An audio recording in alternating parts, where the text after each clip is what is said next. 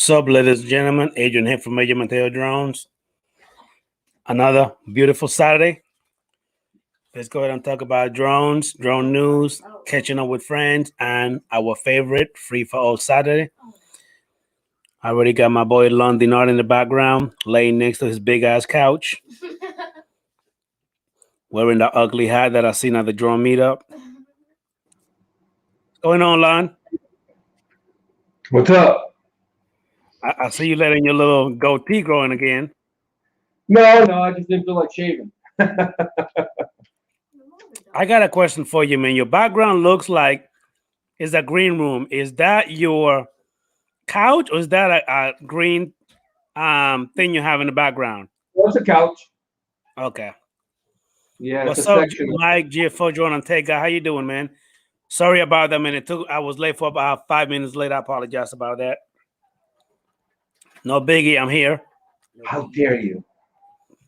How was your day, man? For me, good. I went and flew my drone. I flew the FPV drone. I finally got manual to work correctly for me. So, How much do you have to adjust the stick? I think I adjusted it too much before, so I kind of ran it back to where it was to begin with, and then kind of moved it a little bit.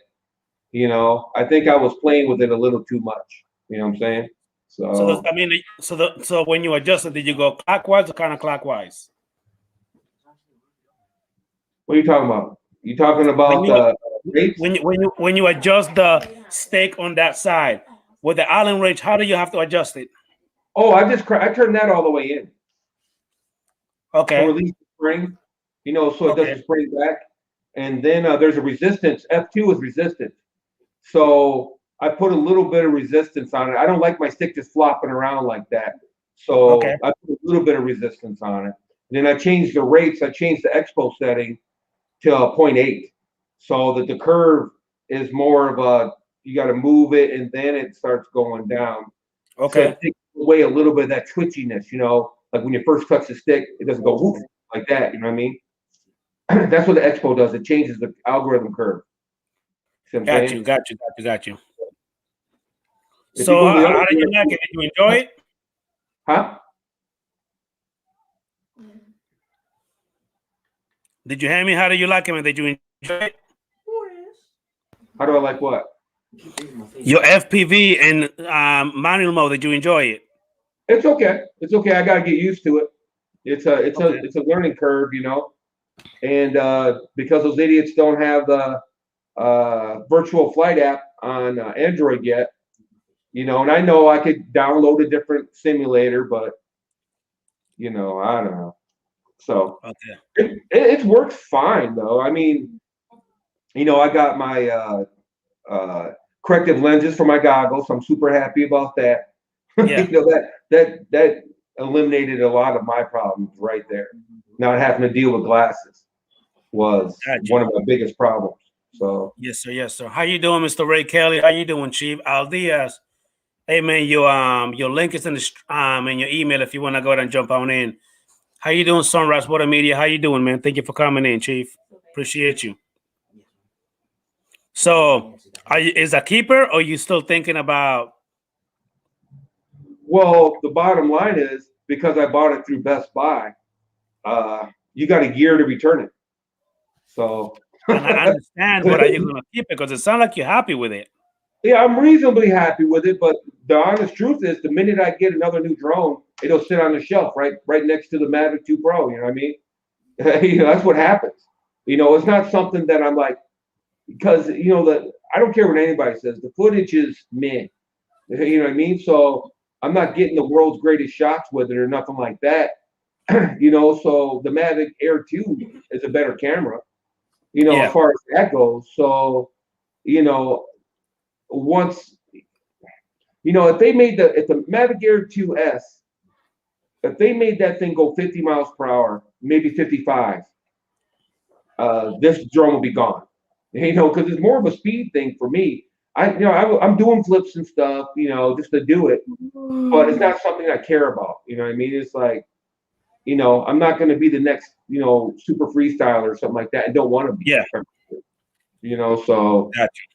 so if they improve the camera, you know, that might make it more of a keeper for me. If they put a better camera on. But if they do improve the camera on that Mavic Air 2 S, whatever it is they're talking about, what are they going to do? They're going to do, instead of a 4K, they're going to do a 6K. They're going to do an 8K. What do you think they're going to do? Well, it's a 1-inch sensor, and it's knocking on the door of 6K. Let's put it like that. Okay. So, you know, everybody knows this, I'm sure, but 4K, 6K, 2K is just a matter of the megapixels. You know, you just got to have the megapixels to do it. And yeah, quite frankly, the Mavic Air 2 has enough megapixels to hit 6K. That's not the processing is the problem. You gotta do the processing. So correct. I'll probably get the Air 2S just for shits and giggles. You know. Got you. How you doing, Mr. AZ and Drone Dude? Peter Carroll, thank you for coming in, brother. Mike Roach Media, how you doing, Chief? Mika Steve, thank you for coming in, man. Peter Carroll, what up? So yeah, I unlocked geo zones with the FPV drone too. You know, everybody's like, you can't unlock the geo zones with the FPV drone. I'm like, why not? So I was flying a mile from the airport today, no problem. Oh, really? So, question: when you put it on manual mode, did you punch it to see how fast it goes? Well, I got it up to about 70 or so, but no, I didn't try to max it out or nothing like that. Like I said, okay. I'm still getting used to it. I'm not trying. I'm taking the slow and steady approach. You know what I mean? I'm not trying to wrap this thing around a tree or something like that, you know, or run it into the ground or something. You know, it's not worth it. Well, think about it. We don't want to have any of those mishap that we seen, you know what I mean, at the drone meetup. Definitely don't want you to go through that. You know what I mean? I don't think it's worth it for you to go ahead and just pay all that money just because you have the, you know what I mean, the whatever, you know, coverage for it. You know, the care refresh, whatever they call it. You know, I don't think it's worth it. Because at the end of the day, you're still going to end up paying more money just to get another one anyway. So why go through that? Yeah, I don't get the point. My car will do 150. That don't mean I jump in it every time I get on the freeway and push it to 150 miles per hour. You know, I just want, like I think I told you before, I just want a faster camera drone.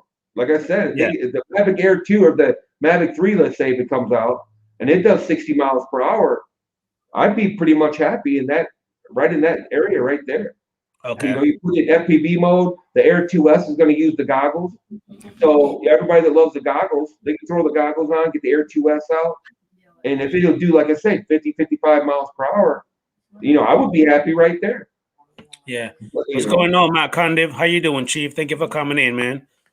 Appreciate you, man. What's up, Matilda? So what now? No, I said, what's up, Matilda? Matt.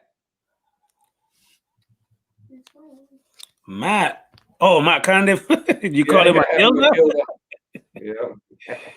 Yeah. I watched Mike Night Train little video that he put up earlier, man. That was pretty good, man. At the drone meetup, I think they were flying before. Remember before we got there Sunday? They were flying way before we got there. Yeah, someone was a little bit late, like getting up and getting ready. Who was that? Nah, don't start no cracker. Before we even left, you were still in pajamas. Don't even try that BS. You the one that was taking a while, mister. I want to fix the freaking toilet that don't even belong to you. I know. That was the night before. Oh, wait a minute. Was that? Oh. Yeah, you're the one that broke it. Man. Nice freaking hotel, cheap ass freaking toilet. That's some BS, man. Yeah, they're all kind of like that, though. You know, they use the cheapest stuff. So yeah, how you doing? How you doing, Mr. Magrenos? Thank you for coming in, man. Really appreciate you, buddy. So, yeah. Did you get the FPV drone yet? No, not yet. Yeah, I know. Yeah, I ordered. I ordered a decal girl skin for mine. Decal girl came out with skins for them. So I ordered the skins. Mike Roach, Media, how you doing, Chief? Thank you for coming in, man. But yeah, I'm getting close, but I haven't hit that purchase button yet, but getting close, getting close. Yeah, hey, I mean, Nana, hold on 1 second, man. Hey, Nana, go get my wallet, baby.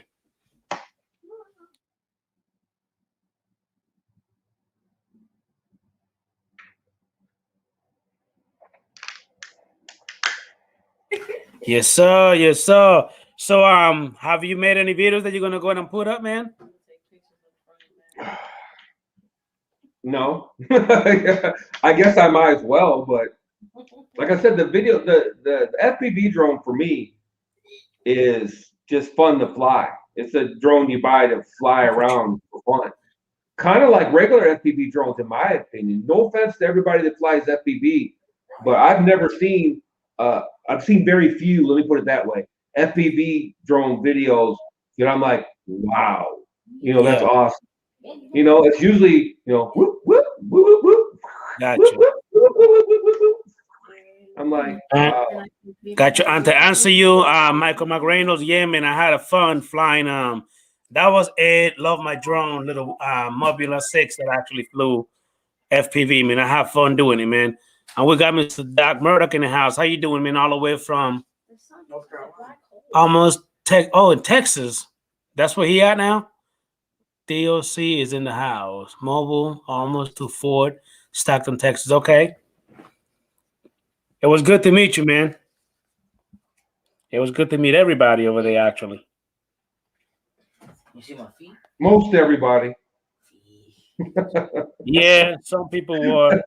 You know what I mean? I don't need to say that. I don't need to say more. Some people were just quiet. You know what I mean? The character that I don't need it. You know what I mean? Yeah, I know what you mean. I'm not gonna say more. Nope. You know, they don't even need to be mentioned anyway. Nope. So anyway, I've been telling a couple of the bigger channels how to clear NFCs with the FPV drone. So hopefully they'll put out videos so people can figure it out. Because I keep hearing people say you can't fly the FPV drone in an NFC, and I'm like, that's not true. So hopefully, we'll clear that up. Yeah. Hey, just give me 1 quick second, man. I can still hear you. Give me 1 quick second. Okay.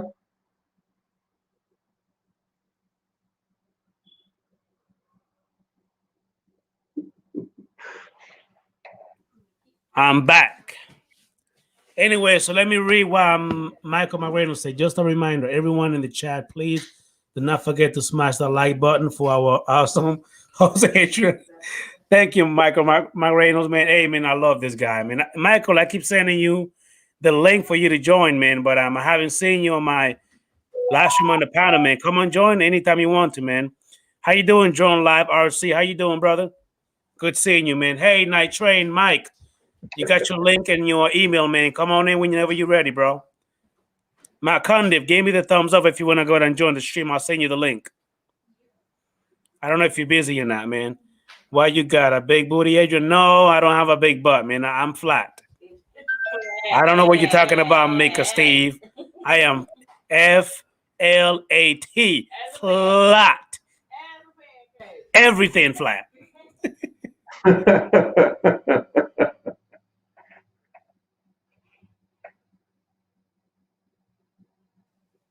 So you're gonna have to go ahead and bring us some videos using that thing on sports mode and on Mario, man. I mean, you don't need to do nothing crazy. Just give me something. You know what I mean? Yeah, I do. Like I said, I've been flying it. I'm not impressed with the video quality, so I've been kind of like, whenever I look at the video back, I'm just like kind of, it's okay, but it's just not, it's just not that great. It really isn't. It's like Mavic Mini territory, and in fact, it seems like the Mini 2 has HDR on it, doesn't it, or no? I believe it does. I believe it does. Anyway, My Growth Media, I wish I could have met you guys down in Florida, but I'm flying. But flying is a huge hassle. Yes, but I will watch as many live stream as I could. Appreciate you, man. Thank you so much, brother. Hey, I would have wished to meet everybody. You know what I mean? That actually, normally be on the stream. That would have been awesome, man. I mean, we had a blast, and I believe Matt Condiff said, Lon, that it was about 40 or 50, 60 guys that actually came down. And I think we got to see at least about 30 or 40, right? That day. Well, the one dinner had 30 people in it, I believe. You can ask Matt Cundiff, but I believe that the dinner Saturday night had 30 people in it. 30, so, okay. That's a lot of people, man, because we took a big chunk of space of the restaurant. You know what I mean? Yeah.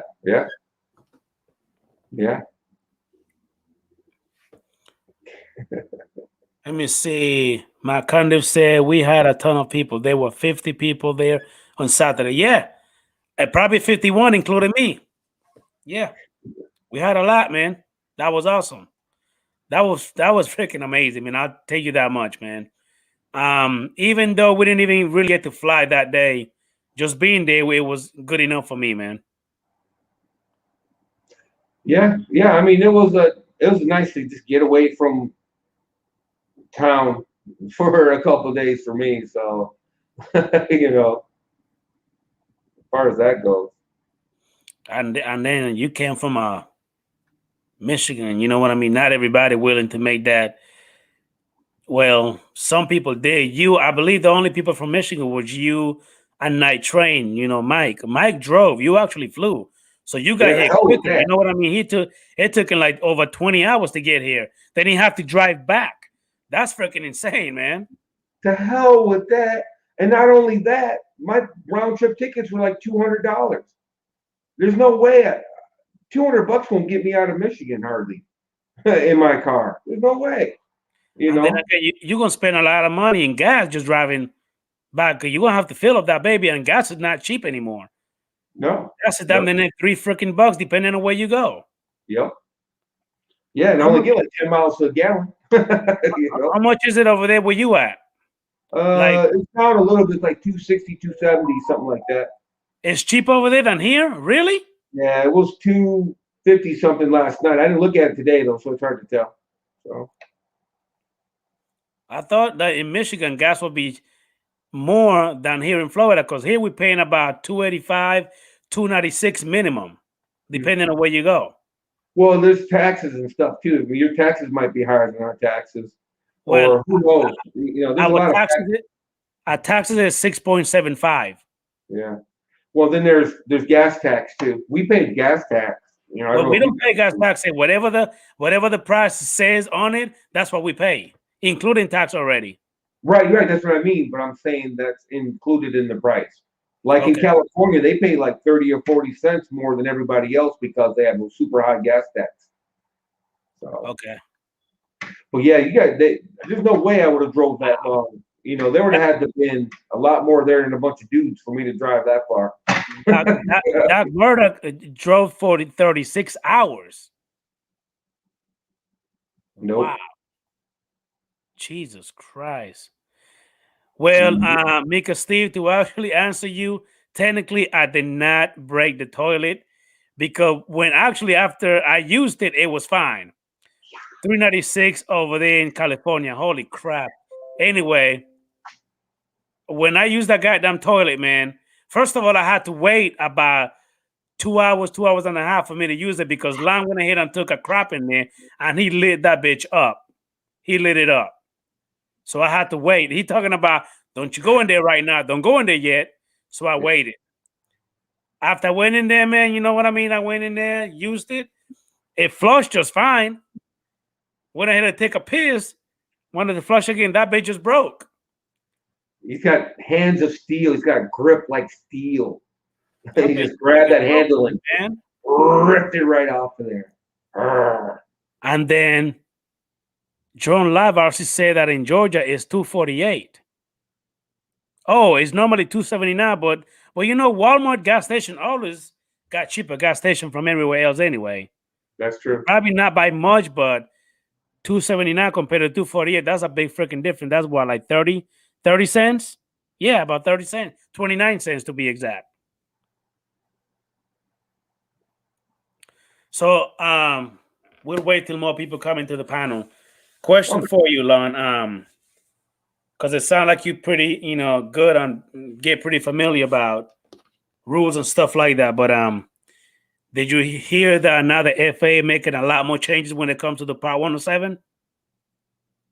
What do you mean? Other than the changes they were already making, like making it legal to fly at night without a waiver, and you can fly over people if you have prop guards and that kind of stuff? Well, I don't know if you actually catch the Ken Herring show, because he actually had, I think, the Shaber guy from Remote Pilot 101. Yeah. They were talking about more changes that they're actually making. I didn't get to watch the whole thing. I actually stopped watching it because I had some stuff to do, and I just never continued watching. I just heard that there are more changes coming through besides what they already have.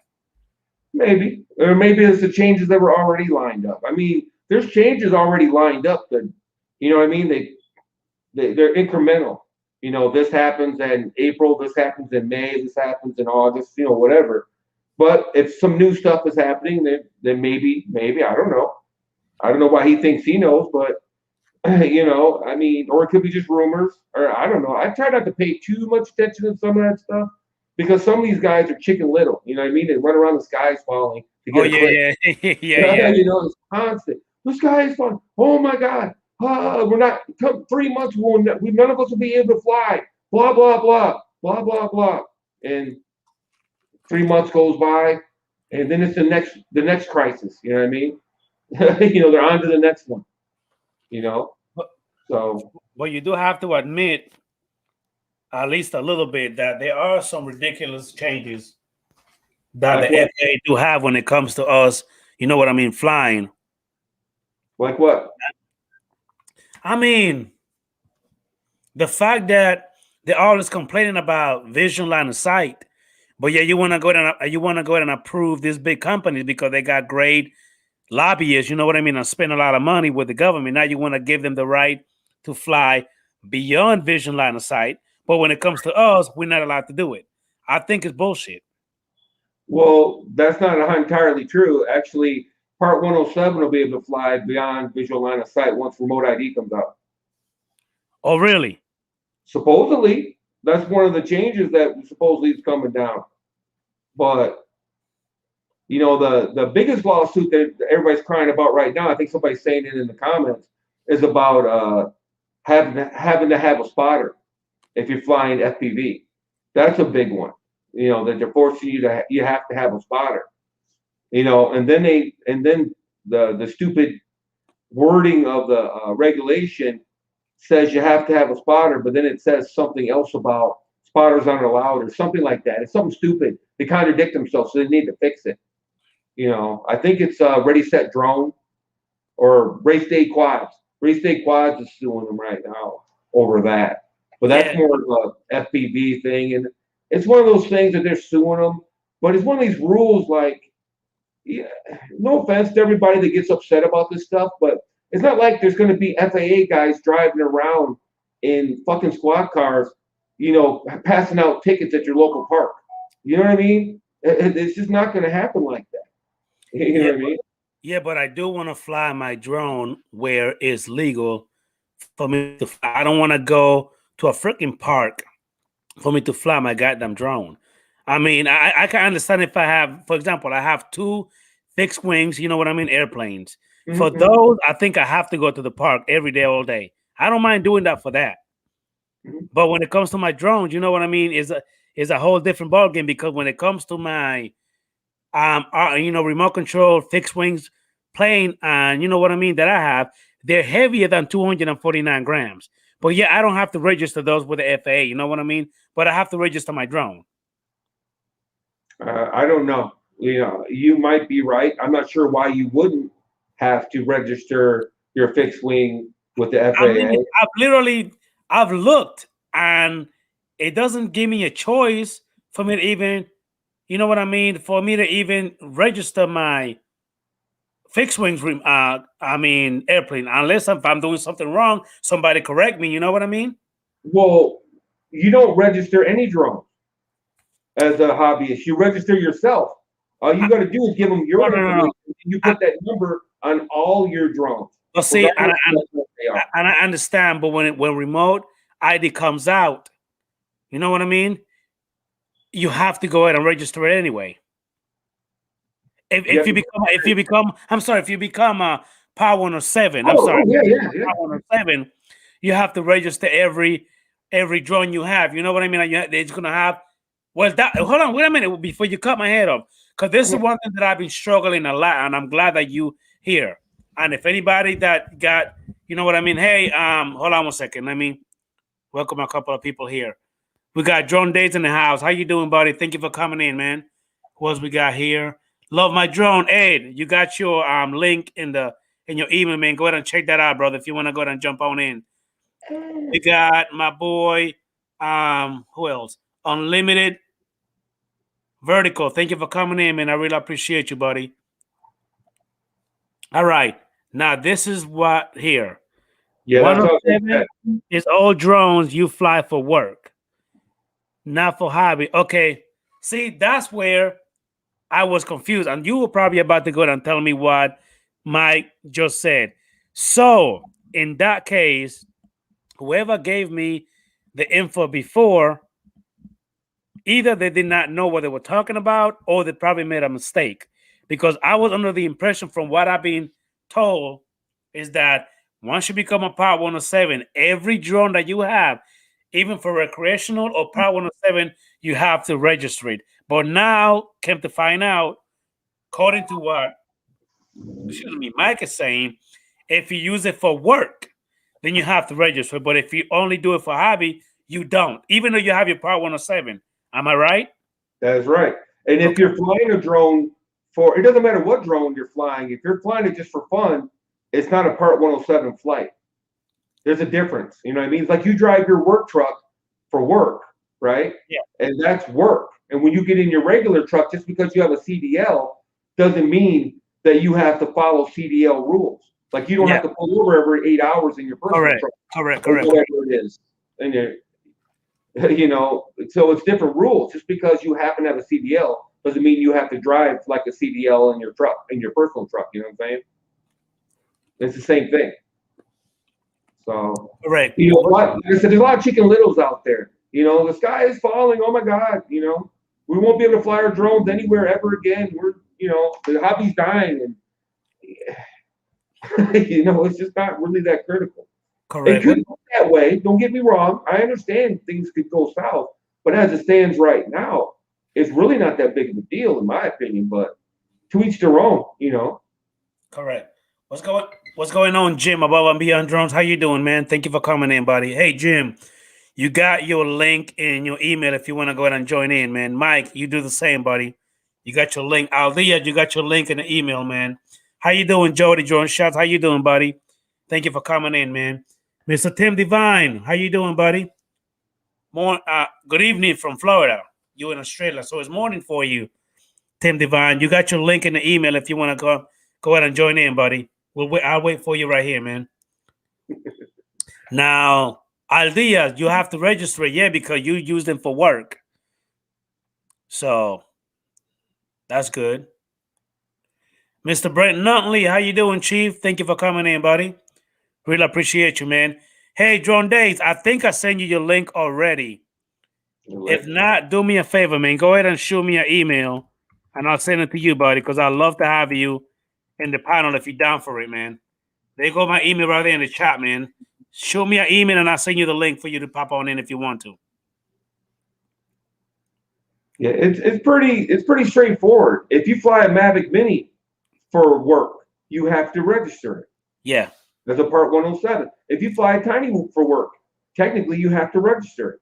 So you know, it doesn't matter. You know, and if you're a recreational flyer, you don't have to register. You don't have to register any drone individually up to 55 pounds. Somebody correct me if I'm wrong. And it's some big ass number. You can fly this huge ass, you know, and you just put your regular FAA number on it. As usual, you can fly the big ass cinema whoop if you wanted to. Correct. And that I was aware of that, Mike. I was aware of that. You know what I mean? If I do have my channel monetized, then I do need to register my drones, and it needs to could be under the the Part 107. Got it. That I knew. That part I knew. But again, you know what I mean? Everybody just gave you some kind of different, you know what I mean, information, and we just take it from there, thinking that they were right. So hey, that's why Yeah, I'm glad, you know what I mean, that I have you guys to correct me if I'm right or wrong. You know what I mean? That's why I love this community, man. I mean, man, before I even knew any one of you guys, man, I wasn't doing nothing on the weekends. I was bored as shit, man. And I was pissed off. You know what I mean? When my babies were not here, when my kids are here, oh, I'm having, fun. But when they're not here, man, I'm just watching TV, playing my PS4. You know what I mean? Going on a date with my girlfriend and whatnot. But I mean, she got her own business. So when I'm here by myself, I'm not doing nothing but just sleeping, eating, and getting fat like freaking Long Dinard. Just eating. And man, don't make me tell everybody you went ahead and you went to freaking Walmart and bought like 5, 7 grocery bags. This motherfucker has snacks everywhere in the goddamn room. brother, gotta eat, yo. I keep my energy up. Let's see. Team Divine, same deal in art with registration. Encouraged, but if you're making money and do it for love, no regret. Yeah, I understand. I get it, man. Let's see what my boy John does. Thanks, Adrian, but I don't really know anything about 107. But no, you don't have to, man. Hey, this is also a free for all Saturday, John Days. If you still want to join and talk to us, man. Bro, I don't know everything, man. I'm gonna tell everybody I'm not an expert. I'm not an expert drone, pilot. I fly my drones. I got camera drones. I don't have any FPV. I'm gonna have a couple, you know what I mean, coming here soon. But hey, we're here to learn. So if you still want to join in, you're more than welcome, man. Mr. Jim, above and beyond drones. I'm not gonna tell you again, buddy. You got your link. Comment in if you want to, man. Tim Devine said, if you're not making money, correction, man. This is why I don't go live. Even stuff up in chat. Yeah, unfortunately, that's how it goes. Mr. Mike Night Train, Bobby, your behavior is starting to go. Yeah, I definitely will. Man, I have fun flying the down little mobile. I mean, that was fun. And then Lon Dinar was brave to let me fly his DJI FPV drone, but he knew that I wasn't going to crash the goddamn shit anyway. I'm good with the stakes. I just got to get used to the whole FPV because it's a different monster. But Lon Dinar saw me when I was flying my Mavic 2 Zoom, and he saw how I was spinning that bitch around. He even gave me a compliment that I really appreciate, man.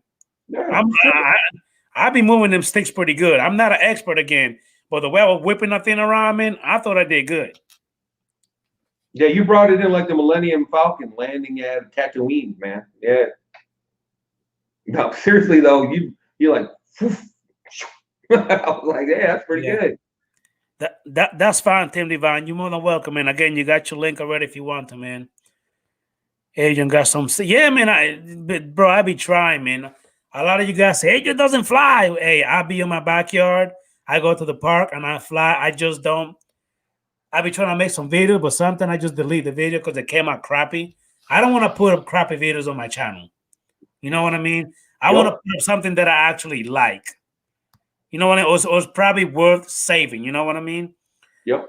That's why a lot of time I want to put up videos every day, but sometimes the footage is becoming out crappy, and I don't like it, man. I just don't like it. So I just don't put it up. Yeah, I got 73 flights with the FPV drone already. How you doing, Ed? Hey. How you doing, Smokey the Bandit? I didn't even know you were in the green one, man. I apologize, buddy. I've only been there for like 20 minutes. Yeah, only 20. I'm sorry, man. I apologize. Did he get new glasses? No, they're just different ones. Oh. Yeah, because I'll be honest with you, man.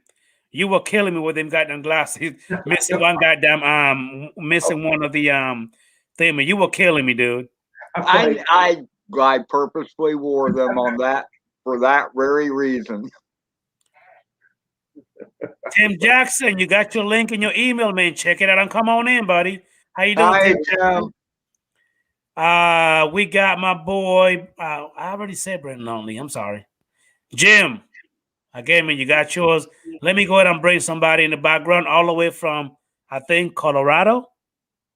Am I right? Give me a thumbs up if I'm right. Give me a thumbs up. There you go.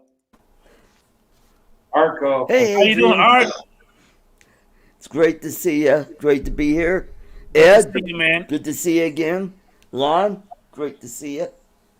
I do want to apologize to you, Art. You sent me the link for me to jump in. I was busy with the kids, so I'm sorry, man. I couldn't jump in Ah, on your stream. I I apologize, see man. how you. Damn kids. But I know, right? But normally I jump in every Saturday. You know what I mean? So I apologize.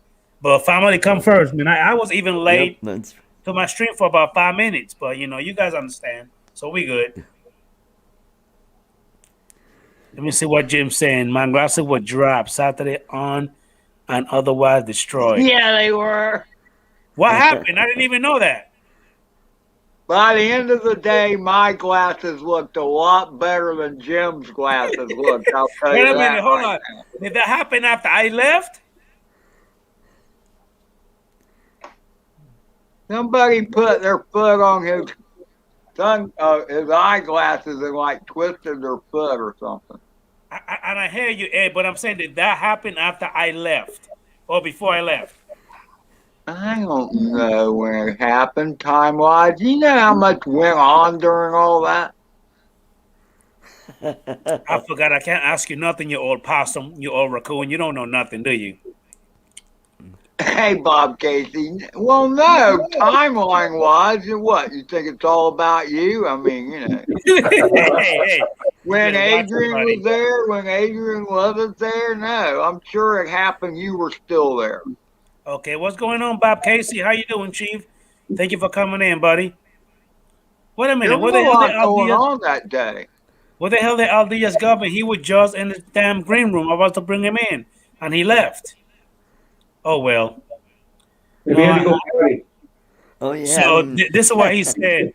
No, this is what Jim said. No, I had them on a chair and Ken Donald sat on them too. Oh shit! I'll be damned. That's why No, I got LASIK. and I got also LASIK. Jim dropped an SD card. It was just laying there in the dirt too. Carlos found it. I'll be damned. How you doing, Danny? aka the View Chaser. How you doing, Chief? Thank you for coming in, man. Hey, Danny, give me a minute. I will send you your link if you want to go and join me. Give me 1 second, buddy. Yeah. I'm about to do that for you, man. So, Ed, are you gonna put up any flags out there, man? You're breaking up, Adrian. Adrian to Froze. Ed. Love my drone. Adrian to Ed.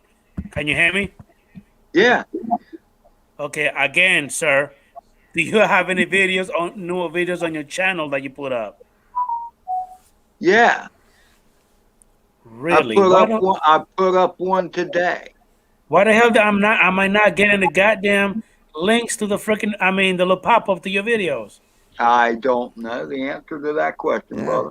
You gotta ring the bell. Okay. Now he's back, but give me 1 second. Let me just welcome Mr. JRCs to the stream. Thank you for coming in. How you doing, Mr. Johnny Drone Flyer? How you doing, Chief, man? Again, buddy, it was a pleasure meeting you as well, man. I actually shout you out in my last two videos. You What's going on, Al Diaz? Hey, Al. What's going on, guys? How you doing, Chief? Good. What's up, Lon? Thank you for What's up, coming in, man. Art? Hey, Ed? wait a minute. Hold on. I got to see this. Wait a minute, ma. Mr. Rico Suave. Got the hairdo going on. Turn around. Let me see. Turn around. Oh yeah. Looking good. Yeah. No, it's all matted, man. No, That's no, my no. nappy Puerto Rican hair. Now, how many hours did it take you to, get the hair good like that? 2 seconds. 2 Gel seconds, it up really? and you're good to go. That smell like bullshit, but okay, I will go with 2 seconds. All right. I'm serious, yeah. Definitely. Probably costs $5. I prefer to wear a hat, though. It Got you, probably- Oh shit! I'm done. $5. How you doing, Mel? Mr. Above ground, the 400 AGL. What the fuck am I talking about? How you doing, Mel? Thank you for coming in, man. Appreciate you, buddy. What's up, Mal?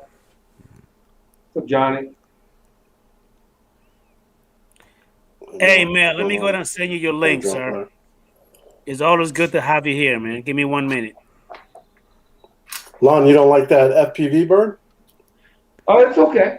I said it from the beginning. The camera is meh, and I mainly care about the camera quality. You know what I mean? It's fun to fly for sure. I've been flying it basically every day. I was just telling Adrian, I got over 70 flights on it already. Oh wow. So I've been flying it every day. I burned 6 packs today. I burned 3, came home, charged it, burned 3 again. Manual mode? Are Nice. you on manual, sport, or are you on the normal? I've been practicing manual because I don't have the simulator. I could download a different simulator, but the DJI simulator doesn't work yet. So I've been just practicing manual. I get it up to about 300-400 feet, and then practice. So I don't have to worry about hitting anything. Like Makes water? sense. Yeah, like the like water. water. Yeah, like the water. Yeah. I don't want to be Maverick. So. So it's more. I should just be flying it around in sport because, quite frankly, sport just about does it. At 60-some miles per hour, that's moving along good enough for 90% of the population. I don't really care about flips and stuff that much. I just want to conquer it just because. To be honest with you, Does it stabilize the footage in the drone? Or is Yes. it stabilized? Yeah, it has what does it have? It has roll correction, EIS. Everybody talks about the props in the shot, and I'm like, I want to strangle people. It's like, oh my God! In the settings, it takes the props out of the shot before it hits the SD card. You only see the props in the shot in the goggle. You don't see the props in the finished product unless you don't click that. I mean, if you turn that off, then fine, and you'll see the props in the shot. But Gotcha. you can turn all that off in the settings. Compared to the Osmo Action, which camera's better? Because I don't Osmo know. Action has I'm pretty good guessing quality. it's about the same, quite frankly. I don't think the Osmo Action, the sensor's the same. They both use basically rock steady. I think the one advantage that the drone has is because it has stabilization, on one axis, so that helps it out. Because the Osmo Action, when you're walking, you see this dealio. You know what I mean? You don't see that on the FPV drone. I'll give it that. It's not bad. I'm not trying to say it's bad. It's just when you have better already. You know what I mean? If Well, you're it coming looks from like you had a Mavic lot of practice Mini, doing that. right? I was just wondering. Yeah, I do, but that's not the point. Yeah. If you got a Bebop at home or a Mavic Mini or something like that, and you bought this drone, you'd probably be amazed with the footage. You know what I'm saying? You'd be like, "Wow, this is the greatest footage ever." Or if you had the Mavic Air, you'd be like, "Wow, this footage is great." But when you got a Mavic 2 Pro sitting on the shelf, or the Mavic Air 2, it's kind of meh. And how you doing, Mr. Drone Days? How you doing, Chief? Good. How about you? Thanks for I'm letting me doing on. pretty Adrian. good. I'm doing pretty good. Hey, Drone Days, I got a question for you. I don't think I know your name. What's your name again? Bob. Bob. There you go, Mr. B.O.B. Okay. There you Bob go. FPV. Mr. Got it. Hey, Johnny Drone Flyer, send me your email, buddy, and I'll send you a link for you to go ahead and join the chat, the panel if you want to, man. I know some of you guys know, but probably not everyone. But I actually upgraded my StreamYard for me to go ahead and have 10 people at the same time. So it costs a little bit of money, you know what I mean? But it's so far so good. So, and if you guys actually read the little sticker thing, is that called a fucking sticker? What is it called? A ticker, I'm sorry. What the hell are you talking about? Tickers, I like No, tickers. listen, Yes, I You Jay. should probably just put the link in the description rather than have it go across. It's too much of a pain in the ass to write that down. Yeah. Someone wants to contribute, Adrian. I'm just saying off. Okay, Aldias. Thank you for I'm just schooling saying. me. I'm going to I help you out. apologize. I'm going to help you out, brother. Thank you for schooling me, Aldias. Hey, Thank you, Adrian, you did good with Ed's Tiny Hawk. Thank you, man. I I tried my know you were best. outside, but when I started, I was happy when I could keep that thing in the air for 20 seconds. As a matter of fact, hey, Bob, ask Ed asked Ed how, dude, I started jumping for joy. Like, if I even told him if I could keep it up in the air for like 20 seconds, I'll be fine. I kept it up in the air for about made it on 30 seconds. Ed, am I right? Yeah. Oh, I was happy the first time I. That was funny because when he first started to take off, he's like trying to be all Mr. Mavic or DJI, and I'm like, give that damn thing some gas, get up in the air, you know. The right hand is a throttle, not altitude. Thank you for coming in. I was afraid for the drone. I thought he was going to lose it because he was in stabilized mode, and it's hard to fight the wind, but he brought it home. He did a good job. He did a great job at flying it. He did awesome for his first FPV flight. I was really impressed. I got to give it to you, Adrian. Thank you, man. I appreciate it, man. Now you got to open up your wallet and spend all your money on FPV stuff.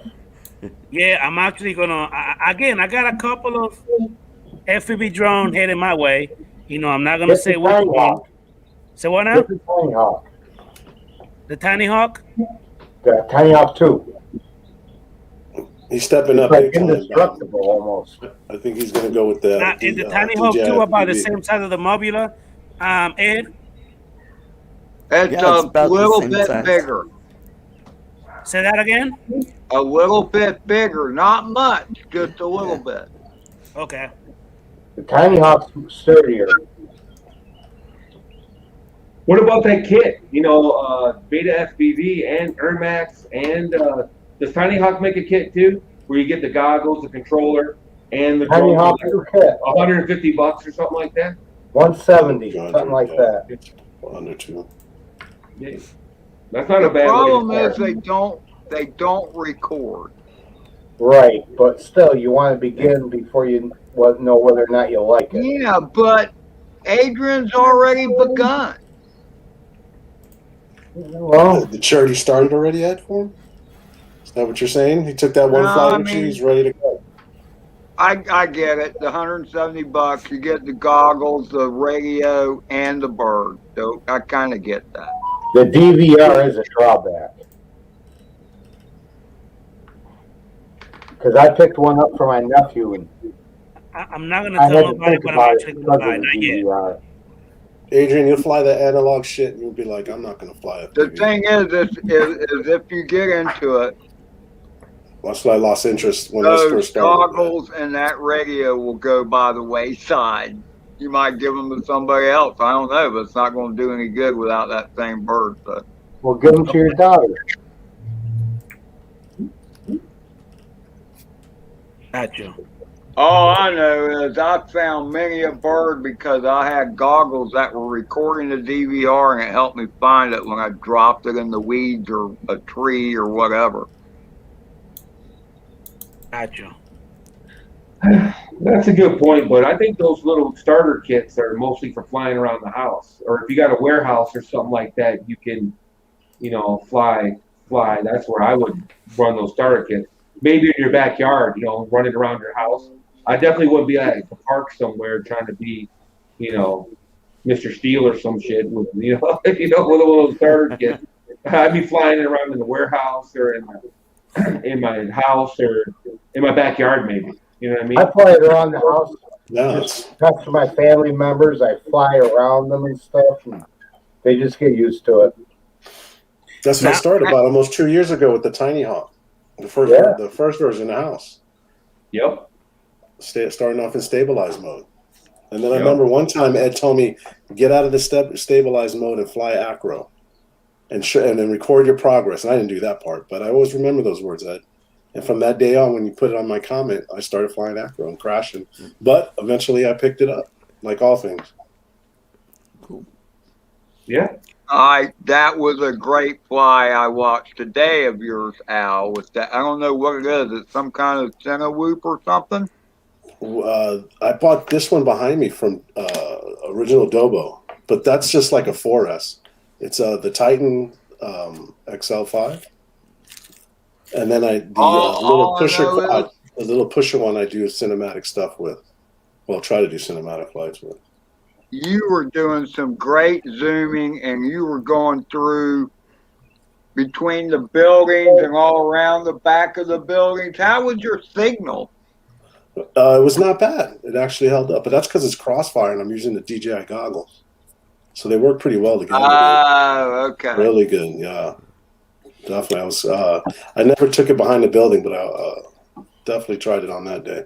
How you doing, Mr. Night View? Thank you for coming in, buddy. I really appreciate you, man. Thank you. So let's see here. Hey, Adrian. and you did mention that when it comes to the Tiny Hawk 2, it does not record. What do you mean? The No, goggles. the goggles don't record.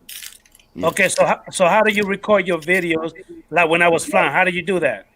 That's You know, on you my need- goggles. My goggles have a DVR. Yeah. Yep. Okay, so what do I need to do then with the Tiny Hawk 2 for me to record my flights? You don't. I don't You need to get record, a- period? You need to get a goggles that can record DVR, like Ed said, right, Ed? Yeah, it does. Like it the doesn't Viper. record, period. No. Which is nice. Got Okay. Well, that's for practice anyway. I mean, who wants video of whoop pack, whoop pack, whoop bonk, whoop pack?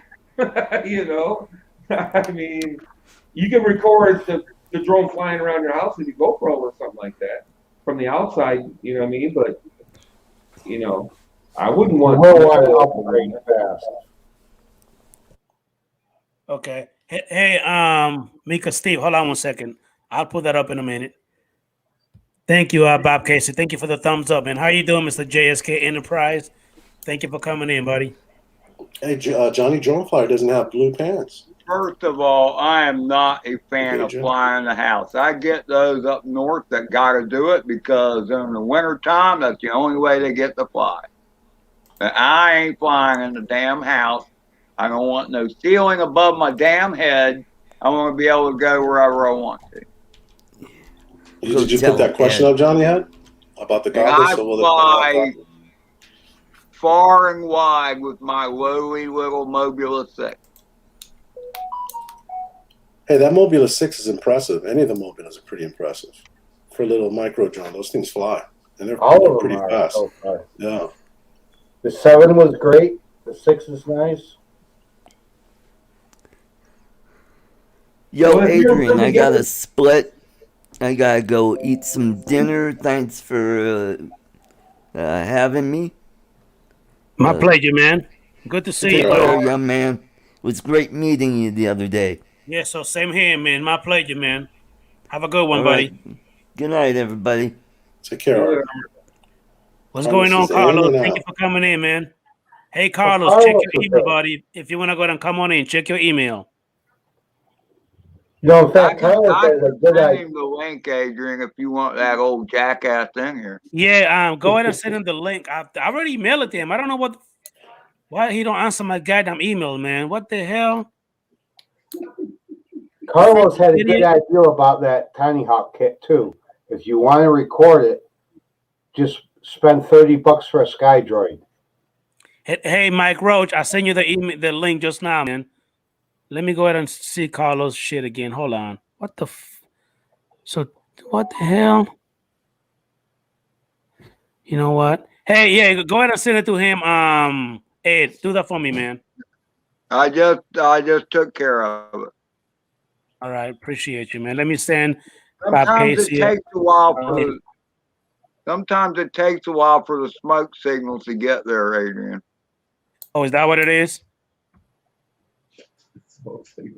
Hey, Bob Casey, your link is in the email if you want to jump on into the panel, buddy. Oh, he said you never sent him one.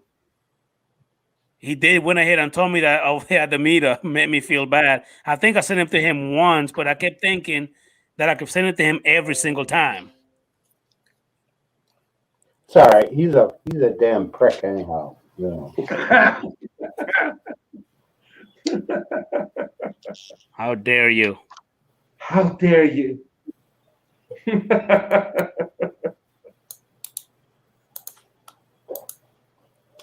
How But he dare did have a good idea the other day about that Tiny Hawk kit.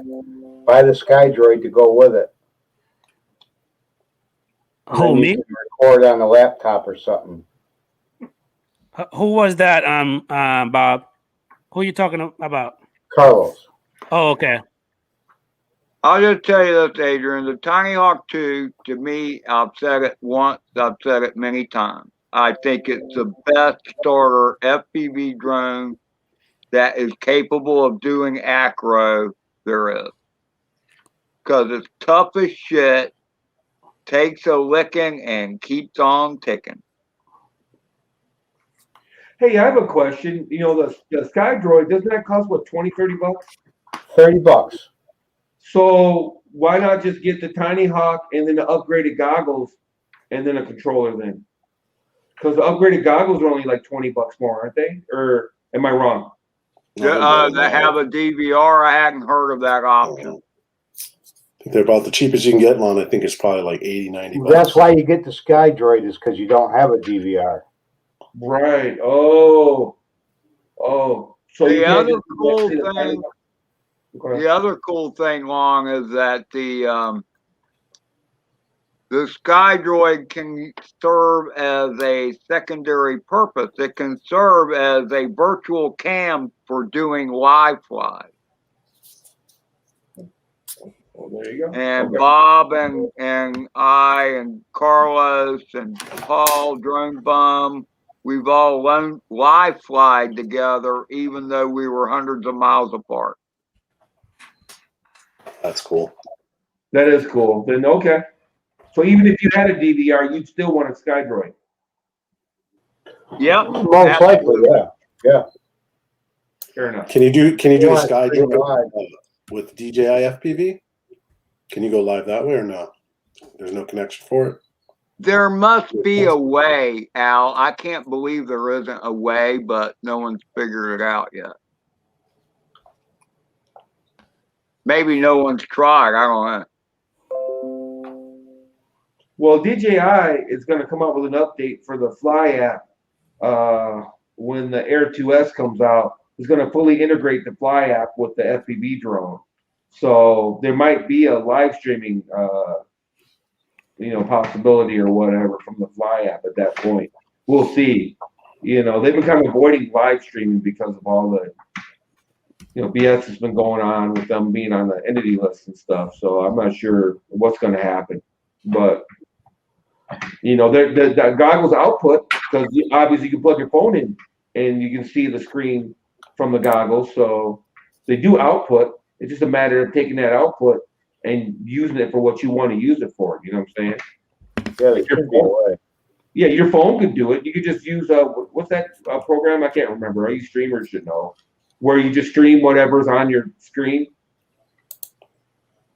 You know what I mean? No matter what you have on your screen, you live stream that. You know what I mean? Hey, thank you, Corey, man. Zero, thank you for coming in, buddy. I really appreciate you, man. Hey, Bob Casey, again, your link is in the email if you want to join. Ray Kelly, your link is in the email if you want to join, man. Carlos, come on in, buddy. Still waiting for you, man.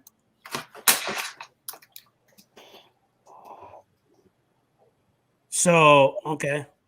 I got a couple of freaking things right here on Amazon that I'm actually just itching to freaking hit buy, but haven't done it yet. You might be better at RDQ.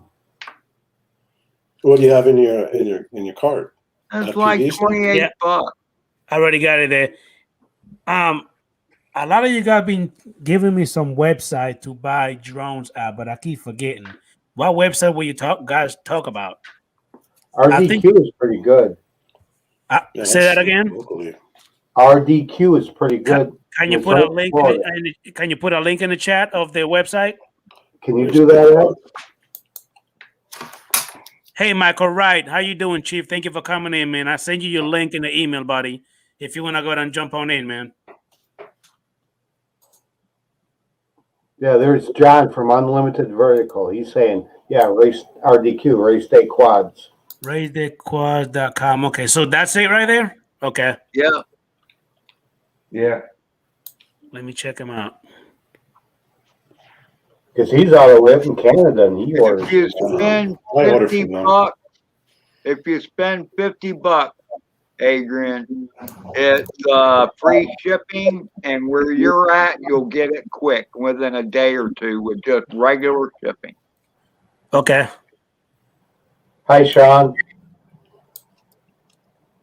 Yeah, they're I out will- of Spend $50. I'm Pyro sure you can drone is find another something good one, to spend Adrian. $50 on. So what now? What did you say? Al? Pyro drone and newbie drone. Those are Okay. two good ones too.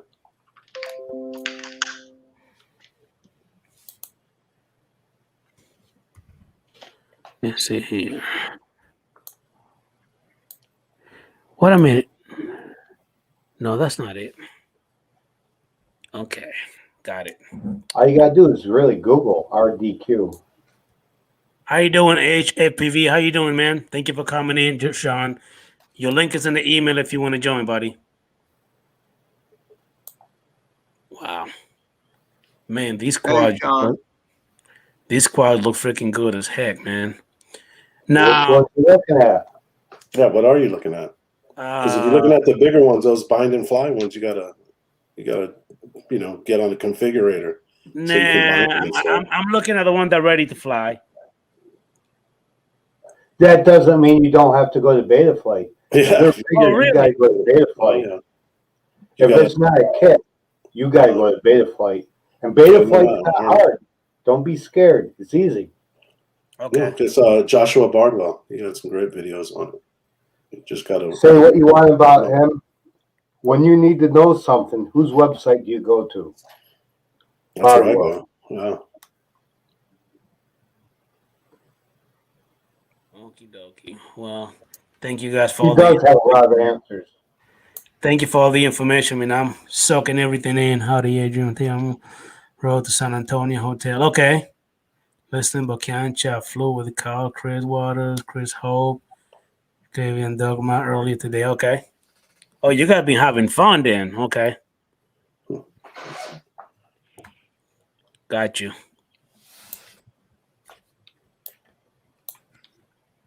Let me see here. I think I need to go ahead and put this on pause. Come back here.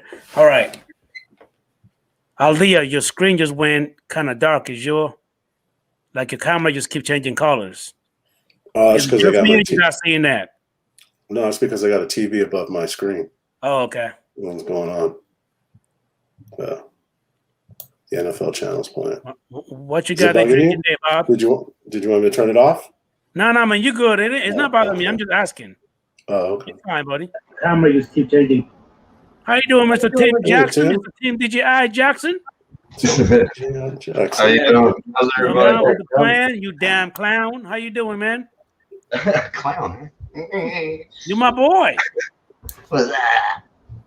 I mean, you call me a Hey, white Al. collar goddamn time. The least I could do is call you a clown. Well, that's cool. Hey, Lon, Growing Days, Al. Hey, Hey, Tim. Tim? that was a good video Matt put up. It was awesome. Everybody came together, did it. That was a great video Matt did. Very good. Awesome. Hey, Corey. Thanks, Sean? Corey, man. How are you, Tom? Yeah, doing good, Ed. How are you, bud? Tim, did you buy that Tiny Hawk? I remember last time when you were on, you said you were going to buy a Tiny Hawk. Yeah, it's still shipping. It's in Oh, Sydney. you waited for it? So I should get it this week, hopefully. And didn't you buy the bind and fly kit? The whole kit that came with it? See, there you go, Adrian. Tim bought it. Goggles, everything. Yep. Tim bought the same one that I want to buy, the Tiny Hawk too. That's the one you should buy. Okay. Seriously. And if you're worried about recording it, spend $30 on a SkyDroid and you can use it later in life. Yeah, that's what I was told. Yeah. Cool. Who told you that? That was Carlos, wasn't it? Yeah, I'm pretty sure Carlos said that. Mhm. That was a good idea. Yeah. Well, I got a jumper T16 coming in the mail too from AZ Drone. Nice. Yeah, he's giving it to me. I was like, Jesus. That's awesome. Jumper is open TX, open source. Yeah. It's a great little controller. I got the Jumper T12 Pro. It's a little tiny one with the thumb nubs. Yep. I love that thing. It's amazing, man. This community is awesome. I believe that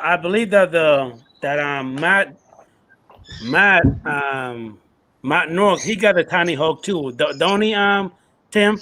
Okay. Yep. Yeah, but he's getting a freestyle soon. Oh, Oh, you bought a freestyle one? That's what he said he was getting. His next one.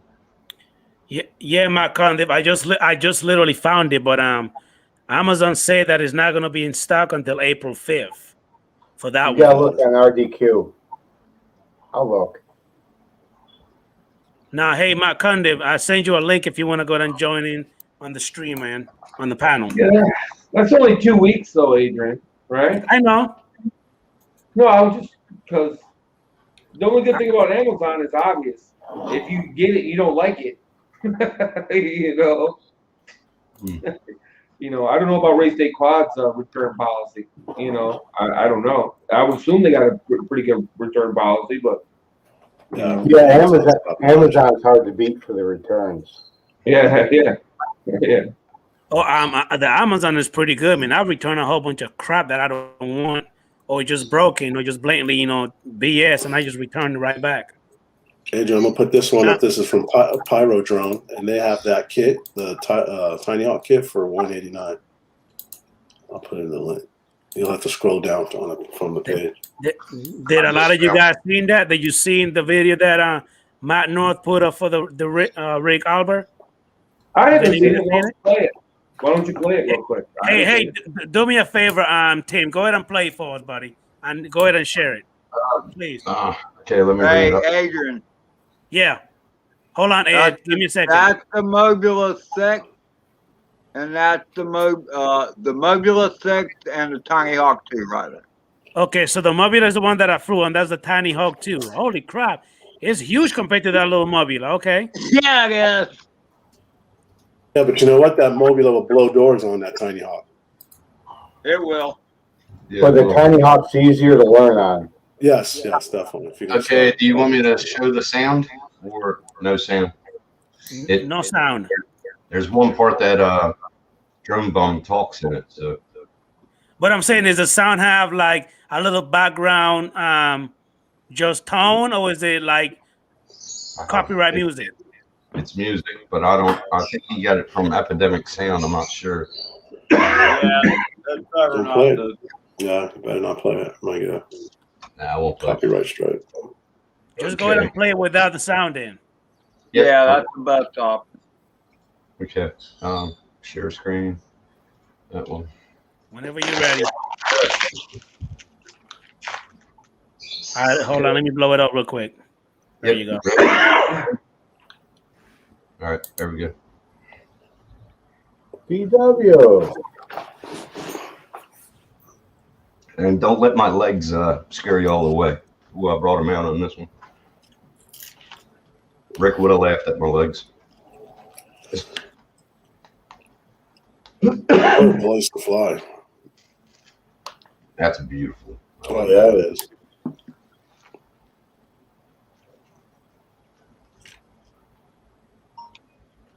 I might, right when Drone Bum starts talking, I might then mute it right real quick.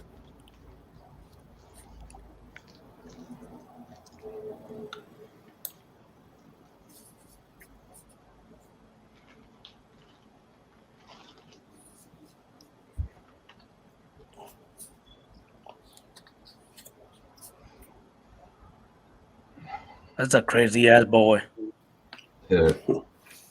There's Kelly.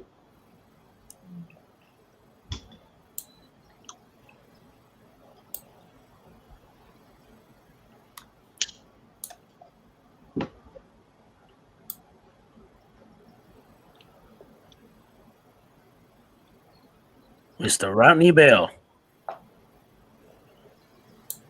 Yep.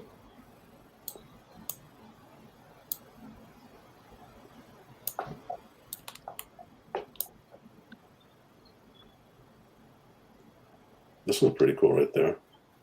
Yeah, that was. The way he went to the trees, I like that. Yeah. Wow. Mr. Dan.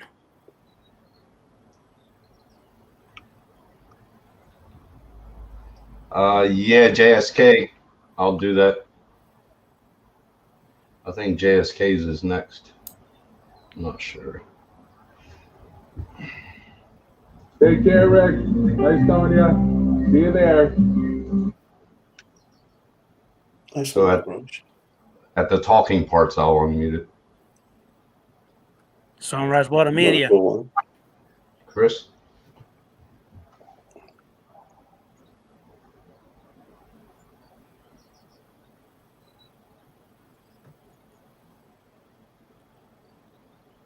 That's a pretty cool stadium right there. Little minor league stadium looks like. Some beautiful area.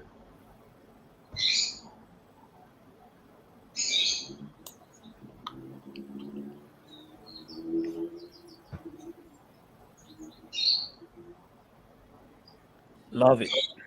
Mr. Chris Hope. Yep. Another great shot through the trees.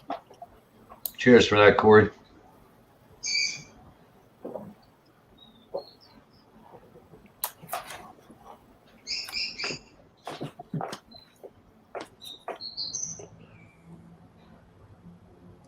You gotta remember where the talking parts are.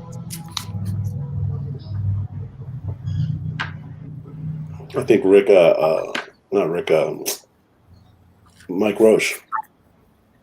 Yeah, that was Paulie. Paul. That's right, Paul. Okay. Mr. Ten Toes. He ain't got no shoes. He never wear much, just overalls. He never wears anything other than them overalls. Always. He's funny bloke. Mr. Ronald Lockwood. Now that's a beautiful shot. No. Yeah. It's JSK.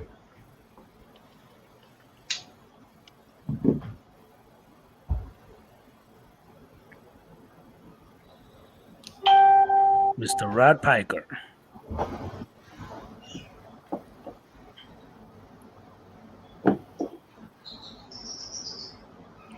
Mr. Mel.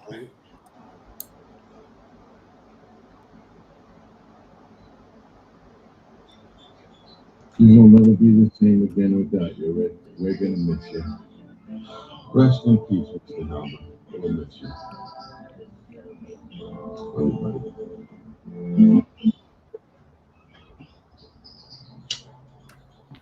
Oh, Smeghead. Mr. Smeghead. How's Mr. Smeghead doing? Last time he was out like a light. He was Doing his out. live stream. Oh, he was more than out. He's And Mr. Hype Media.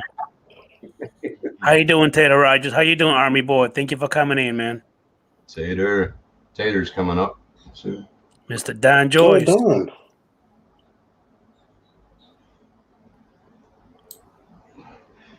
Gotta love Beaver Lake. Steve. Is that Steve Carpenter? Yeah.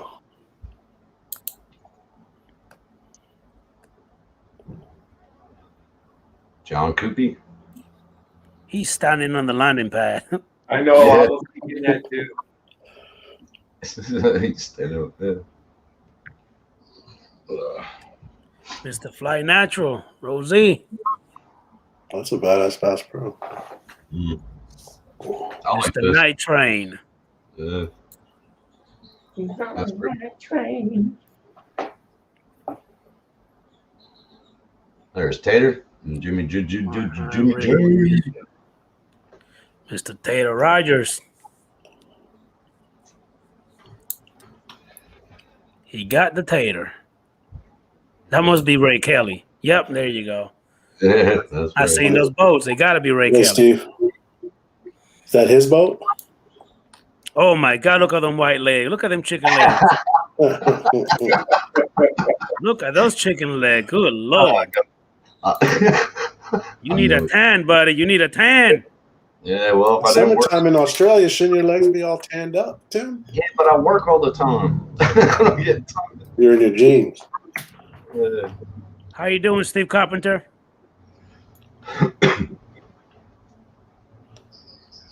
Yeah, we that were end all shot was right pretty there. Cool. We were right there, all of us. Yep. All that sun in there. That is All right. true. How you doing, Steve-O? Wait a minute. Why is he on mute? Oh, he put his own self on mute. There you go. That's pretty cool. Those Hey, final Steve. shots made it in there. Steve, we can't hear you. You got your stuff on mute. Who? What, No, somebody like that? How you doing, Steve-O? like that. How you doing, buddy? I'm doing well, thank you. I'll tell you what, I was watching that over on the big screen TV. We just finished dinner, and I was going to come in here, and good thing I watched it over there, and I had time with some Kleenex. Yeah. It was heartfelt when you first watch it, huh? Yeah, it is. But like I put in the post, he's left a huge void in our lives. But what he left behind will never, ever be forgotten. Never. That is true. Yeah.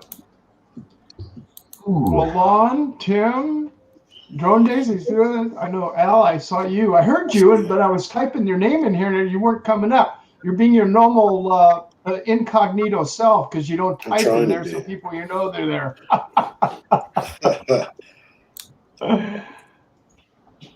How's the your day weather in today, SoCal, Steve?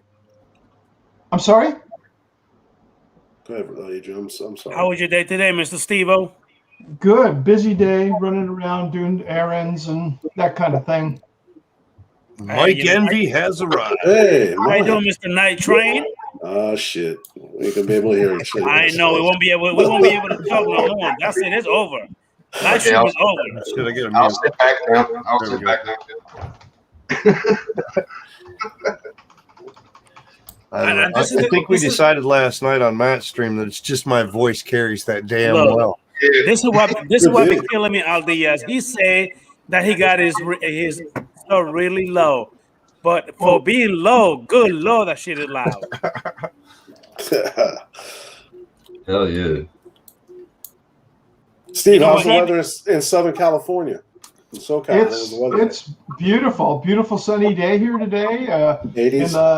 In probably mid-70s it got up to. Compared to the wind and low temperatures we've had for the past couple of weeks. It's supposed to be 18-mile-an-hour winds and rain tomorrow here in Michigan. Yup.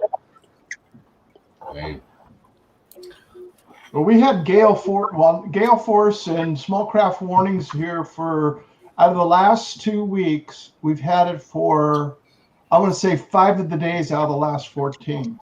Really? Wow. Yeah. It's been about 75 up here. Wind's hasn't been too bad. Well, that's good. That's very good. So is that Ed, Love My Drone in the upper corner? Yep. Yep, that's him. Drunk guy up in the corner. He must be drinking up. Oh, he eating. Never mind. Anytime he eating, he want to go ahead and cover up. I don't know why. Well, nobody wants to see me eating, Adrian. He doesn't want to be like you. Maybe Aldias do want to see how you eat. You never we know. We saw him eat last weekend. I'll tell you what, it's more like shoveling, I think. Shoveling? Inhaling. He was putting the food away, that's for sure. It's always those little skinny dudes. I eat like a camel. Is that why you were hunched over half the weekend? I was wondering about that. Letting the camel hump just work that food around. Hey, Mike, when you guys went to Florida, did you stay camping with Dan? Yeah, so Dan had his tent in his truck in the back end, and then I just laid down the seats in the edge and put some padding down and had a fleece blanket and a pillow back there and just stretched out in the back of my Ford Edge. Wow. For the whole weekend. Well, he was saying in the one video he put up that he slept in the inside of his cab because it was too cold. It was back and forth. It depended on the night. He slept in the tent, I think, one night, and the other nights he slept in the cab of the truck. It was too cold. Yeah, that wind come through and was tearing us up. How you doing, Mr. What was the temperature at night? It was down in the 50s at night. Really? With the wind, 14 mile an hour winds at 50 degrees puts it down to like 40s or something almost. I froze my ass off. Ed had heat and he was still freezing. You guys had a drone meetup and didn't fly drones. Yeah, it was crazy that day. Yeah, the wind sounded crazy when I listened. Hey, Rocket White, thank you for coming in, buddy. Taylor Rogers, how you doing, Chief? Hey, man, put a Mini 2 up during that time.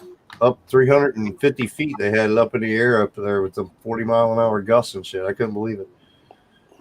And he didn't lose it, huh? No. Yeah, he said he only had like one wind warning the whole time he was up. What drone? Mini 2. Oh, yeah. It's surprising, actually. Mike, you should have said something, dude. I had 3 beds in my room because I had a suite. And Adrian only stayed one night.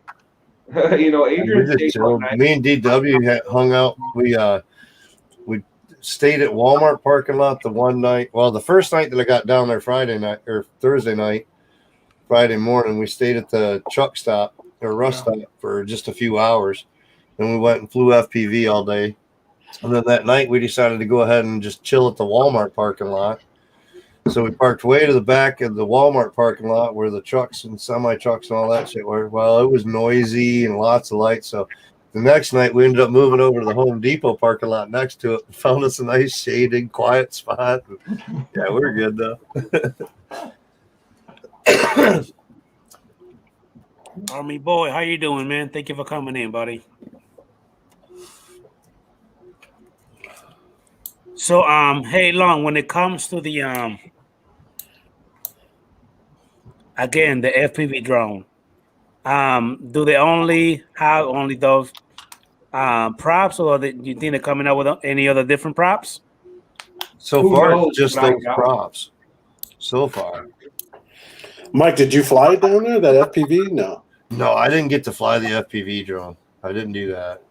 Drone Worship flew one, and I hung out. I watched Bill Metro Drones. He flew his quite a few packs on Sunday and whatnot. I chased it around a little bit, but I didn't fly it.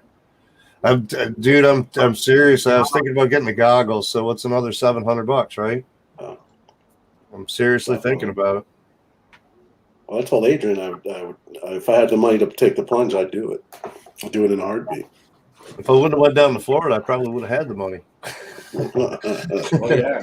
I swear to God, Taylor Rogers is a freaking comedian. I'm gonna leave that off just for a second for you guys to go ahead and see that. I was laughing right before you put it up. That's why. How you doing, David Lorenzo? How you doing, buddy? Thank you for coming in, Chief. Taylor Rogers is a freaking fool, man. Let me go down and email him the link real quick. Yes, send that guy the link. If he wants us to see, hey, it's gonna be on him. I don't have any PayPal money. Sorry, Tater. Yeah, me neither. Well, I got a couple dollars. Dream to adult. What are we talking about here? I got a couple bucks. No, what's going to happen is his wife is going to start charging a mark for it, and then Mark's going to end up passing the bill on. hey, Taylor Rogers, your link is in the email, man. Go ahead and check it out. And come on if you want to, buddy. Oh, dude, I'm in, Mike, what did you just flash right now? Was that Bitcoin? No, them's quarters, baby. I gotta make a living somehow. How you doing, David Lorenzo? What's going on, Mr. Mike Kenny? How you doing, Chief? Thank you for coming in, man. Really appreciate you, buddy. Tater. Taylor Rogers, your link is in the email, man. Check it out and come on in, man. Make sure you're not naked, please. Not you, but your wife now. That's another story. Yeah, not you. Not you, Taylor Rogers, but I don't mind seeing everything else. You can be the camera.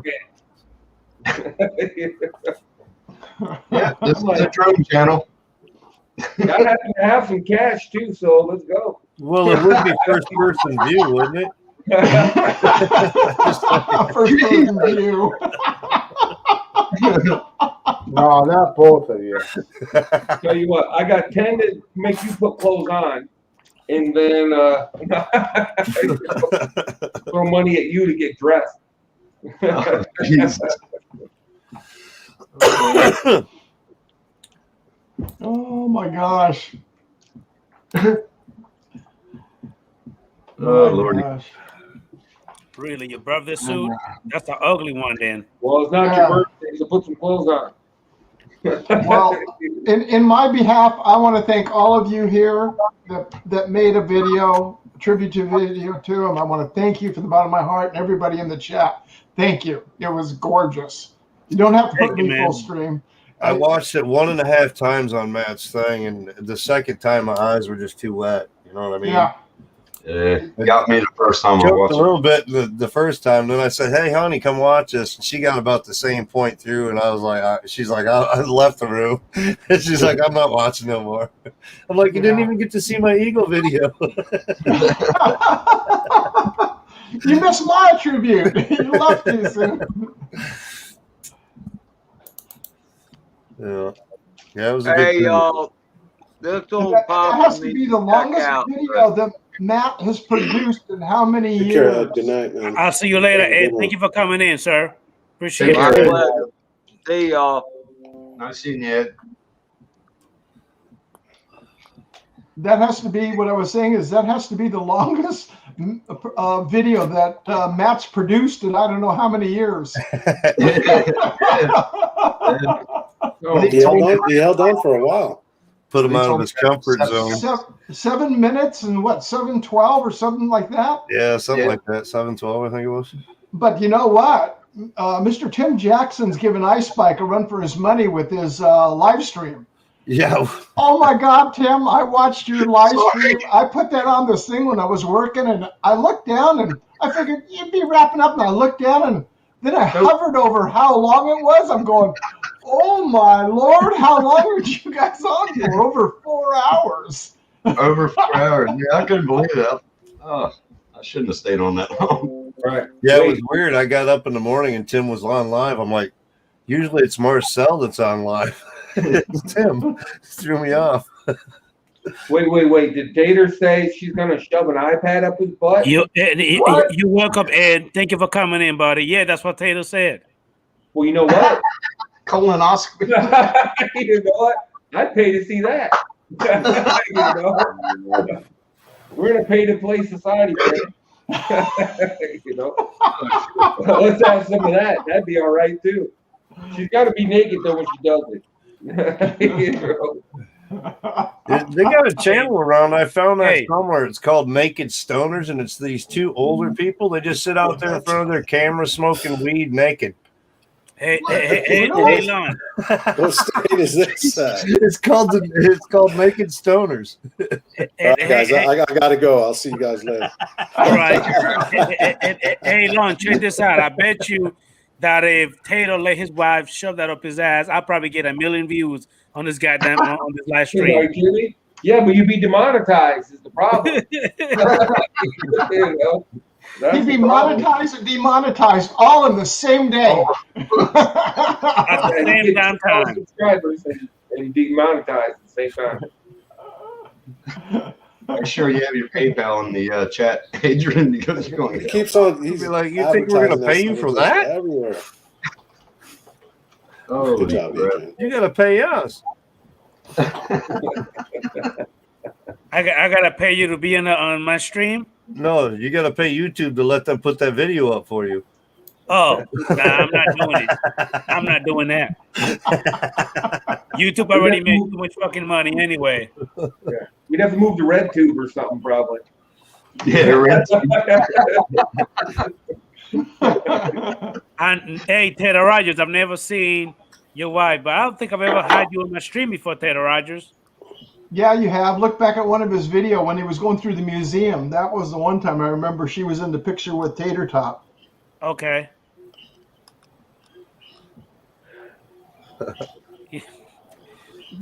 Oh Jesus Christ! Taylor I don't know, Rogers but it is sounds like killing a me big tonight, deal. man. Oh my Jesus.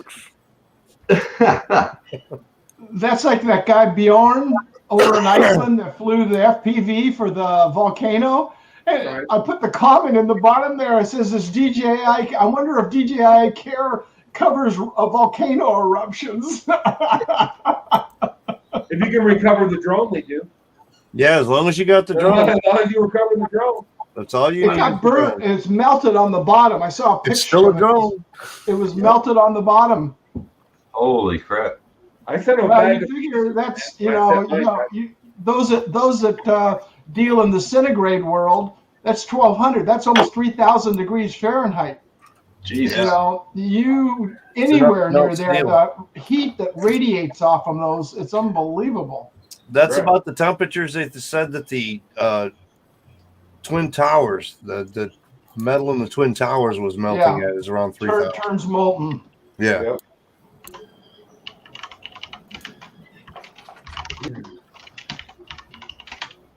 So is Adrian the only other person who's going to have the FPV drone, the DJI FPV drone? Nobody else is really contemplating getting it. I would like to get Still them. I would thinking like to about get it. I am. I think it's pretty cool. Pretty cool. It seems drone like fly. it could be cool for some of the long range stuff. Wow. Long range, yeah. I But like the fail safes on it, Lon. I like those Yeah. fail safes. That's Yeah. what I mean. I'm still analog on FPV, so I've been thinking about going digital anyway, but another $700, I get the FPV drone with it. You know what? That's not a bad way of looking at it, to be honest with you, because, you know, everybody knows, I don't know if everybody knows this yet, but, you know, DJI is going to come out with a new air unit. They're not going to call it the air unit anymore, though. But it's basically going to have the FPV drone electronics in it as far as the transmission for the video and all that. It's just, Yeah, that'll be the obviously question. How free, basically. standalone do they make it? Yeah, and then you're gonna be able to use the controller that came with the FPV drone. You know what I mean? So that And might like all you're work saying, out. they're really talking nice. about live streaming options with it and everything else too. So Yeah, it could be cool. it could be. You know. Hey, Rocket White, I'm glad that you're doing better, man. Oh wow, he's in the hospital. Sorry to hear that. It said that he was there. No, I said that he was in the hospital. Yeah. what for? Hey, Adrian, I don't mean to interrupt. I'm running quality control here. Your link doesn't work, dude. Say that again? It takes you to your videos, your PayPal link. Really? Yeah. Every time I clicked it or try to go into my PayPal account, I was going to send you a penny. Cost me more. But I couldn't send it. Hey, every penny counts, man. Are you serious? Yeah. It would cost them 20 cents. Click onto it, and it takes me into the Mavic 1, Mavic 2 range test. 25 cents to send them a penny on PayPal, right? I know exactly. And it would cost Adrian 50 cents. He's just making PayPal money now. He's not even making you any money at that point. You got to buy that drone first, Al, and then you can add to his PayPal. Did you check the link, Adrian? It's not working. Actually, Steve P.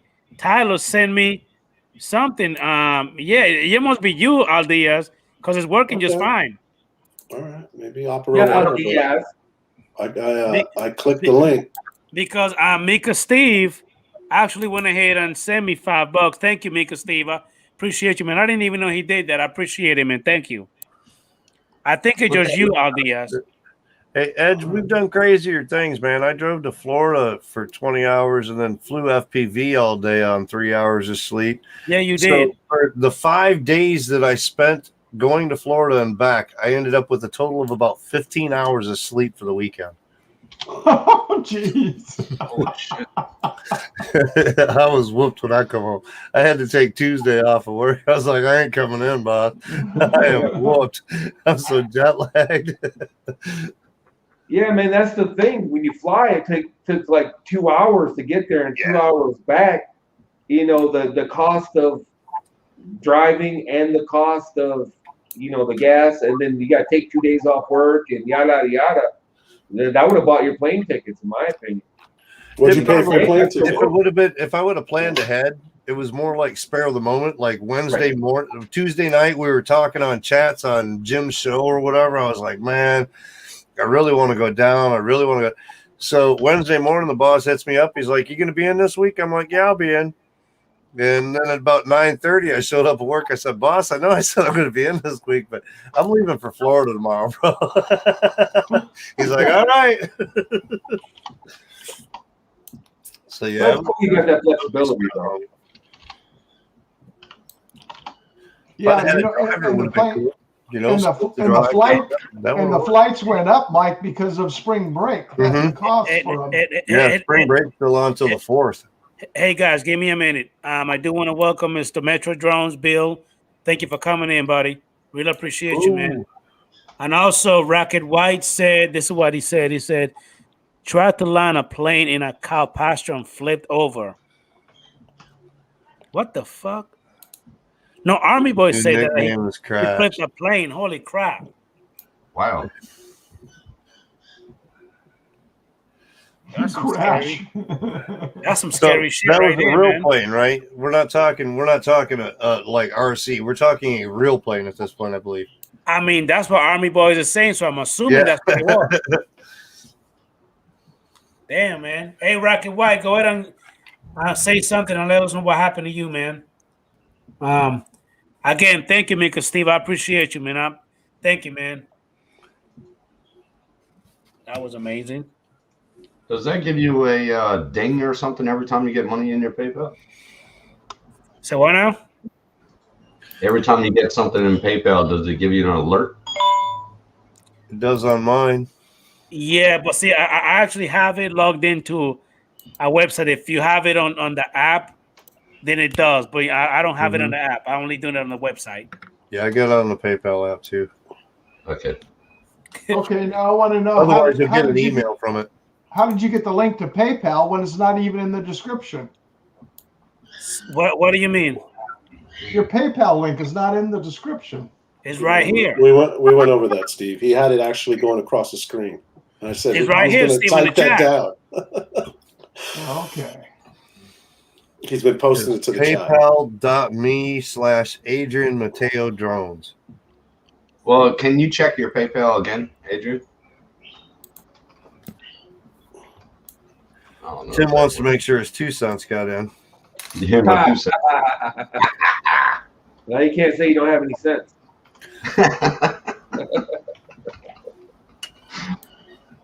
Yeah. It's probably gonna take oh my goodness. Oh my goodness, he says. Tim Jackson. You're a dink. Wow. Thank you, Bill Metro Drones. Thank you, Tim Jackson. No worries. Dude, look at man. If you could go ahead and that zero, like add a couple more zeros to that, man. That would be amazing. Right. No. Oh, come on. Yeah. Oh my goodness. Are you serious? Thank you, Bill Metro Drones. He's almost got enough to buy man. himself a coffee in the morning now, guys. Watch Man, out. thank you, man. Holy crap. Thank you, man. Well, yeah. If Jim probably can't see one of his corners. Hey, you got my eyes getting watery, man. Wow, thank you, man. I never had nobody ever do that for me before, man. Just think, Adrian, your next month of StreamYards is paid for now, right? There you go. Pretty much. Thank you, man. Yeah, it is. It's nice when that bill's paid, even a small bill, $15-20 or something like that. That does a lot for a channel, really. I also do have the Cash App too, JSK Enterprise. I do have that as well. That I don't know anything about a link on that one. I think you're just gonna have to find my name on that one.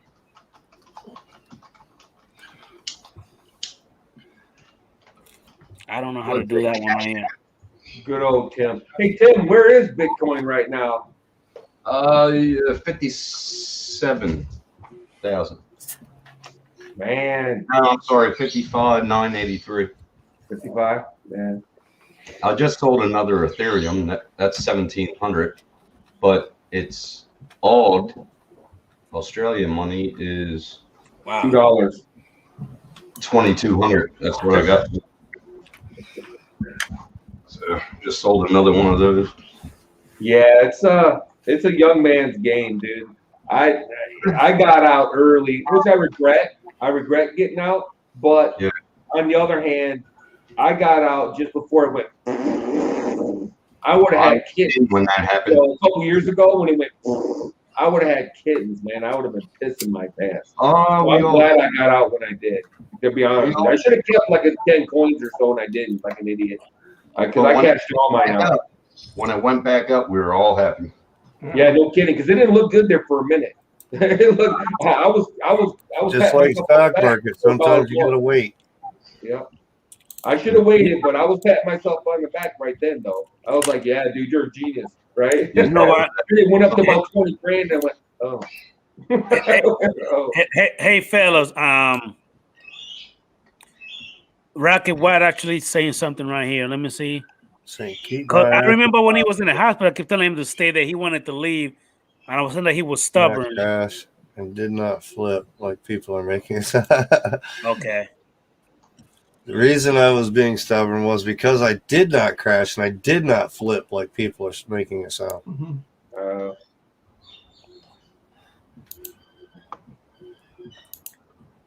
Well, Adrian, you know what you need All to those start people doing? making it sound funny, video or it didn't happen.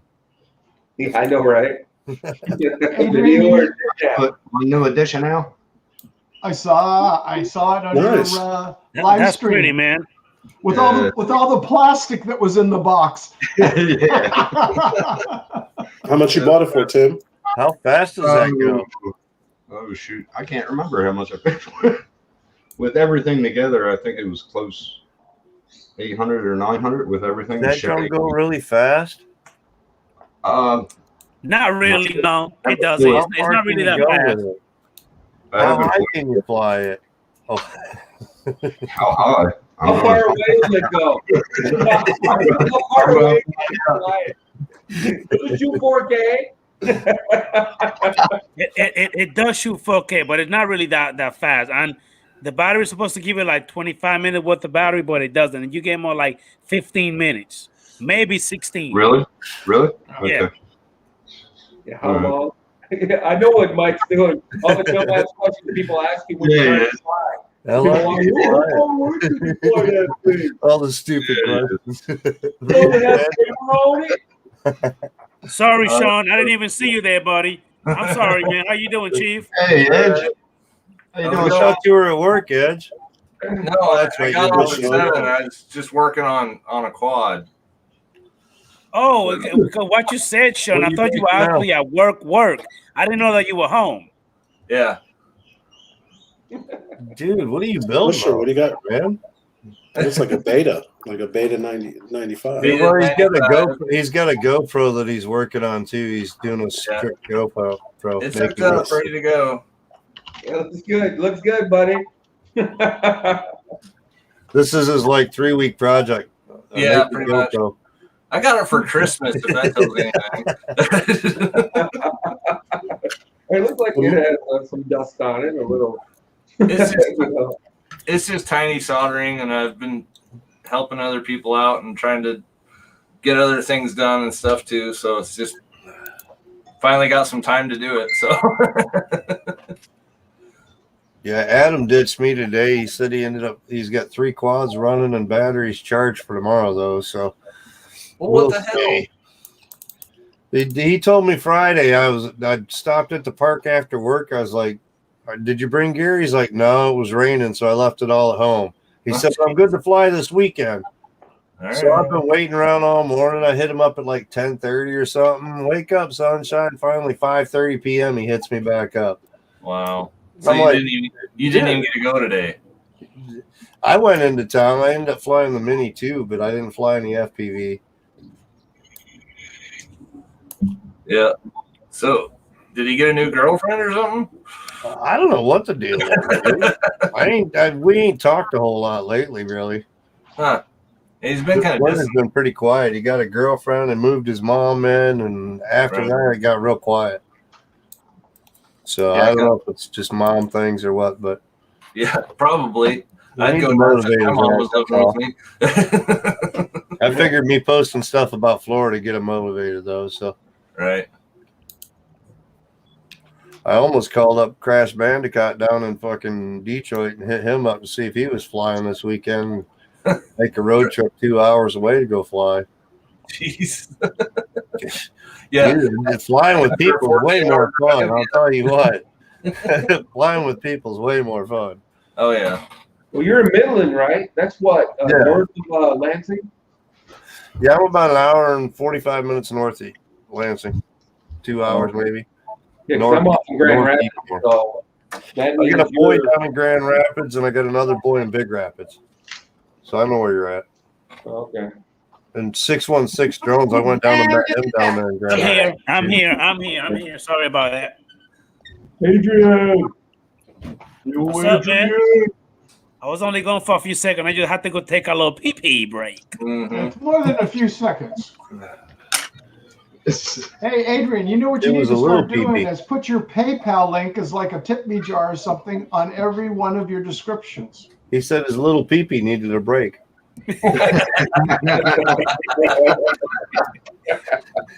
Lost in translation. Sorry, Adrian. You asshole. Yeah, You a jackass. Put that link in your descriptions. On the description, or you mean on the stream? Yeah, on your streams, on your videos, everything. Okay, You I can will. set Man. it up so it's custom, so that it's in there. Like, just copy the thing every week and reset your stream so that it's all that text is all in there. It's a template. It's a template in there. Okay. Yep. Well, I mean, again, I appreciate that, man, because I mean, hey, shit, man. Check your mail, by the way. That's awesome, man. Micah Steve in the house. Yeah, Tim's gonna get paid back here pretty soon. Tim Jackson, read your messenger. Tim Jackson, read your messenger. You want me to check what my email, Steve? Yeah, check your PayPal email. Yeah, you should get an email every transaction, right? Yeah, I did. I looked at it now and I got some. Yeah, I did. Okay. That's your receipt, man. Make an extra folder for that. Yeah, you got to save those, don't you? Yeah. Well, if your channel ever gets monetized, if it's under a certain amount, it's not Holy a big crap. deal. Thank you, Steve. I say pay for a friend, and you don't have to pay. He don't have to pay anything. Right. My pleasure, man. Man, thank you, Steve. I appreciate you, man.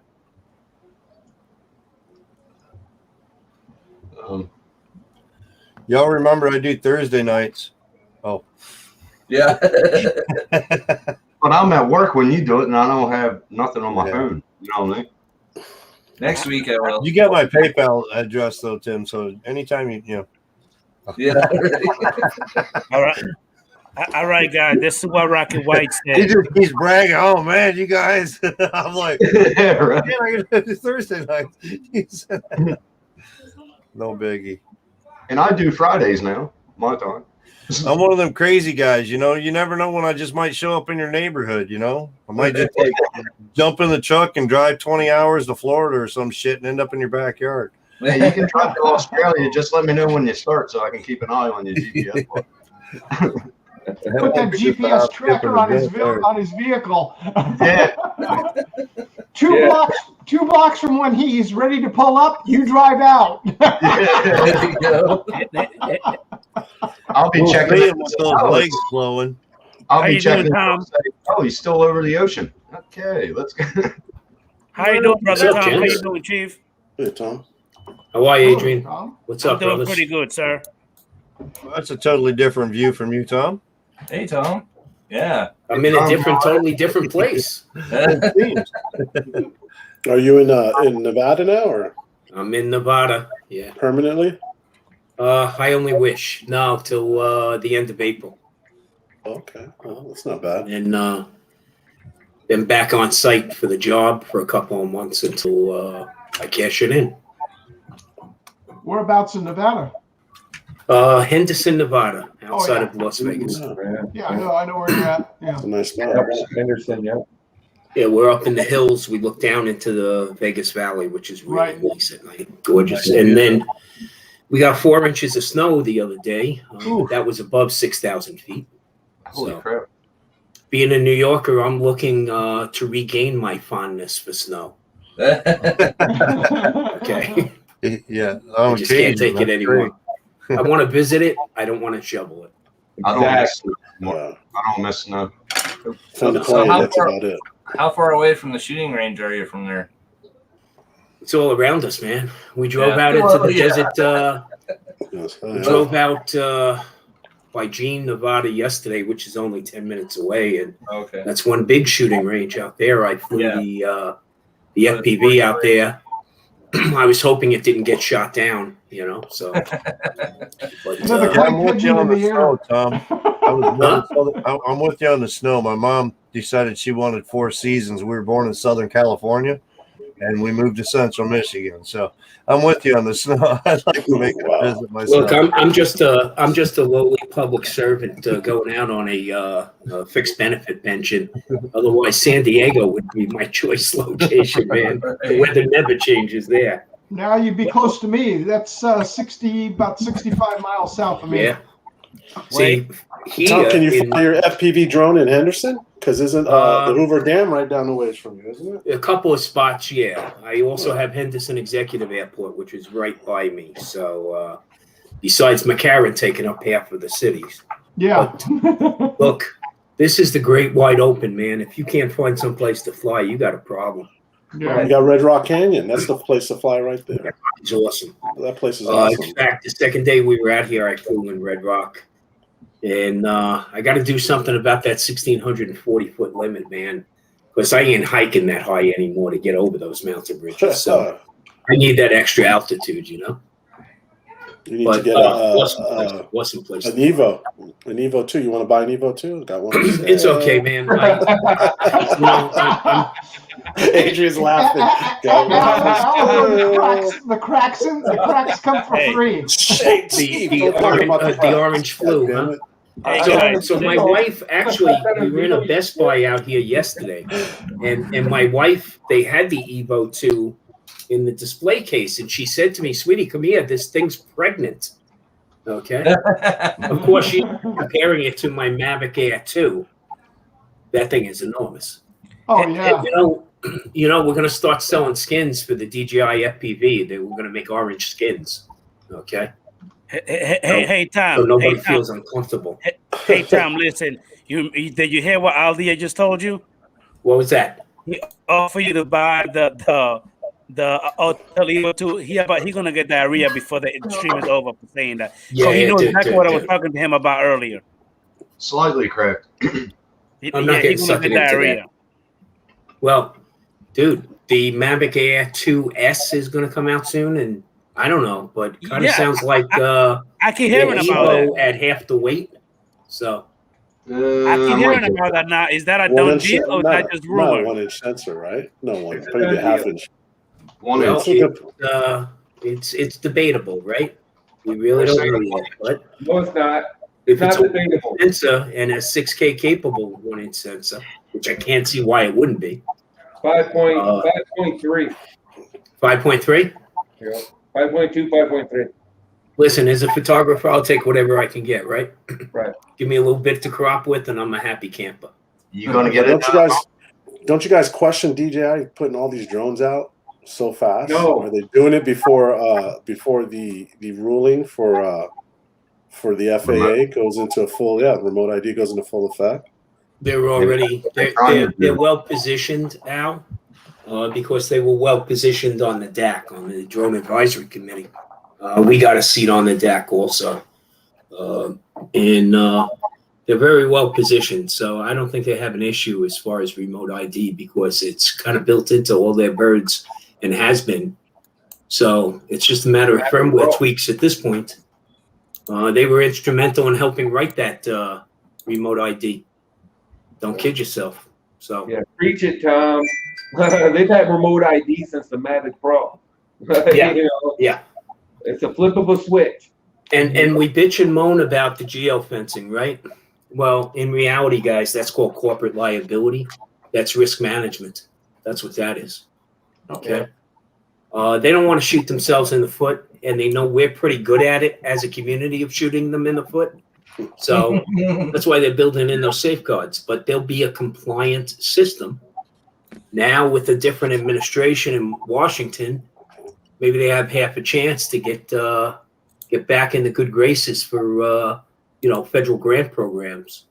You got to realize Department of Interior has thousands of these drones grounded.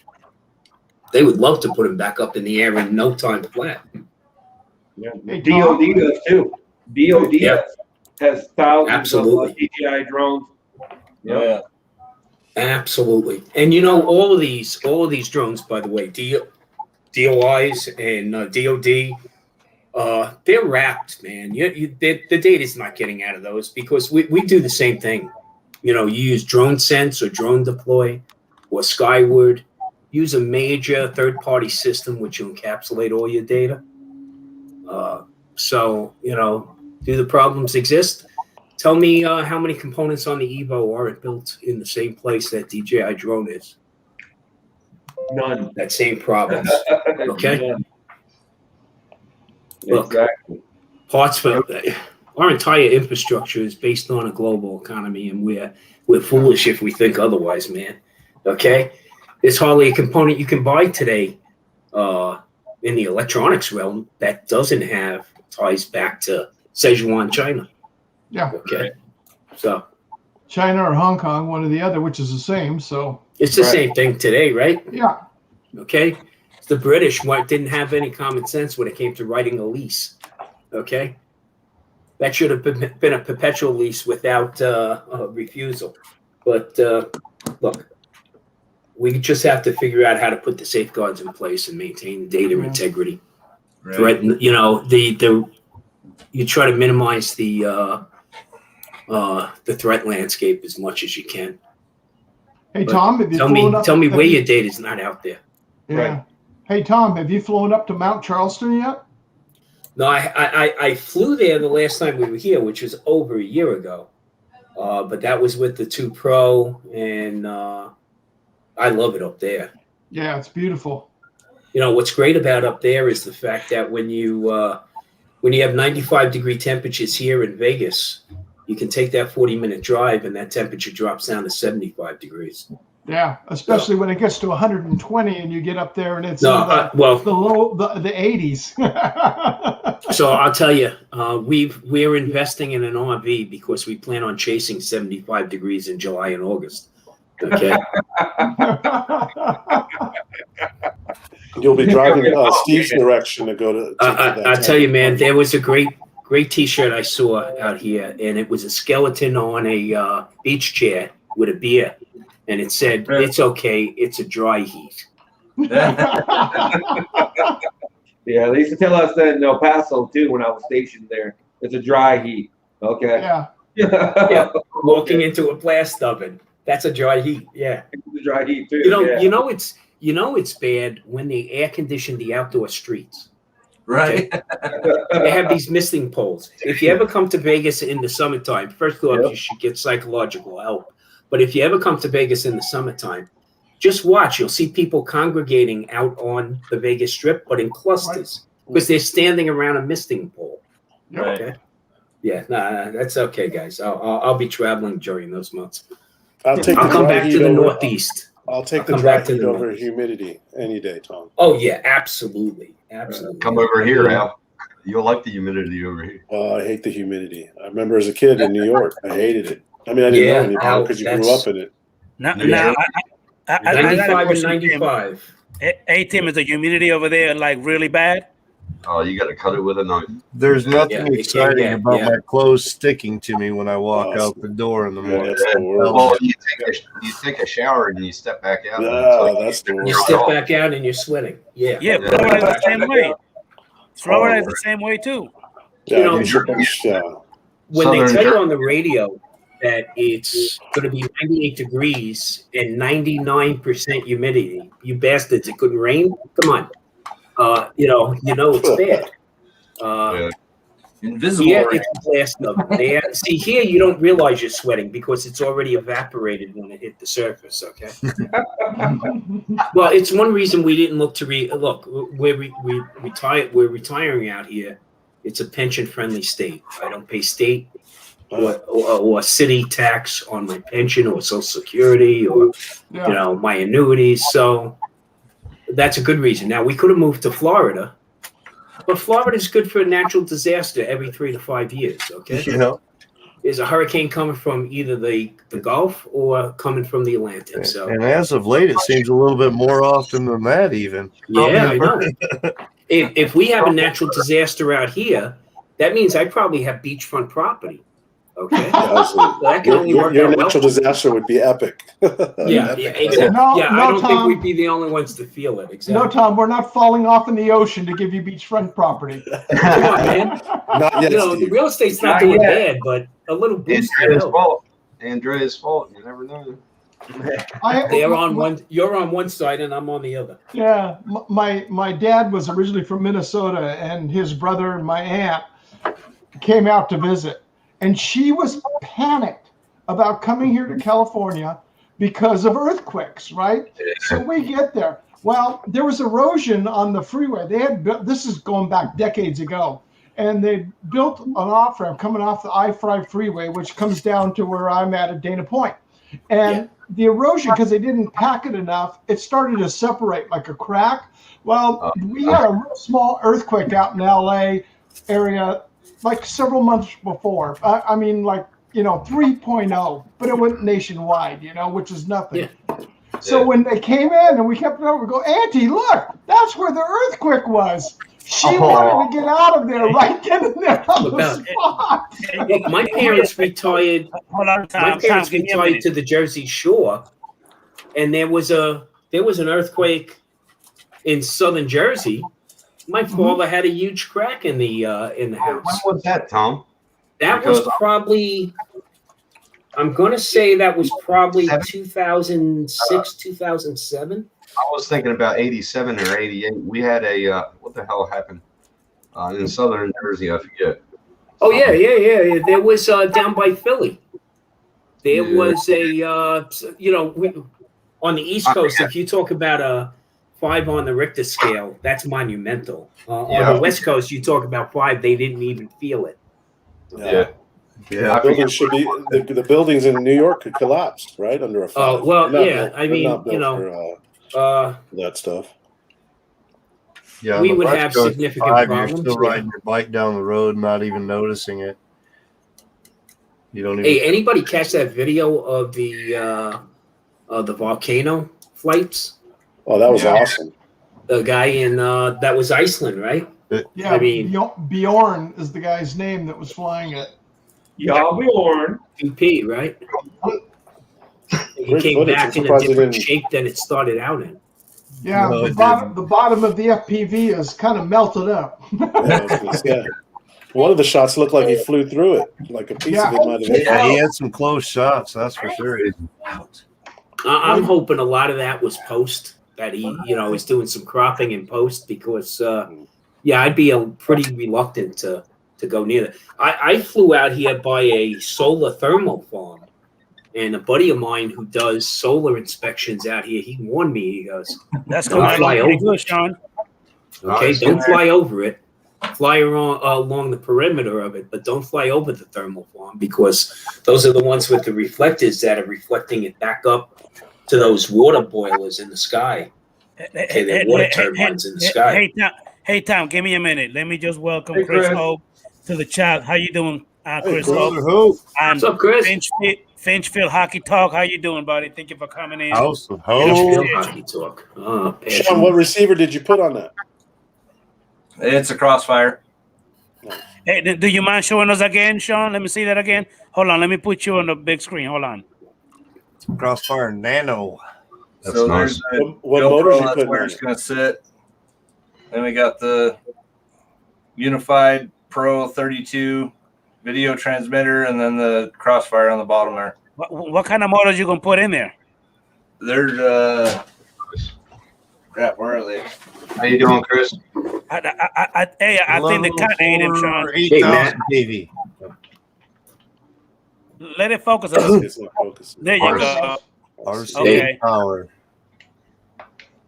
Or like 5600s or something like that. 55. I think that's what they are. Look on the back of the package. I think it said it. I thought it did too, but oh yeah, there you go. Yeah. 1207 5000 kV. Hey, Chris Hope, your link is in the email if you want to join in, buddy. What's up, Chris? How are you, Chris?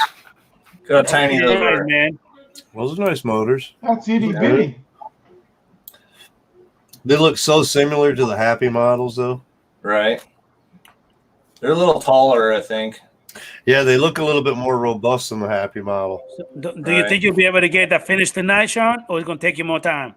Probably a little bit more time. I got to just rearrange all the wires and stuff to it. Do you have to put a lot of soldering? I still got the carbon fiber piece to put on, and do you have to put a lot of soldering on it? Soldering those small components is tough. What's that? You have to do some soldering on it. No, it's all done soldered. It's just putting the pieces together. Now you got all the cleanup. Right. Yeah, the motors on that are plug and play. You just plug the chargers in on there. Got to dress. So I got like 3D parts to put on it and stuff like that. Okay. So, Mr. Gary Brown Ariels, how you doing, buddy? Thank you for coming in, sir. Hey, Gary, your link is in the email if you want to join in, sir. Go ahead, Tom. Looking good. What the heck is that? Oh, Jesus. Oh, man. You know what? I didn't get the email. We're supposed to be doing wardrobe changes. Oh, my God. I was waiting for one of these little breaks. Oh, that is funny. That is too funny. Lon, do you have any kids? Lon, do you have any kids? Lon's getting excited again. He's like, Lon doesn't have any kids, huh? I'm worried about you, Lon. You got no kids and you got that shit. Hello, psych ward. Yes, we need somebody to go immediately to Lon Denard's home. He'll be the guy with a bunny ear, white fuzzy bunny eared wraparound hat. Link in description. Link in description. And be careful entering into his home. Hey, Trey, get off the phone. He's got the setup right there. Oh my God. That's not an actual picture of his printer, is it? That is. Yeah, that's. You got a printer cam. Yeah, He's doing Rodney Bell's print right now. Cup holder. Good night, Finchfield Hockey Talk. Appreciate you popping in, man. Thank you. Hey, yeah, he's printing instead of getting his pie done, but you know, whatever.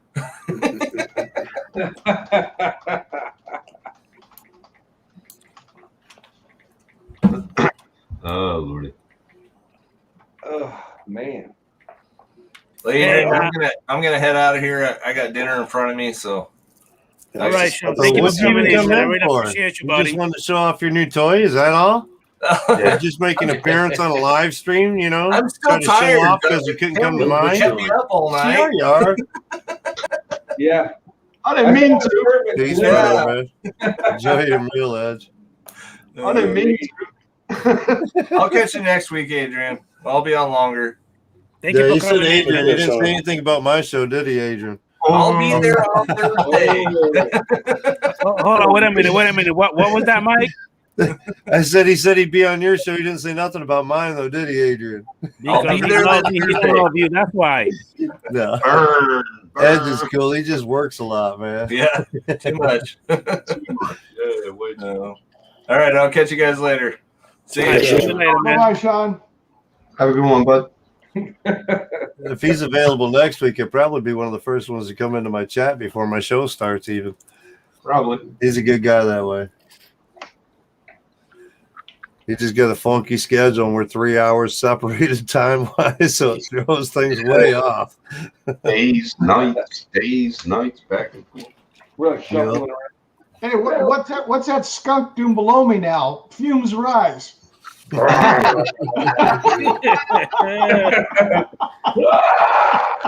a Michigan Wolverine. It's actually a wolf, I believe. Just so you know. I'm starting to feel like back in the 80s when I did a trip of acid here. I keep on going. Lordy. That's exactly what's going on. He's a skunk. No, it's a I've heard wolf. that about that though. You get flashbacks for years to come, Tim. Yeah, I know. It never really goes away, Tim. No, no. Never, never. I'm gonna shock Al here. What's that, Steve?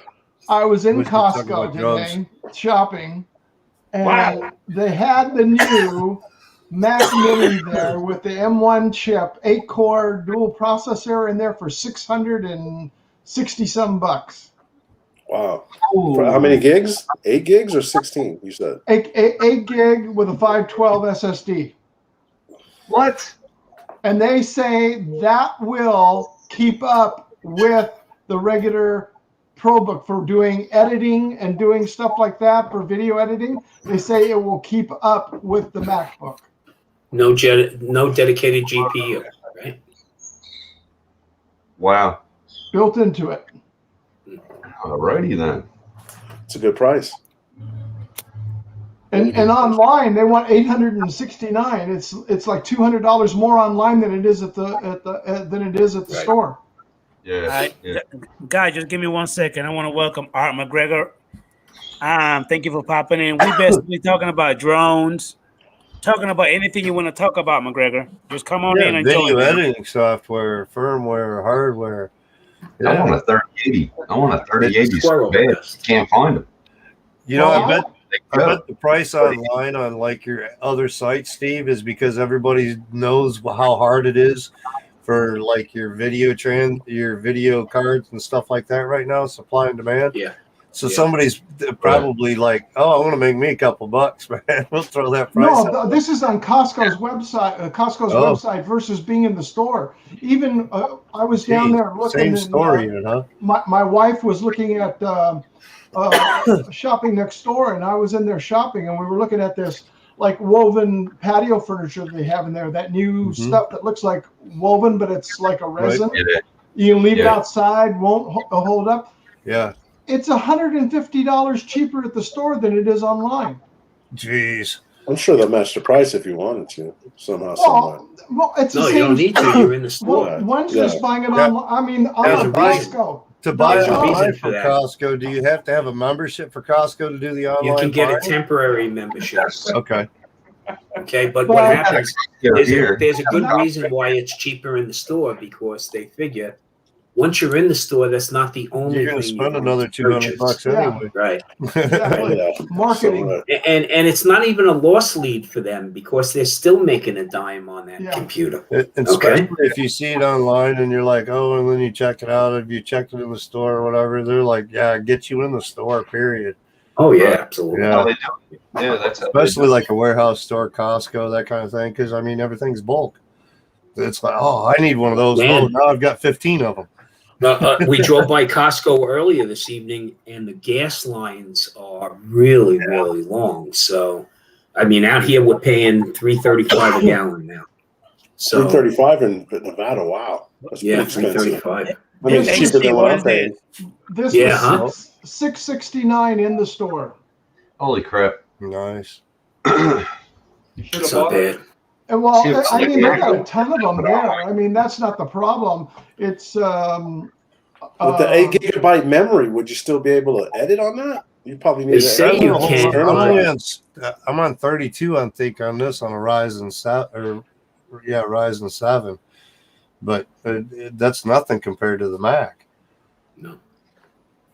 there's been several reviews that I've looked on it because I've wanted to learn Mac software. You just get used to it. And I thought, well, gee, that would be a cheap way to do it. The only thing I'd need to do is just get a wireless keyboard for it and just plug it into one of my monitors. Sure. What is that, Lon? Wireless keyboard. Yep. Oh, okay. You got a Mac too, Long. If No, you got no, a no. big screen I got my TV, computer just sit hooked over to on my, the couch, chill. Because like Okay. processing even 4K stuff on this because I've got an i7 with 32 gig of RAM, but I've got the older 1080 GPU with 8 gig on there. So I mean, it runs it. It's not the fastest in the world, but it runs it, no problem. It will, yeah. Close your eyes, y'all. Here it comes. Whoa! You guys love Apple. I don't even. Come to think of it, I don't even remember the last time I changed the damn batteries in this keyboard. Apple, baby. Hey guys, listen. The other Look, thing- I give Aldias a lot of crap, but when it comes to Aldias, I love that guy because we both love Apple. I'm an Apple guy. You know what I mean? I love like my orange, iPhone, too. my iPad, I'm an Apple TV. I mean, I'm an Apple computer. So let me ask I love you, Apple. So you're using Final Cut Pro or you're using Adobe Premiere Pro? I use Final Cut Pro. Because you paid once for it and still have it, right? And I got to pay every Exactly. month for Adobe. Exactly. Yeah, And still getting Adobe's upgrades. mostly, man. It's Updates. a kicker. Sometimes Now, you don't well, I even called use and that thing. It's complained. like, what am I even paying for this thing for? But they won't let you out of your contract easy either. But That sucks. I was paying $52 a month. Wow. Right? Yeah, I'm The at whole like suite of everything, $33 a month for Adobe. And I called them up and I said, look, yeah, I'm going to cancel my subscription. Well, why? This is too damn expensive. Well, we have a deal for you. And I go, okay, I'm listening. How about half price for the next year? I went, okay. That And easy, all huh? it took was a phone call. Okay. Same thing with your cable company. Call and complain about the prices. They'll drop you a bundle deal all the time. Yep. Drop you like $50 off your bill or $40 off your bill for a year or some shit like that. Call and Yep. complain. Customer Yeah, satisfaction. I told the cable company out here, I'll just cut my service. You know, we're only Yep. out here so many months. And they were like, oh, wait a second. We got a plan where, and I went, give me a deal. That's all. But Give see, me a deal. the thing that killed me with that at time is that we get so used to being the same price, and then finally when we call in complaining about the price, now they want to bring it down to keep you as a customer. Well, why not give it to me before I get to that point? Because you they want to want to make hear your money. Yeah, You want to hear a exactly. ridiculous one, okay? I got a notice from Discover. Now, I've had the Discover card for decades, right? And I use it basically at the gas pump because I get 5% cash back, right? So I get a notice that they're going to raise the interest to 19.99%. Holy And I went, crap! hey, wait a second. Wait. I didn't work that many years for a good credit rating to be paying that kind of interest on a piece of plastic. So I called him up and I said, this is ridiculous. I'm not going to pay that anymore. So why don't you cancel? And he's like, oh, no, we have two different deals. We can lower the rate to 12%, which on a credit card, I guess, isn't bad. But Right. or you can go interest-free for the next 12 months. And I went, wait. I said, give it to me again. Oh, we can lower you permanently to 12.99%, or we can give you the next year at 0% APR. And I went, where's the downside to this? And the guy goes, honestly, there isn't any.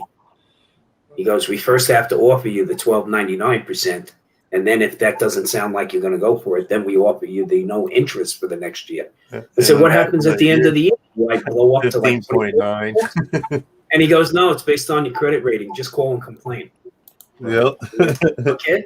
Yeah, I guess I will. You know, so much of that They're stuff. there goes for the on, ones we that don't do want to do anything about it. If you want to take care of your stuff and you want to keep on your stuff, call and make a phone call, man. Customer service is the way to do it. How many the subscriptions cancellation are for- you paying for that you don't know you're paying for? Yeah, That's the for other. cable, you go for the termination department immediately. You don't bother going to Yep. No, you're you just don't trying bother to add going to service. the regular support. I always start with, am I under contract? No. Then this is going to work out better for me than you. That's normally how I open up the conversation with them. But out Yeah, the here, only you know, downside- at least in New York, I have a lot of choices and there's a lot of competition. Hey Out guys, here I'll in be Vegas, there's hardly any competition. 97%. It's Cox Cable, and you know they got you by the short hairs. That's what's here. Is that where Yeah. Cox Cable? Yeah, We have Cox Cable. You got Comcast. That's all we 6 have. hours and 40 minutes so far. In New York, I have Verizon Fios. I have gig service. Vios is gig supposed to service. be awesome. It is. You know what the difference is if you're in an area where there's a large school community, at about 3 to 4 o'clock in the afternoon, your bandwidth starts to shrink, even though you're paying per set amount. But if you're on dedicated fiber, you have consistent service. I mean, it's consistent all the way through. My downloads in the 900s usually, and my uploads, okay, for you YouTubers, is usually up about 1.5 gigs consistently. Jeez. So, you know, that's the nice thing about that service. Well, here, because we're on copper under Cox for their Gigablast, I get 940 down, capped at 40 up. That's it. 40. See, that makes meg no up. sense. Yeah. Yeah. Well, you know why? They're Upload. selling it off to businesses. Is what. Well, the other thing out here is we have metered bandwidth. Like, oh, if you want unlimited service, it's an extra $50 a month. I go, what are you talking about? Oh, well, we give you, I don't know what it is. 1.25 terabyte. Yeah, and I'm like, what? Really? And then after that, they throttle your service. They nickel and dime you. So I got there, and They honestly, don't your service. They charge you per gigabyte. No, they if you charge go you. over it. Yeah. Unless you buy it in bulk. Same way they do on Dish. Yeah, it's crazy. By the gigabyte. It was expensive as hell.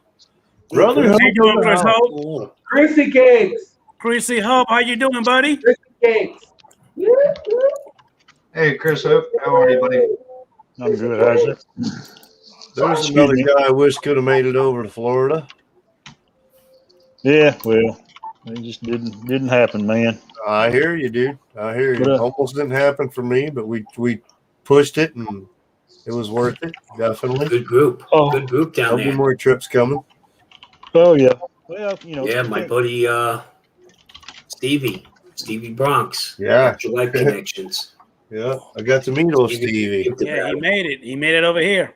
Sure did. Oh, he kicked you guys down with some. He come down, man. He had some Yes. t-shirts. I got a capture like That's t-shirt. awesome. Came down with merch, man. Nice. Stevie Gave me Stevie one knows too. how to He market. straight merched it up. Some That's slaps. Stevie coming knows how to in. market. Yeah, Definitely. man. He was down He's there. bouncing around the state. He's got the kids with him, and he's bouncing all over the state right now. Down in Yeah, Florida, he's vacation. enjoying the heck out of it. So Made a he's a family dynamite thing dude. out. Stevie's well. salt of the earth. Yeah, it was good to meet him. Good to meet him. I fly with Stevie a lot. He so much seems the same person in real life as he does on the internet. Oh, dude. he is. Oh, Yeah. yeah. No. Totally. Stevie's what you see is what you get with Stevie. Yep. So Chris Hope, how you feeling, buddy? Doing better, man? Yeah, I'm fine. I'm glad to hear that, man. Tired today, but I'm fine. I hear you. It looks like the sun been beating on you today, man. You look a little red. We went to Austin today and flew with Kai and Chris Kai, Lone Star UAV, and Sunrise Water Meeting, a bunch of other folks. Oh, you've Good been having time. fun Good today, time, huh? man. That's awesome. Where'd you guys fly at? There is a big sports facility down there. It's got baseball fields, it's got soccer fields, it's got a football field, and we flew on looked like a practice soccer field. And then some of the soccer kids left, and we had access to it. Probably access to about 15, 20 acres. Holy cow. Nice. Wow, And sweet. had FPV drones, had a camera drones, and I got to fly 5 packs. Got to tear up my tiny hawk. It was a great day. Nice. We call that the YouTube purge. Drone 863. You gain 15. You purge it that night. You'll wake up with 7 less. It's like a daily purge, you know. They do a lot of filtering with their subscribers, it seems. Yep. That is true. That is true because I was actually a little higher. It went down, then it coming up like it just inching up real slowly. I gain like 1 to 3 a month. It seems like on a regular. It looks like I gain like 15, but then you watch and it like drops off a couple, so it ends up being like a 3 to 5 wash or something. That is true. Slow moving sometimes. Well, it's weird anyway. So. I keep gaining How are you, subscribers. brother? I don't even post videos. I made all the videos on my channel private because I got tired of the drone police giving me a bunch of crap about what was on my video. So I privated. You shouldn't be flying there. Better watch out for Captain Karen. Yeah, I keep Yeah. gaining subscribers. It's weird. You probably get that a lot down like Grand Rapids area though. Well, we got Big lockdown. city, all that kind of shit and whatnot. Everybody trying to push and shove. Oh, you're spying and all that kind of crap. I bet. You If I have no was right to flying, I fly wouldn't be over my traveling at property. 25 miles an hour. over the Right. top. I'd be fixed. That's what I tell them when they tell me I'm spying with an FPV drone. I'm like, yeah, how do I look in your windows at 90 miles an hour and no fucking hover?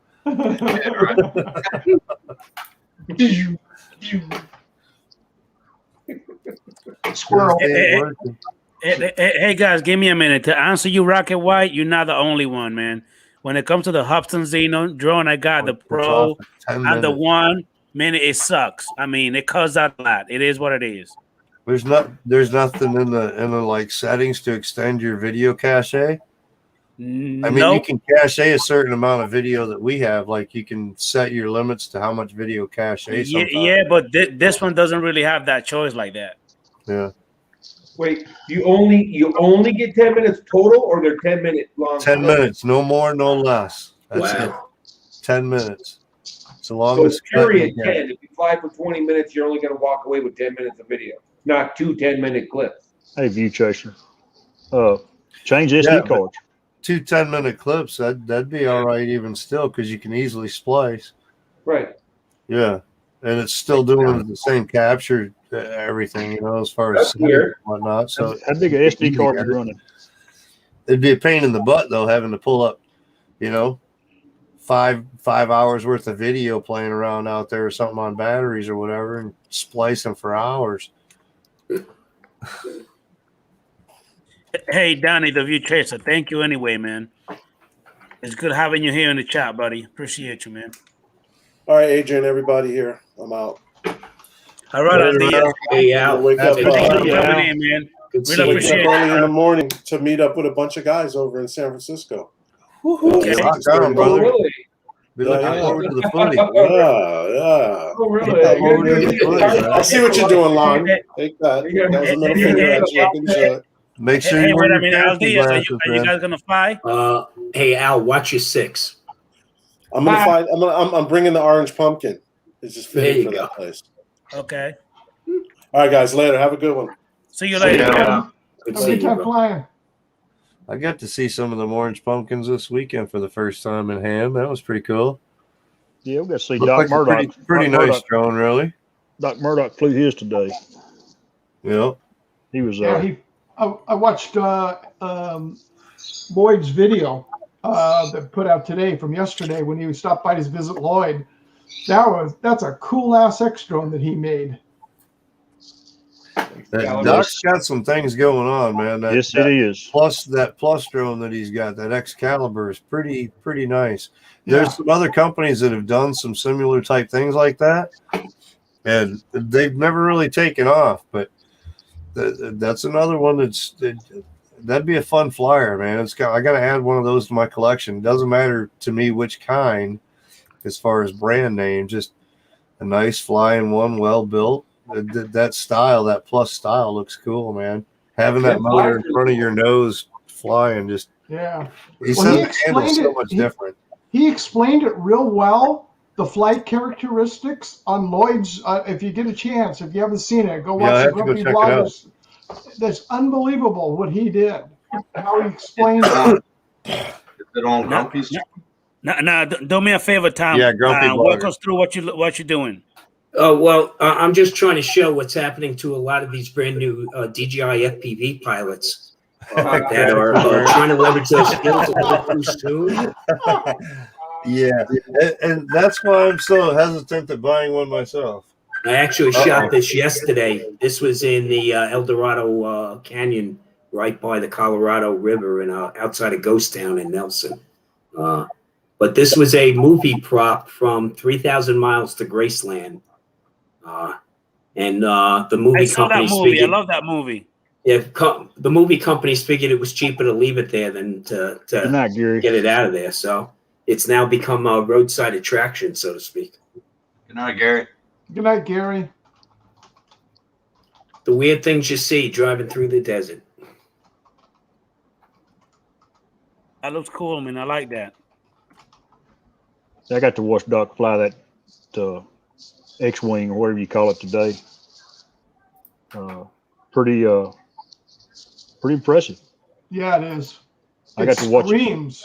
I got to fly with it with my goggles on, and it was different seeing the propeller off your nose. Yeah. Yeah, that's weird. Lloyd said it that he flew with it and he didn't get vertigo. And that was, he did the ride along. He plugged him into the goggles, and he said he didn't get vertigo from it. I stayed sit down all day, except for It's when the I was best way to start out. Yeah, definitely. except when I was going and picking it up out of the middle of the field. I'll be doing that sitting down. Yeah. I lean up against something. Every time I fly with goggles on, I lean up against something just to be on the safe side. You know what I mean? Sitting there doing the Stevie Wonder. I've already fell. I fell about 6 months ago, standing there, and you lean over and you're top heavy and down you go. Well, you notice you start to put your chin into your chest. Okay. And Yeah, now Doc. your equilibrium, your inner ear is completely disoriented. There goes your center of gravity. I mean, you shift that just a little bit, you're going to toss yourself. I do want to say good night to Gary, Brown Ariels, and Review Chaser. Thank you for coming in, man. I really appreciate you guys. Adrian, I got to back out of here. Thank you for having me in. My pleasure, Appreciate Steve-O. it. Lon, I'm out. Tom, I'm out too, Adrian. Tim, Chris, Mike, care, Brother Steve. everybody have a good night. Thank you for Everybody coming in in, Chris chat. Hop. Take Yeah, care, I'm Steve. Steve-O. Take care. Chris, good seeing you, man. getting ready to go bed, guys. I'll see y'all later. Y'all have a See you, good day. Mr. Beard. Thank you, Adrian. Thank you, Lon. Yeah, man. Bye, You're welcome, Busy buddy. Day. See you later, man. One day when you grow up, you can have one of these. Hey, at least he being honest, Lon.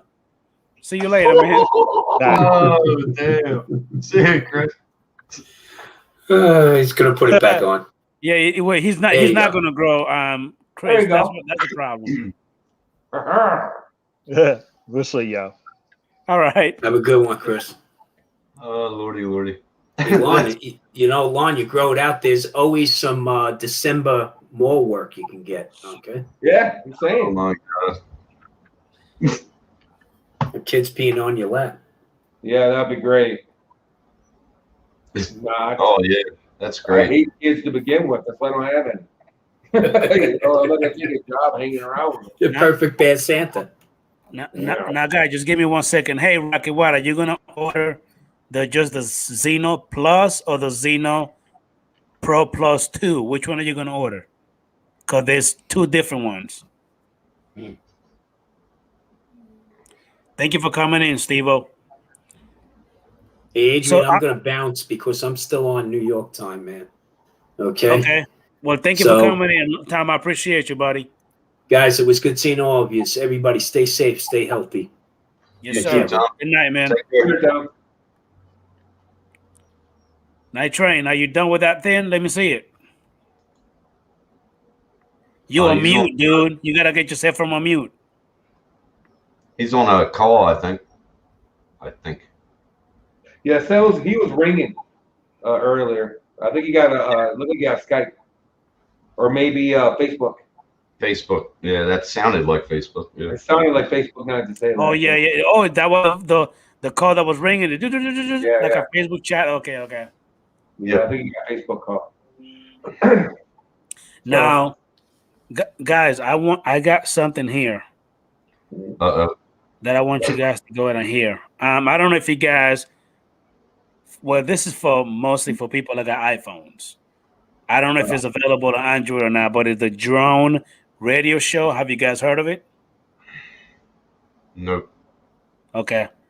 There's an episode that I want to go ahead and I want you guys to hear is about a guy that actually plays a big role when it comes to being in DJI.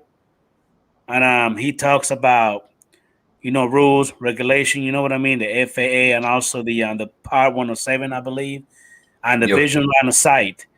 and he makes some great freaking points. But at the same time, he also sound like DJI and the FA and remote pilot ID sound like it's more like they're acting like dictatorship. Like they actually want to tell us exactly what to do, when, and where. So I want to go ahead and play it. I think it's about 28 minutes, but I'm gonna keep pausing it and kind of asking you guys questions, and then you tell me what you think. Is that okay? Well, go. It's your show. You can do whatever you want. It's your show. It's totally different in Australia, but thank you, Lon. But yeah, I'll let You know what? Make that ugly face again. Hold on. Let me blow you up real quick. Do it again. that's a long look. Hold on 1 second. Let me go ahead and find it. I think it was episode 224. Hold on. You should do that wearing. Very cold. Oh man. Ranges of something like up to 200 meters. Yeah, man. Soldiers themselves. Hold on 1 second, fellas. Just give me 1 minute. That's a good one, isn't it?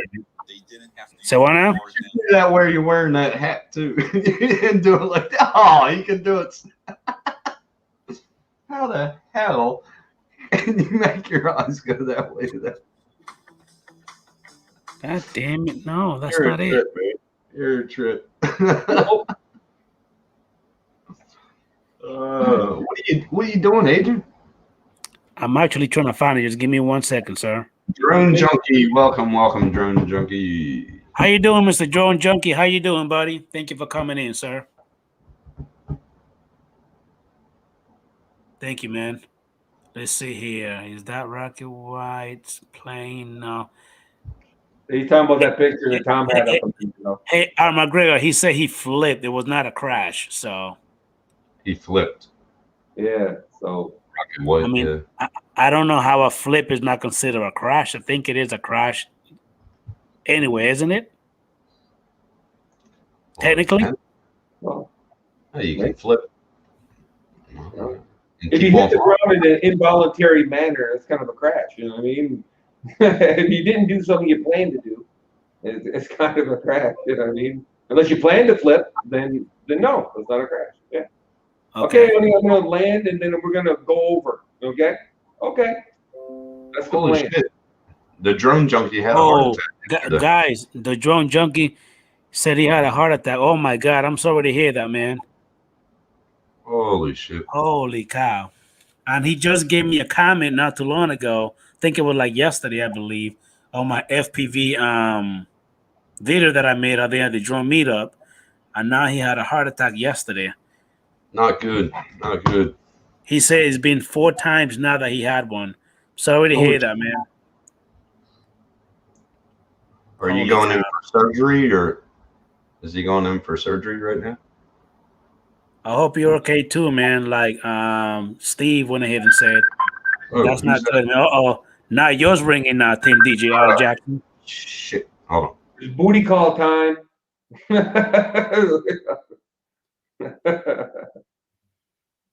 Hey, baby. Hold on 1 second, Lana. I'm just trying to find it right now. Give me 1 minute. What? Oh, yeah, go ahead. Because, I mean, again, man, it was pretty interesting. You know what I mean? Hearing it, man. I listen to that a lot. I mean, like when I'm working, I listen to it. Okay. All right. Hold on. I just want to find every freaking episode.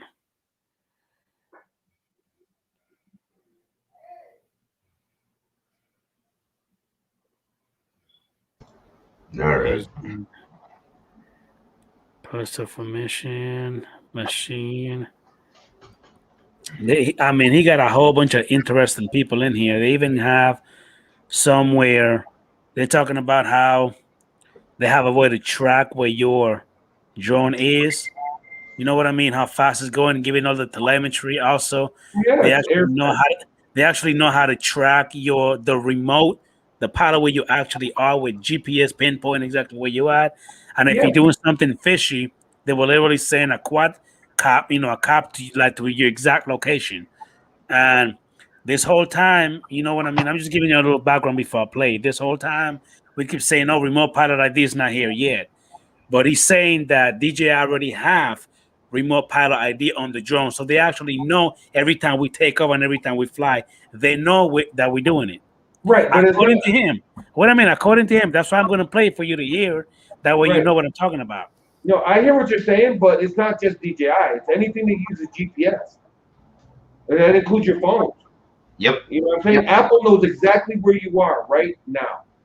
If you got location turned on, that's they right. know where you are right now. If you get up and walk 20 feet, they'll know it. You know, it's just that simple. If you're using your Wi-Fi, they can triangulate you to within a meter. You know, so that's true. And it don't matter. It's not DJI. It's Autel. It doesn't matter. You know, if you're using GPS, they know where you are. They have to because that's how it works. Yeah, but the guy was saying that not all drones have that. It's mainly DJI. Again, according to him, but I hear what you're saying, and it makes sense. You know what I mean? Right. So my sister-in-law just called me. She says, I need you to build me a drone. I says, well, what do you want? She's like, I want a drone for fishing. I need a drone that'll take my line out further and drop it in the water so that I can get it further out there. She's down in Galveston, Texas area, and she's like fishing off the ocean type area. She says, with the high and low tides and whatnot, she says I'd have to wait like way out there in order to get my line far enough out to catch the fish. So she wants a drone to be able to take her line further out for her and drop it in so she can fish. She needs one of those. She needs one of those. Tim, let me see that. Can you pull it out and show it to us? They got a fishing drone. Is that like a fish finder and everything on it? Is that like a payload, airdrop type of stuff? Yeah, it has everything for it. That's the rescue hook. Yeah, those are cool.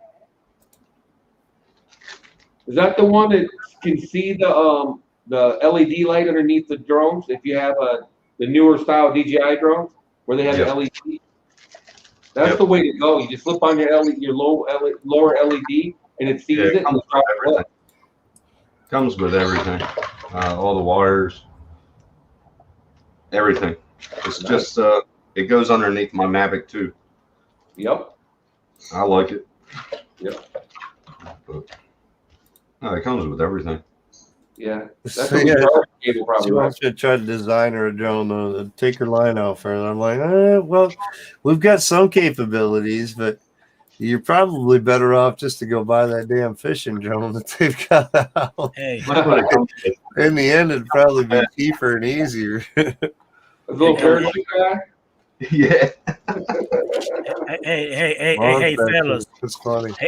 Hey, fellas, Drone Junkie saying that he's about to go ahead and go to sleep, man. Take care, Drone Junkie. Hope I you feeling remember those parachute guys, man. man. You used to Take use care, the parachute, the little guy, and you used to wind it up, and you could throw it as high as you could, and he'd come floating down. Yeah. You can take me off a big screen now. Oh, yes. I'm sorry. That. Damn, I keep wondering why you on it. I was getting excited with that ear piercing for a second there.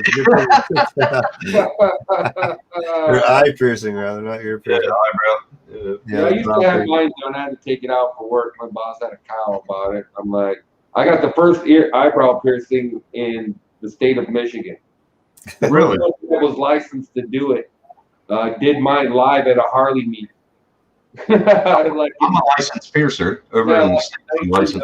Or something like that. It was forever ago. I had my tongue done like probably about 15 years ago. Something I've been piercing for 25 years, almost 30 now. But the hole's still there because I know because I gleek all the time still. I found it. That was the most annoying part of tongue piercing is gleeking. How you doing, Mike B, aka the Drone Ranger? How you doing, Chief? Thank you for coming in, man. All right, I found it. So let me go ahead and press play. So give me 1 minute. Junkie. Going to sleep later, guys. 4:45 there. Let me know if you guys hear it. All the good things that drones can do have to get balanced against the concerns, legitimate concerns that people have about privacy, security, and especially safety. Well, there are answers for the questions. You're listening to the Drone Radio Show podcast, the show about drones and the people who use them for business, fun, Better and use commentary, Adrian. hosted by Don't Randy want to get a Goers. copyright. Huh? Use commentary so you don't get a copyright. Speak over Yeah, it. that's speak what we're over gonna. it so you don't get the copyrights. That's why we're gonna talk about it. Like I'm gonna let it play for a little bit, and we're gonna talk about it because I'm just saying, as you play it, over 30 seconds of playtime, speak over it during that 30 seconds a little bit here and there, and you won't get that copyright either. okay, that's fine. That's fine. And then again, thank you for letting me know. I was gonna play for like 5 minutes, then go ahead and talk about it. I mean, we could go ahead and do that. That's no problem. Talk about some highlights as you go through listening to it, though. That way you don't get the copyrights. Yes, sir. Give me 1 second. I just stopped it for real quick. Hold on. All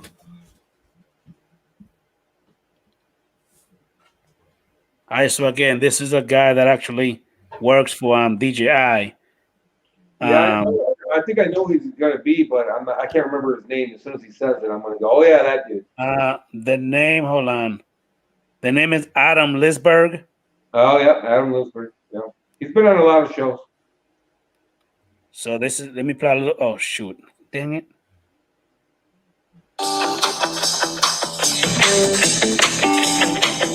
Hello, everyone. This is Randy Goers, and welcome to the Drone Radio Show podcast, episode 224. What is DJI doing to make it safer to fly drones? Now, again, this is the guy that actually do the whole, commentary with him. I guess he's the one that, this is his podcast. It's called Drone Radio Show on Apple or I guess any other platform that you used to hear podcast in. And this one was done on July 30th of 2019. So I don't know if anything changed from there on now. For that question, we turn to Adam Lisberg, Corporate Communications Director. Yeah, North it is America old, for Mika DJI. Steve. I know. It's pretty old. DJI is But the world's a lot of people largest probably maker haven't of heard it yet. personal and professional drones. Adam came to the drone world following a successful career in newspapers, from covering murders and fires in Chicago and New York to writing a Sunday column in the New York Daily News as the City Hall bureau chief. He was later head spokesperson for the That's pretty MTA, good, Lon. New York's transit. All right, so basically, again, we just kind of hearing a little bit about the rules with DJI drones. I don't know if you actually heard this one, Lon, but it got some pretty good information on it, man. Mika Steve, what did he say? Tim, I like 2 nipple rings and a couple of bars in my what? Okay. Oh, hell no, I ain't doing that. Okay, now that's a little too much right there. Oh, hell no, I ain't doing that. 2 nipple rings, huh? And a couple of bars. I want to say it was my daughter. She wanted to get like the braid thing up the back. Yeah. Piercings all the way up with the braid. And then Yeah, she wanted to have the tie around with chains and everything. All right, let me play a little bit more. Agency, steering its public communications through train derailments, Hurricane Sandy, and other crises. Adam now leads DJI's messaging on critical policy and regulatory issues affecting how drones are used in America. Mm-hmm. In this episode of the Drone Radio Show, Adam talks about the recent Blue Ribbon Task Force. Now, can you guys hear it pretty good? Mm-hmm. Okay. Yeah. Now, coming Mike, through. Night Train, and also Tim, have you guys heard any of these podcasts by any chance? No, I hadn't. Okay. All right. Well, let me go ahead and play a little bit more. Again, this will be interesting. I just want you guys to hear it. I mean, a lot of the things that he be talking about, man, it sounds pretty good. But at the same time, man, again, Tim, I don't agree with it every single time. I don't agree with all the BS they talk about, but it makes sense in a way. But I just don't like the way they make it sound like, again, you either do it this way, kind of like you're telling me it's either this way or the highway. You know what I mean? Yeah, they're telling us what to do, and it's not Exactly. right. And then again, he also makes some great point because as I'm playing it, he also says that he doesn't want, like, for example, if that looks pretty good, Mike, looks pretty nice, man. He That's also Rodney Bell. Hey, a matter of fact, I got a Rodney Bell cup. You need to build me one of those, man. Please. See, there you go. You got to put your order in. Pick a color. You got to tell me a color. Jim's is next. So I'm printing one for Jim Boyd next. This one's for Rodney Bell. Okay.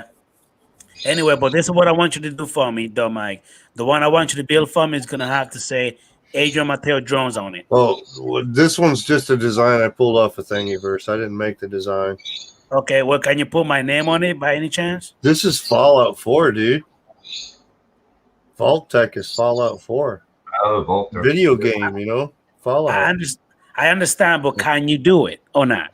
Oh, I don't know. There's a possibility it might be able to happen, but I'd have to charge you a little extra because I'd have to design the thing, you know? Okay. It's $10 for these ones right here, though. Tinkercad, you can do it. Yeah, you can do it in Tinkercad. I just haven't played with it much. I did like a drone case, and I put Night Train FPV in the case or whatever when it printed up. Just a little whoop case or whatever. Oh, cool. Here, let me see. Well, let me go ahead and plot a little bit more. Report on UAS mitigation at airports, the lack of verifiable data on drone incursions, and the efforts by DJI to create safer drones and safer skies. But before we hear from Adam, I want to thank those of you who are supporting my funding campaign. Wait a minute. Hold on. You got 2 drones in there? Yeah, there's 2 little tiny whoops in here. So there's a tiny whoop on the top, which is a 65 millimeter brushed. And then on the bottom is my Mobula 7 brushless. Now, that's what I'm talking about. Now, you see how you got that? It's got all the slots in the top for all the battery compartments and everything. Okay. Now, Nitro, you see how you got the top of that thing with your name on it? That's what I'm talking about. Yeah. That's what I said. I've done a little bit. So it's a possibility we might be able to do it. Okay. Dude, if I would have known you were going to come to the drone meetup, I would have ordered some stuff with you. That way you could have brought it for me, man. That's okay, man. Ain't a big deal. Gives me something to play with when I got rainy days and shit now. Got you. Now you have the option of making a one-time donation in any amount by going to Drone Radio Show. Let me skip that. DJI as our corporate communication director in North America. And I tend to take the lead in our global communications about policy issues. So that's involves a lot of safety messaging, security messaging, and talking about what drones can do in the world, the benefits that they bring, and how governments and regulators can work with the drone industry and with drone users themselves to make sure that drones remain a safe addition to the airspace.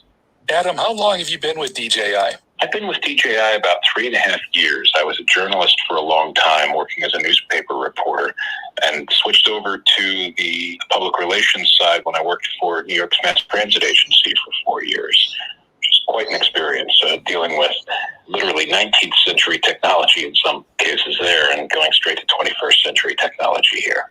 I do have a question for you, Tim. What the heck are you eating, sir?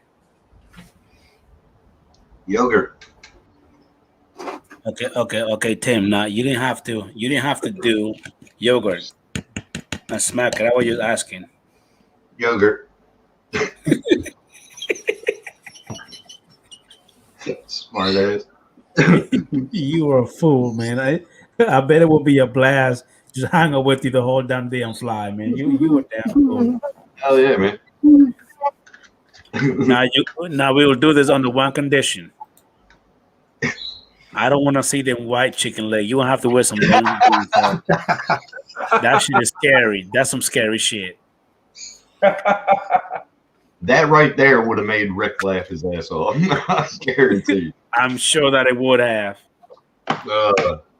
Now, Lon, this is for you. What? Well, look at this. Look at the chat. I'll just put my bear thing back. It's a wolf. It's a wolf. Wolf. Well, if you think about it, look what he got us. He's got them little caricature on his thing. He got Winnie the Pooh. Bouncier, buddy. Is that Winnie the Pooh or the other one? That's Tigger. That's Tiggers are bouncier. Tigger's a man. All the wonderful thing that Tigger can do. Hey, Night Train, Mika Steve trying to get your attention, sir, I guess.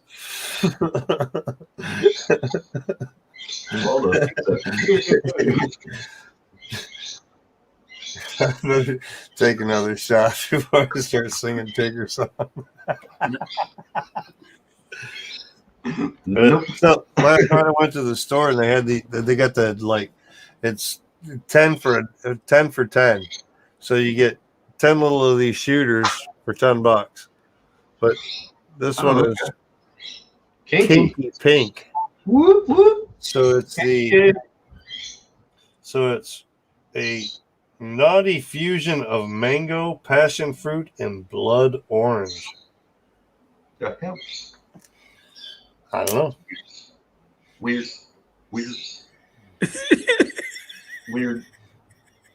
Very weird. Very. It smells like something I smoke in my vape. You can totally smell the mango over the top of everything, though. Taste it. Taste it. No, Mike, chug it. Oh, Chug it. Holy shit. He's gonna piss pink. hey, Tim, he gonna be like Ellis Meghead. He gonna be fucked up and he gonna fall down.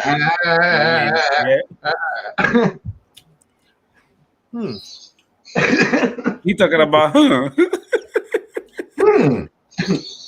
Holy Jesus.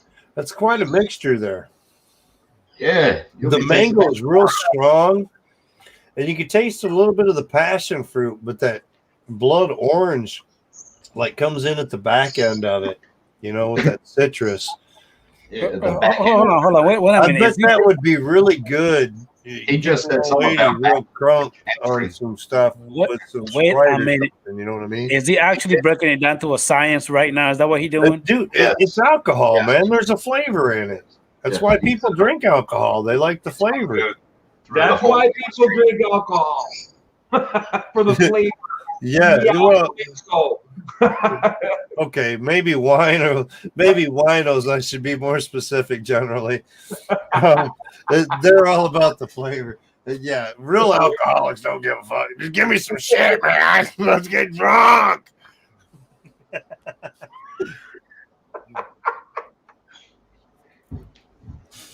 God damn it, Mike. You one sick little bastard. You know that? He's a trip. Here's to you. Oh, Jesus. Straight Jim Beam. That looks like that was 10 for $1. Is that wild turkey? What is that, Jimmy Dean? What the fuck is that? Jim Beam. Oh, Jim Beam. I'm sorry. I said Jimmy Dean. What the fuck? Of course, they had those damn apple pucker shots in there too, though, Lon. You know how that goes. Them fuckers are good. Yeah, they make you pucker. I love that apple pucker.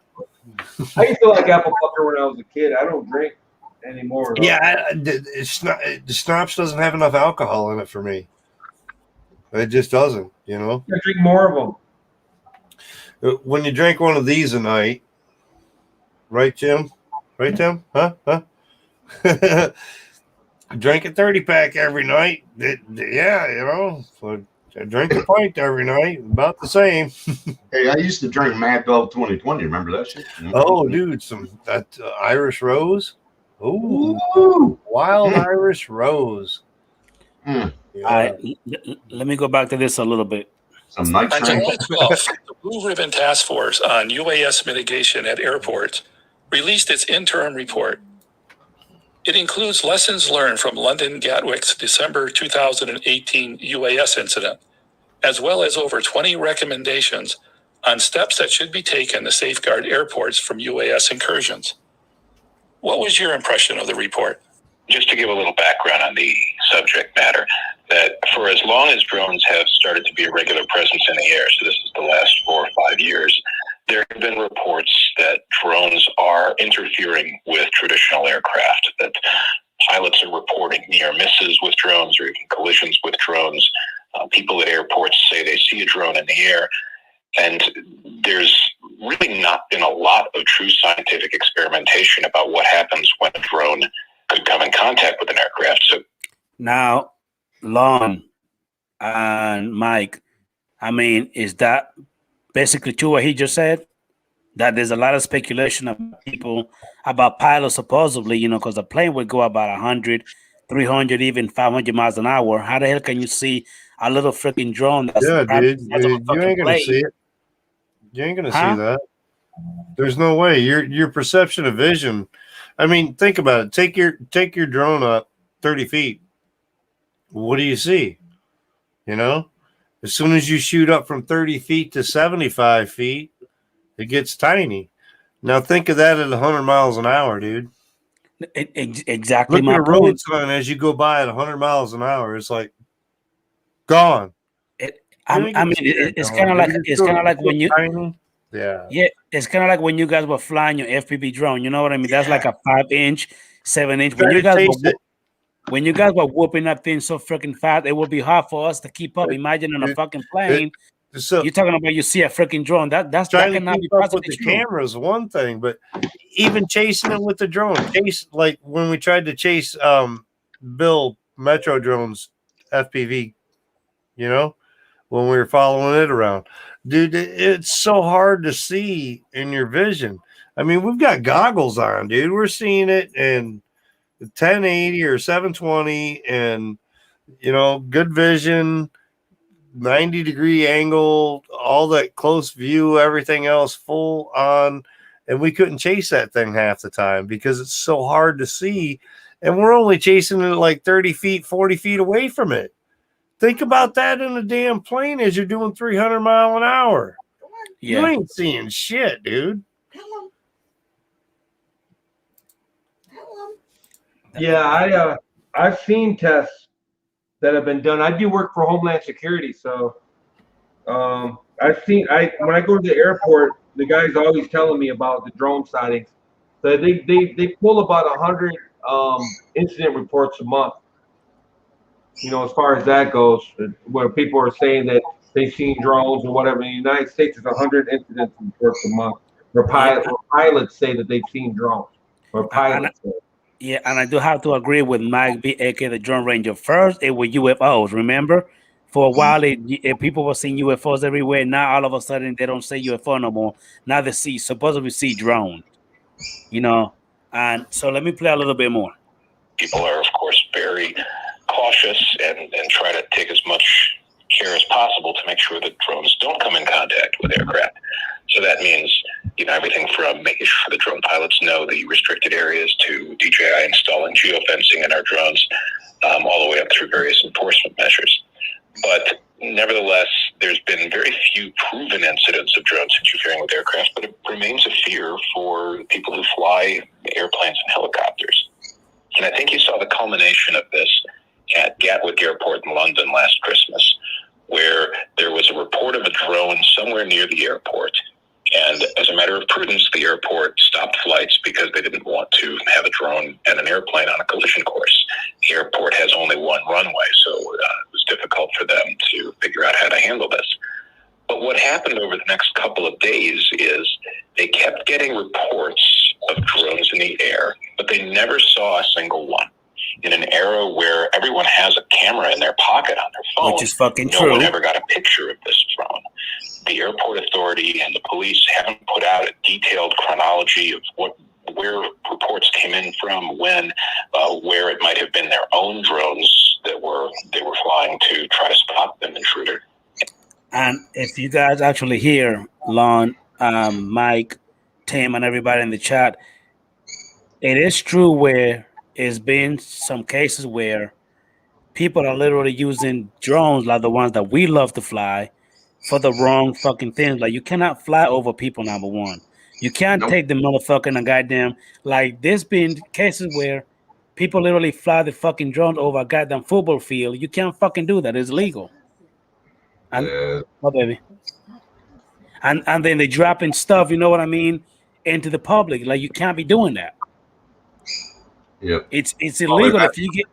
Go ahead. They mess it up for us. Exactly. For the people that just want to have camera drones like us, want to go ahead and fly, you know, make some little videos, have fun with it. You know what I mean? Be in the drone community. But then again, there's always some idiot that want to go ahead and mess it up for everybody else. That's right. That's correct. Lon, you on mute. You on mute. Lon, you on mute. That's why there's geozones. You know, everybody that complains about NFCs or whatever, you know, like Tom was saying earlier, I hated them too because I bought a DJI drone and then they dropped the NFCs on 6 months later. So you want to talk about pissed, you know. But when you go into it knowing that they have them, I don't want to hear the complaints because you knew about it beforehand. So shut up. You know, you bought a rattlesnake. The rattlesnake bit you. You know, shut You up. bought it, Yeah, exactly. But they were there to back up against the wall. People don't understand what was going on in 2016. Half the world's governments were talking about banning drones. You know, there was real talk about banning drones, and several countries did ban drones. Some of the South American countries have banned drones. Several countries have banned drones. You're not allowed to bring a drone into certain countries. I can't remember what all countries it is, but I think Peru or somewhere like that. There's several countries that you're not allowed to even bring a drone. If they find a drone in your luggage, they're confiscated. Okay, so DJI is back against the wall, and they did this. I'm not saying they did it because they love us, but they did this to assuage some of the concerns, you know, that were out there. And they quieted it down because there was a lot of talk about banning drones altogether. Yeah. It's a shame, but Yeah, it is a shame. And again, that's the part that be killing me. You know, I mean, it's just a whole bunch of BS that's go on. And then again, like I said before, you and I actually out here doing the right thing about it. We're not doing any, you know what I mean? We're not doing any shasty stuff like flying over people's houses, you know, looking in people's windows, you know what I mean, and stuff like that. But again, there's people out there that mess it up for us, and there's a lot of people that are doing it. Keep in mind, some of the videos look nice, you know what I mean? It's really great footage, I would say. But when you do that, then they come hard. It's like the say goes, one bad apple messes the whole tree up. Yep. You know, hold on. It's a shame, As but you know, in any kind of public crisis scenario, rumors spread quickly. And I think at this point, considering the lack of detailed evidence, it's far more likely that by the end, people were spotting anything in the air and thinking, hey, that's a drone. What were some of the questions or the issues that came out of that situation? So obviously, a lot of people have taken issue with the airport's response. You know, if there's a drone that's legitimately at risk of being a hazard for airplanes, of course it needs to be dealt with. But it pointed out a real glaring flaw, which is that airports don't have the tools to effectively assess a report of a drone. How accurate is it? Where was it located? Where could it be? Does it pose a threat to the airplanes that are coming in and taking off? Yes. Or is it somewhere near the periphery that could be dealt with in the same way that you might deal with a flock of birds on the periphery? This is just something that airports haven't had a lot of experience with. And of course, people would rather be cautious than overly aggressive in reopening an airport if it turns out there really is a drone there. So in the aftermath of whatever it was that happened at Gatwick, the Airports Council International and the AUVSI, the Association for Unmanned Vehicle Systems in North America, I should say, which is the biggest drone industry group, said, let's get together, analyze this phenomenon. Let's try to come up with some recommendations about how airports can deal with an issue that's not going away, regardless of what ended up happening in this particular case. And the initial report that they put together came out earlier this year. And the official name is the Blue Ribbon Task Force on UAS Mitigation at Airports. The report came out July 12th, recommends that a lot of common sense steps. So, say airports and aviation authorities and the industry should push remote ID systems for drones. So basically, you know what I mean? He kind of just saying exactly what, you know, we've talked about before. You know, so there's nothing new there. And it's kind of like, you know, pretty much Mike B kind of piggyback from what we just said earlier is that, again, we shouldn't have to be paying for anybody else, you know, stupid action. You know what I mean? Endangering a plane or even flying, you know what I mean, over, you know, like airports, you know, trying to chase a, you know, a plane or, you know, stuff like that. Go ahead, Lon. Okay, that's the point behind remote ID. Okay, that you are identified to the aircraft. So someone does do something effed up, they know it's not you. You know what I mean? It's like your license plate on your truck. There's 1,000 red Ram pickup trucks riding the road right now. And somebody can run over some little old lady crossing the street. But if they get the license plate number, they know it's not Adrian. You know what I'm saying? And that's the whole point behind remote ID. If they have the info of who it is, they don't have to knock on everybody's door with a Mavic 2 Pro. You know what I mean? You know, because the thing that I think a lot of people don't understand is that there's experiences out there that maybe you haven't had or they haven't had or someone else hasn't had. They were strapping half pound of C4 to 3DR solos and to Phantom 3s overseas and flying them into bases and whatnot during the war and whatever. They flew a drone and tried to kill the president of I can't think of some South American country and almost got him. You know, there's a lot of ways that you can outfit a drone that can fly 5 miles away. You know, with a remote and a phone, that I could launch my Mavic 2 Pro right now with a half pound of C4 and some nails stuck in it, and fly it right to right into the front door of somebody's house. I mean, you got to understand that there's two sides to this whole situation. They got to look at that. They can't just ignore it and wait for something bad to happen. That's what a lot of people say. Well, it hasn't happened yet. You know, you can't just wait for something like that to happen. Exactly. They're really covering our asses too. The good hobbyists. To an extent. Our ass. Yeah. All right, hold on. Where drones transmit a signal through some means that automatically identifies what they are, where they are, and in some iterations of the system, even what their mission is and what their serial number is. They also say that airports need to have better planning for how to deal with a report of a drone incursion. They need to have more technical standards and technology, particularly on how to detect drones near airports. And there needs to be more education for drone pilots about how to deal with these issues when they arise. Now, I need to point out, these are all things that DJI agrees with. While we never release sales figures on our own, all the industry analysts say that we have about 75% of the world's drone market.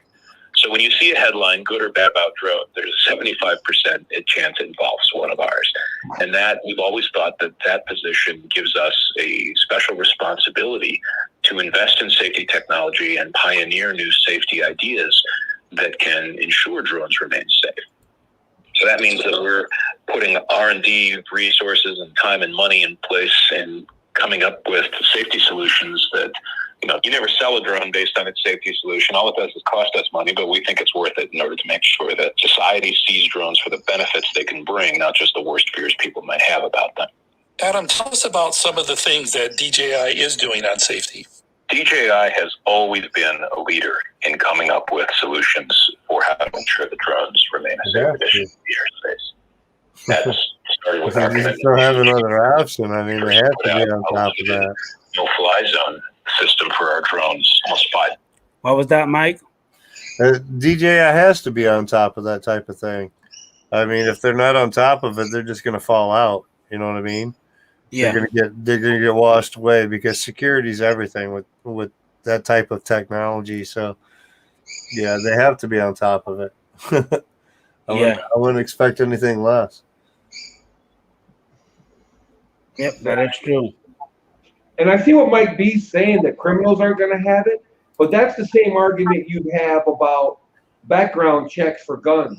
When you say, well, criminals aren't going to get background checks. And I understand that. And I feel what they're saying. But you can't go into every situation from the negative standpoint. You know what I mean? If 95% of the people have remote ID and they follow the rules, there's always going to be a percentage of people that are going to not follow the rules, no matter what you're talking about. And you can't run your policy based on the negative.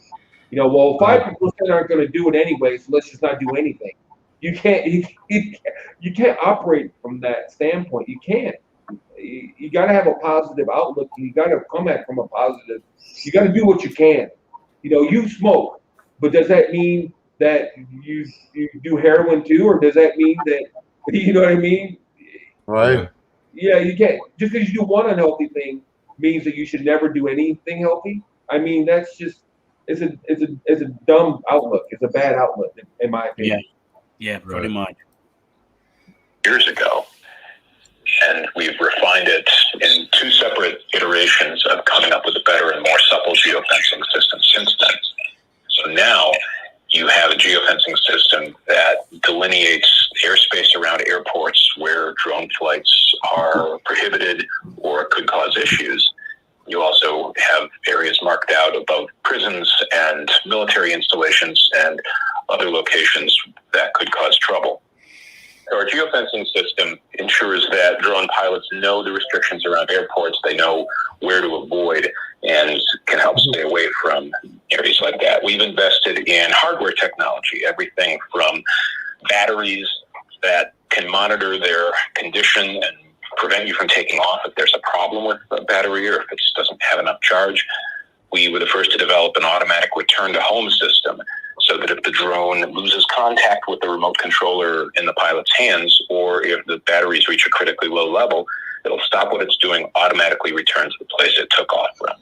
We were the first to develop a working remote ID system. Right now, every drone that we make transmits its serial number, its location, its position, its direction, its speed, and also the location of the drone pilot holding the controller in their hands. Now, that's what I was talking about. That's what I was talking about, Lon. To be honest with you, I did not know that until I actually heard that from this show right here. Really? If it sends a transmission, it can be located. It's just a little Again, I understand the whole GPS stuff. I get all of that, but to be honest with you, I was under the impression that when it comes to that drone, the only person that knows everything about that drone will be me. Now you could call me dumb, stupid, or naive, but if you don't know, you don't know. Know what I mean? But it's supposed to be limited to certain entities such as law enforcement, FBI. You know what I mean? They have to have you're about to leave, Stan? certain entity in order to get into that system. Yeah, I gotta get going. Take All care, right, Tim. thank you for coming in, buddy. I appreciate you, man. Adrian, take care. Later. All right. Go ahead, Mike. But yeah, it's supposed to be limited to certain entities, and they have to have some kind of clearance in order to access that information, such as your police force or anything else, in order to be able to link up and find that information where you're actually located for the piloting command part and whatnot. The drone itself can be accessed by them as well, but yeah, it's all supposed to be limited to having certain clearances in order to access that information. Not just any old Joe Schmo is supposed to have that information. Right. It's exactly. I keep making this analogy. It's exactly the same as your phone. Yeah. Dude, there's so much tracking on your phone that you don't know about because you click that little check mark when you installed that app on your phone. You click that check mark. That shit's monitoring you now. It has access to your phone full time. Right. Any of that stuff that you clicked on and installed into your phone that says, yes, you can use my GPS location. Yes, you can access my GPS files or my video files. Yeah. Your camera. Any of that stuff can be linked in with a hack. Any of that. If there's a hack out there, there's ways around it. That's why they call it a hack.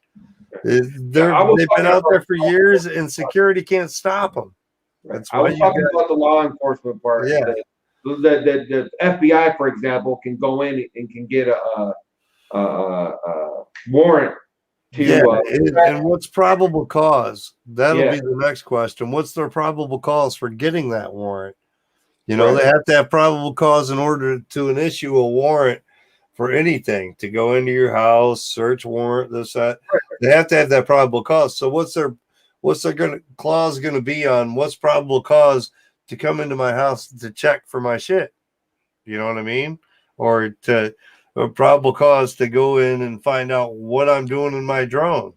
Your neighbor called and said you were peeping in their window. Yeah, right. Am I peeping in my window? You know, is that probable cause enough for them to go check my footage?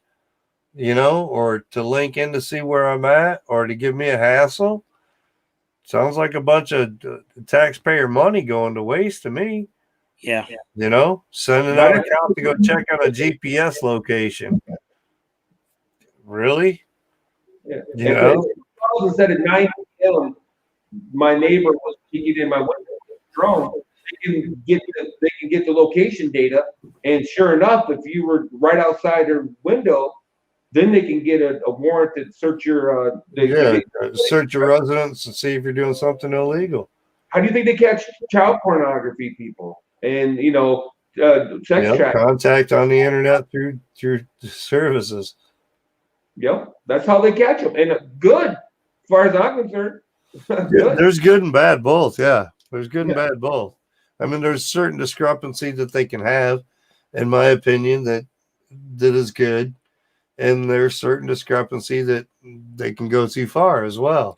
Yeah, you know, the same thing. You know, there's so much. So there's a fine line. That's what I'm saying. What's a guideline going to be? What is probable cause? You know, yeah, but it's all it unfortunately, takes for them to search or to go do something. Probable cause. Unfortunately, sometimes the law do go. You know what I mean? They do take it a little too far when it comes to just stepping boundaries. You know what I mean? Yeah. And sometimes they think they're doing it for the good, and other times it's bad. I'm sure. That's law enforcement in general, bro. Get his hand, and I've had my car just above the law. While black, I've been there. I pulled over in my convertible, just driving down the road, get pulled over, and they toss me. Okay, so I get what you're saying. I'm not stupid. I'm not like Mr. Law and Order, but I understand. The other side of it. You know what I mean? I can see the other side of it to where they're gonna have to your traffic cameras. Right. I mean, is that violation of privacy, No, or is it just a traffic camera to help prevent and do the jobs of others? I mean, we're going into a computer technology where computers are doing things for us in manufacturing, all different aspects of fields. Right. And so it's really the wave of the future, and it's just a matter of discrepancy on how much control or look or things like that they have really is that we have to concentrate on. Right. Well, there's no expectation of privacy in the public, bro. Right. Period. That's why I can in public. I can film you walking down the street if I want to. Yeah. That's like probably about, I want to say 4 years ago. So I had this neighbor. I live in a trailer park. I had this neighbor. I was flying up and down the road. Now, mind you, at that time, I had issues with video cameras and this and that. So I was flying a race quad line of sight. Okay. It had a camera mounted on the drone, but I had no VTX in it. So there was no video transmission between me and the goggle. I had no goggles on. A neighbor down the road said I was causing problems, blah, blah, blah. Said it was illegal to have a drone with a camera on it. I was spying on him, called the cops on me. What an idiot.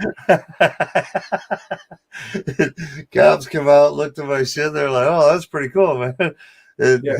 It was sprinkling out. I actually went outside, fired my quad up, and hovered it to the treetops and down so he could hear the sound of it to make sure that it wasn't causing any issues with the neighbor, not too loud or anything else. And then ended up carrying on like a 15-20 minute conversation with the cop about FPV and drones. He's like, have a nice night. Never. But yeah, because of privacy, you thought it was illegal to have a camera on my freaking drone. No. Nope. Like, I'm out in public, dude. If you're standing out in your yard naked, that's your fucking problem. Exactly. It's no different. People, they act like it's different. It's not different. If I walk down the street with my phone recording, if I fly a drone down your street, or if I have a selfie stick or whatever. I walk into your house. That's where the boundary is. The door. I can tie a camera to a balloon and float it down the street. Even in a public store. Yep. Just because there's a doorway in the store, you're still in public. Everybody else can see what you're doing. I can see what you're doing too. It doesn't matter if I'm videotaping it or not. Yep. Once you leave your house, you have no expectation of privacy. Yep. That's why everything like marijuana laws in the privacy of your own home.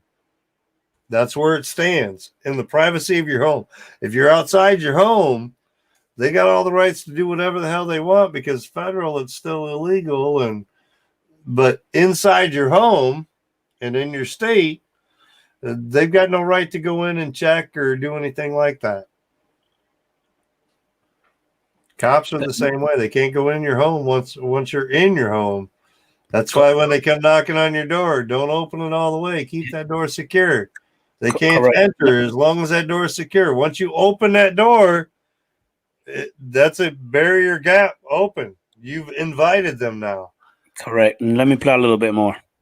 So with a receiver for that system, an airport authority or a police department, if they get a report of a drone or if they see a drone pop up on the screen of their receiver, they can they'll know exactly where it is. They can see if it's representing a threat to a runway or not. They can send a police officer out to that pilot location to say, hey, who are you? That type of thing is good. And bring that drone in right now. Is the remote ID system in operation? Yes. So we call it Aeroscope. Our drones have to have a constant radio communication between the controller and the drone in order to fly. An encrypted command and control signal and video streaming signal. In addition, there you go. An encrypted signal that continuously displays all the telemetry of the drone, location, altitude, speed, direction, as well as the GPS location of the pilot based on the GPS in the pilot's phone or tablet that is constantly being streamed out there. Now, the drone. Now, let me rephrase myself of what I said earlier. It's not that I did not know this was actually happening, but at the same time, like the way he's explaining it to me, it makes more sense. You know what I mean? Yeah, it does. Exactly what he's saying. And like I was saying, it's good. It's good on another part with the type of stuff that they're talking about. It only gives them verification that the pilot's doing the right thing. Exactly. That's exactly what he's talking about. They can monitor what's going on. Oh, everything seems to be within the guidelines. We don't have to bother with it. That might save them having to go check on the call itself instead of, and people being like all these nosy neighbors. Oh, he's spying on me. They can pull that up real quick and say, oh, no, he's not spying on you. He's flying around. He's doing 30 miles an hour. He's not seeing in your windows, that kind of thing.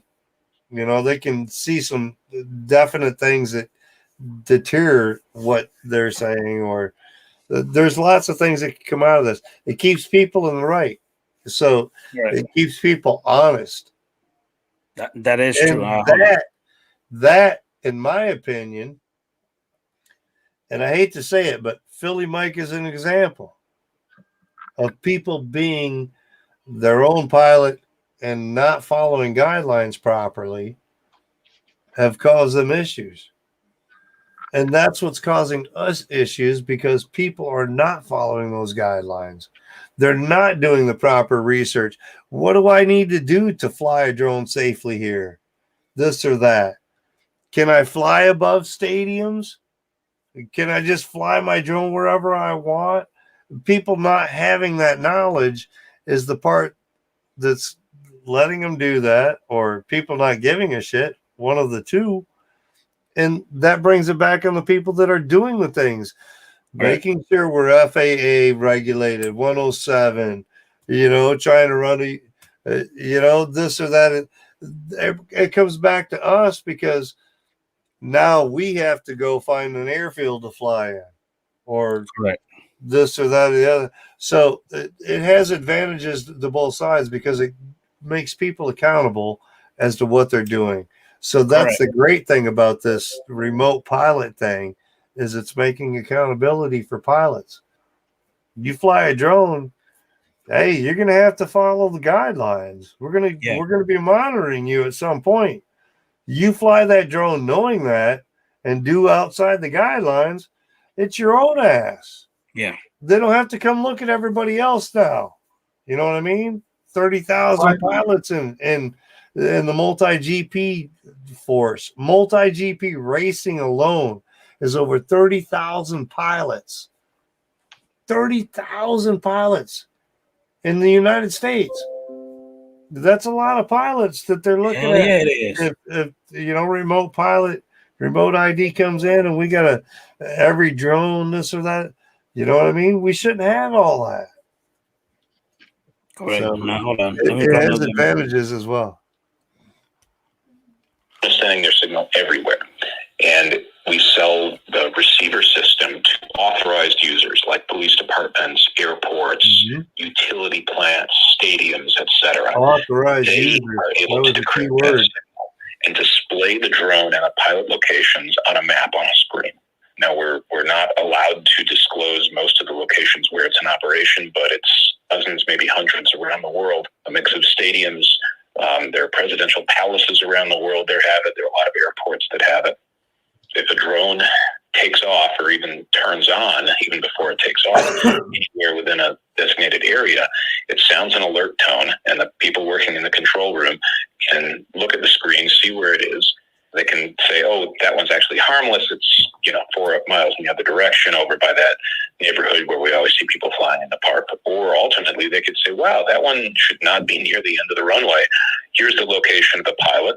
Let's send a squad car over there and find out who it is. 99% of the time, it is not your worst fear of a terrorist or an intentional evildoer. It's just somebody who thought they could get away with it. But thanks to Aeroscope, you can't get away with it if you're using a DJI drone. We've been hearing that the FAA is behind schedule in developing rules for the remote ID. Yet you're saying DJI already has a working remote ID system. I'm sure it's easier for one company to develop its own system than trying to get multiple players to adopt the same technology. Is that part of the challenge? You were right that it's a matter of some complicated technology here, and the FAA has not yet indicated what technology channel they want to choose.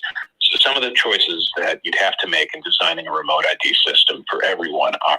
Now, this is what I was talking about, Mike. 5 years in the making. Yeah. When it comes to the making, they said.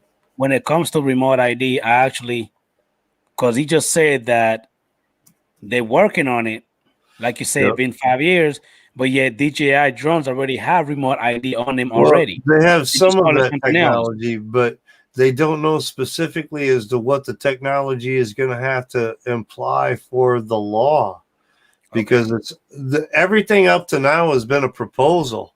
There's no law stated so far for remote ID or any of that.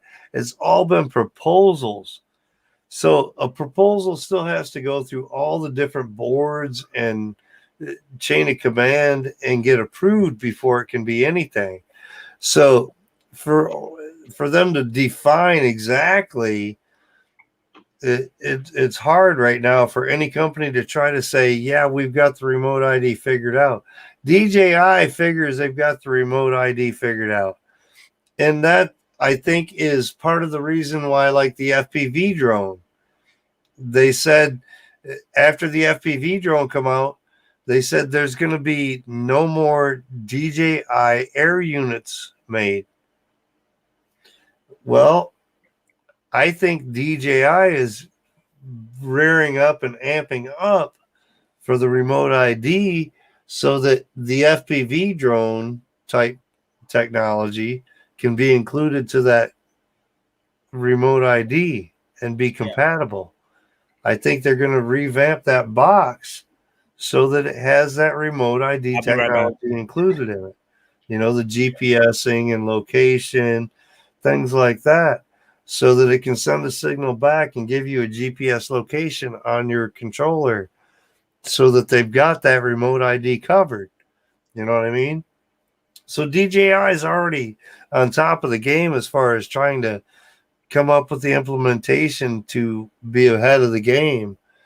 And I think that's a lot of what he's saying there is we don't know exactly what they're going to make the implementation be. So we don't know for sure, but we think we've got it as far as what the ground lines so far are saying. We've got it covered, but we don't know the standard exactly yet. So we can't say we do. And so I think that's a lot of that right there. Yes, sir. Yes, sir. 10-4. I heard everything you said, so give me 1 And second. they've got money invested, man. They've got R&D out there testing and all this stuff. And like he said, they've already had remote ID out there. They've got it for planes already. I mean, if an airplane can have the shit, a little sensor on a quad is nothing. You know what I mean? Correct. So the technology's already there. It's just a matter of fine tuning exactly what they want and how to implement it is all they're trying to figure out. Let me go ahead and welcome D90 Bell to the stream. Thank you so much for popping in. Chris Wedgworth, how you doing, buddy? Thank you for popping in, man. Dude, it's like 12:40 a.m. here. My old lady's already gone to bed, bro. You about to leave? Lon's Grand Rapids. You see him over there hiding off to the side too. He's like, "Oh man, it's almost bedtime." I'm eating. I'm trying to be generous and give. Hey, you're eating. He's a single guy, aren't you, Lon? That's right, son. Yeah. Hey, let me go ahead and welcome Rigor Mortis, FPB. How you doing, buddy? Thank you for coming in. Dinner for Just me. get Enterprise. Thank you for popping in, man. Really I don't appreciate make it past that. Let me go ahead and pop. Let me go ahead and pop a little bit more. Hold on. Do you want it to be a direct broadcast system like DJI's system where it's the drone talking directly to a receiver? Or do you want to have the drone talking to a network? Should every drone be on the mobile phone network or else have a high-powered Wi-Fi signal, say, that would automatically track and monitor and record every drone flight in the atmosphere everywhere? It'd be like watching airplane patterns. That's a bad idea because it would require every drone to have a cellular modem in it. Someone's got to pay for that. It's going to add weight. It's going to add cost. It's going to mean adding another line to your monthly mobile phone service plan, which I know I don't need. I don't think most people need to pay for another line just to fly a drone. It would also mean that every drone flight is recorded forever in some government database. And even if that database now listen, I'm going to pause for a second. I just want you to hear what he about to say in this part. This is the part that really got me. You know what I mean? Yeah, he's talking that locating on government service. You know what I mean? Sitting there forever. Every flight that you ever take, doesn't matter what it is, where it is, it's all sitting on government files forever. So they can come back to you for anything. DJI's got that now, though. Right. You can look up yourself. But the only one that can see it is you or DJI, really. Right. You know what I mean? That's true. The government or law enforcement can't take a look at that now. They're talking about implementing that software so that those people can have access to that too. That's where it's going to start getting privacy thing. Now, Mike B, aka the Drone Ranger, I've been sent you just about every Saturday, man. I send you your link for you to join the panel if you want to, buddy. You still got time. You know, I've seen Mike B on probably a live stream 10 times, and I've never seen Mike B. So, really, Tom Cruise. You see where Lon is right now with that Tigger? That's what you're going to see if Mike B comes onto your stream, brother. I'm just letting you know. All right. Let me go ahead and play a little bit more. What are you printing right now, Mike? Another handle. I got orders going on, brother. Okay, got you. I got to keep up on things. Give me a second, man. Let me go ahead and play some more. Gets hacked. I still don't like the idea that if I take my kid down to the park by my house, we do a simple basic drone flight. We don't violate any rules. We don't go into restricted airspace. We don't go above 400 feet. We don't bother anyone. No one calls the police and says we're looking in their windows. No one says that we're disturbing their peace. If we do nothing wrong, our flight would still be recorded in the government database forever. I don't like that idea. And I think a lot of law-abiding drone pilots, and most are, wouldn't like that idea either. But there are a lot of arguments on all sides of the issue, and it's up to the FAA to sort through them and come up with its recommended outcomes that it wants and the recommended technology path forward. Now, they've long been delayed in writing their proposed rule for remote ID. It's now scheduled to be released, I believe, in September. We don't know for sure what it's going to say. But remember, when it's the federal government, rulemaking can take literally years. So it'll just be the start of a years-long process where, look, it's a good thing that when the government comes up with an important rule that affects a lot of people, that it hears everyone's stake. Now, this is the part that I wanted to hear. Now, he basically said that if he flies his drone with his son and he's doing everything correctly, you know what I mean, and he's not breaking any rules, why do his records still have to be, you know what I mean, at a government, you know what I mean, his information being shared? He said he worked for DJI, but he still did not agree, you know what I mean, with that being done. Yep. Yeah, they're getting too much pull. It's all privacy thing. China regulations are not the same as they are in the US either, though. And DJI is made in China. So their standard for DJI is set higher. And then they just have to implement the code into the software, this, that, the other thing, firmware, so that it fits the regulation that it needs to hit. So when they come across seas over here in the US, the DJI is on an FCC regulation versus the other standard, UA, EU, whatever.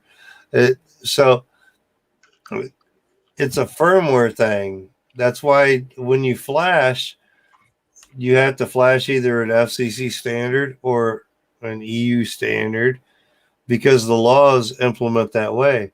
The software is there for either. It doesn't matter.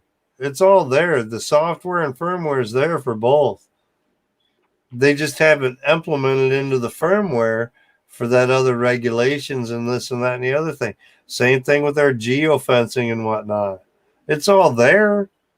It's just a matter of what regulation you're falling under. So, like they said, DJI has already got the standard there. It's just a matter of implementing it by firmware. You know what I mean? Putting the new software in so that those activations. Same thing with like my Orca goggles. Orca goggles came out.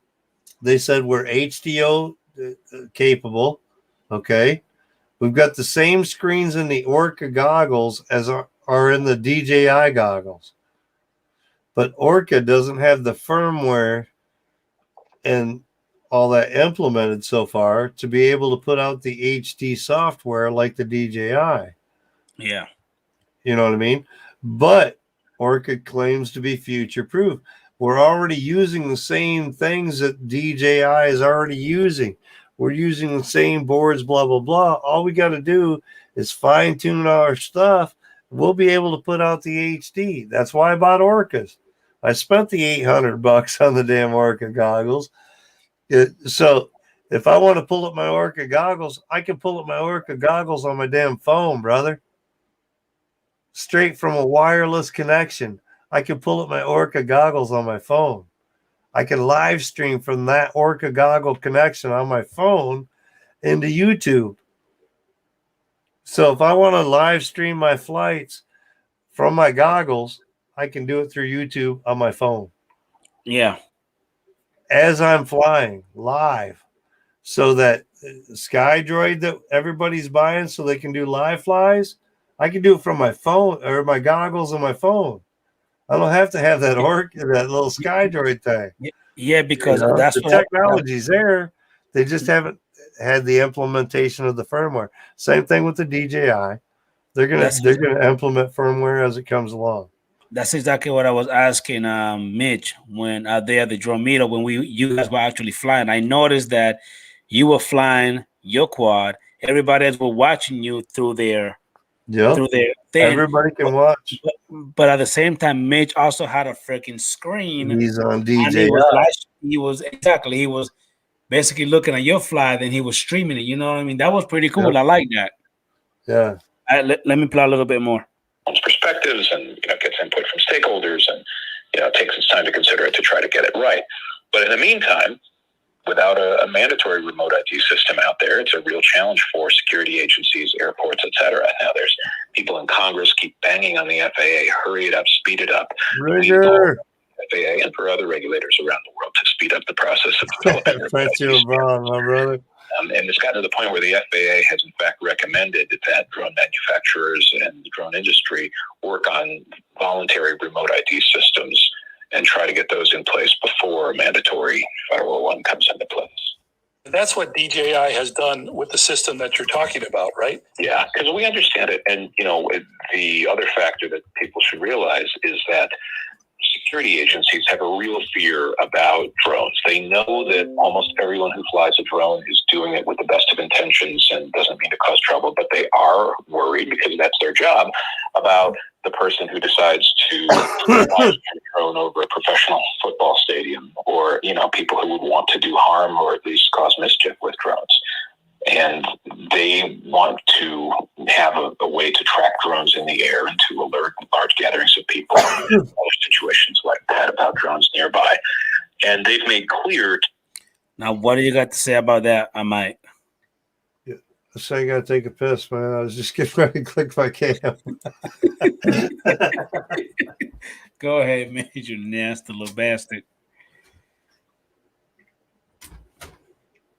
Lon, you still eating?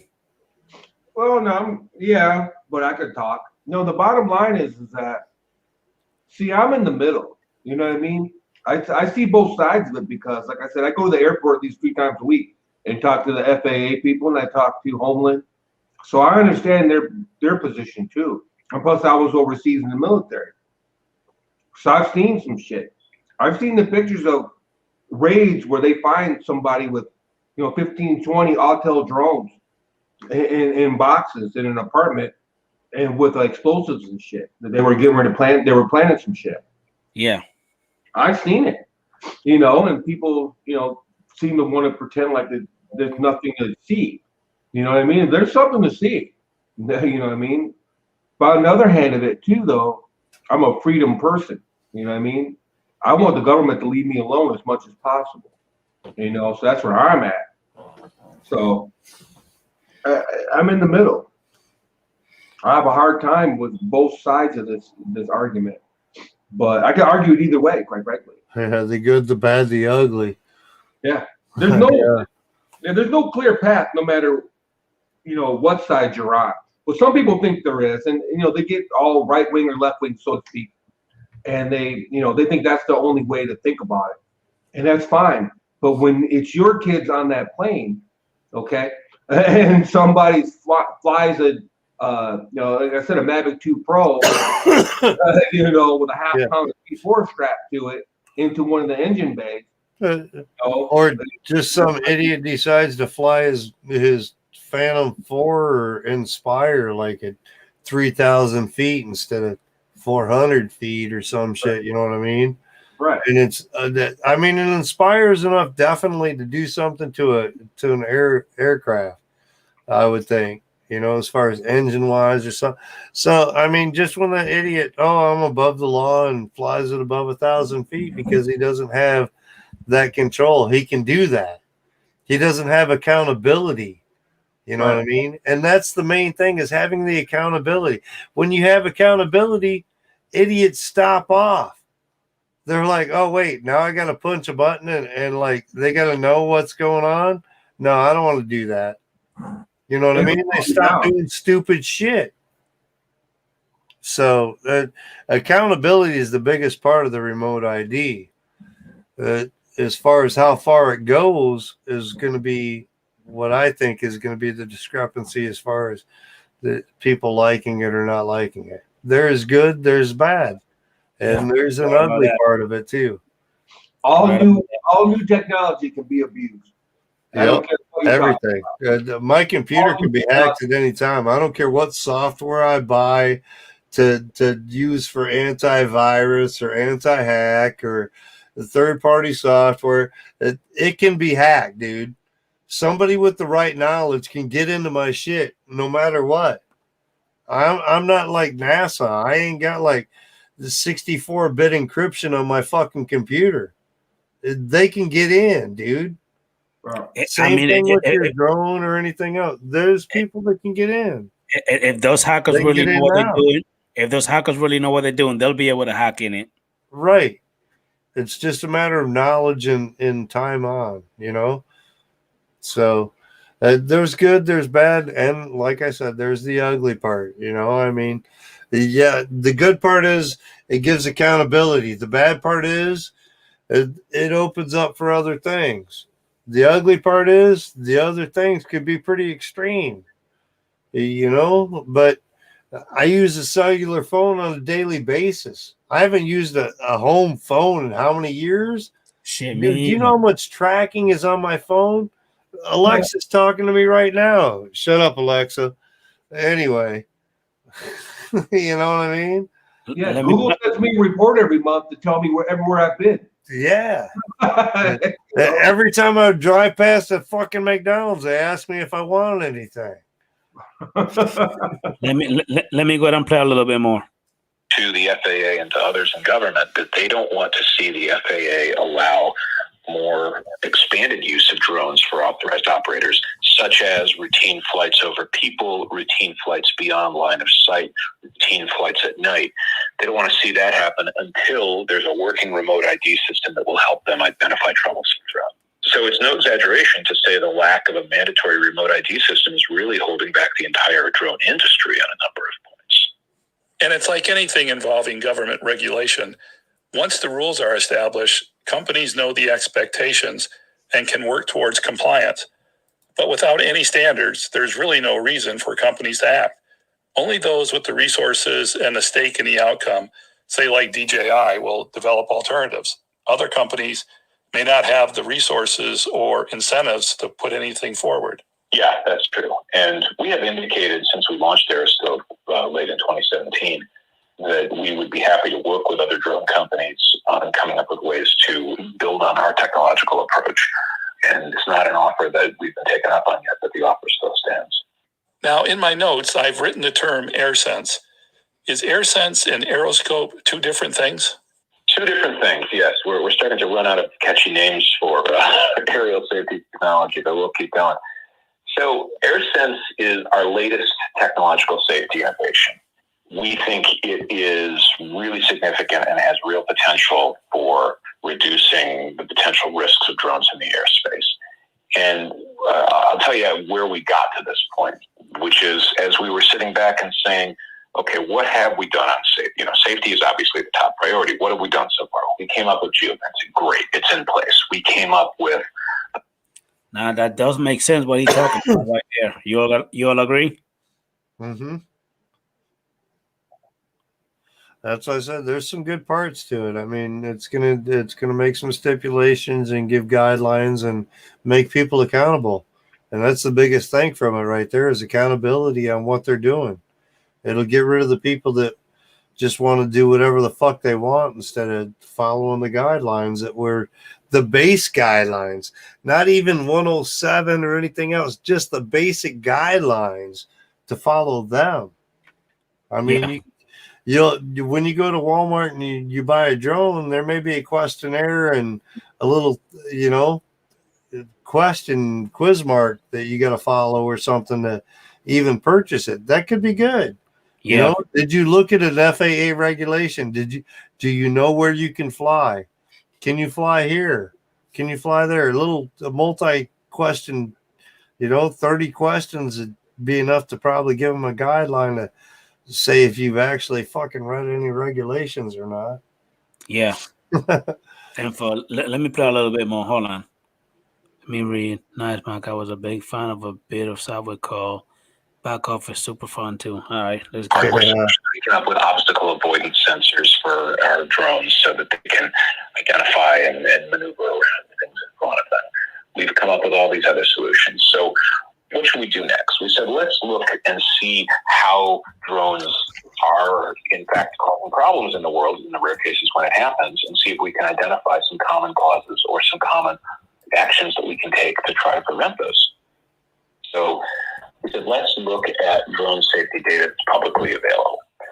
So we looked at the FAA's database of drone incident reports. You've probably heard about this. This is everything from the pilot says they saw a drone at 14,000 feet while they were coming into land in Phoenix, all the way to, there's some edge cases in there where people have reported a drone sitting in someone's driveway or a drone flying a perfectly legal, harmless flight, but they thought the FAA should know about it.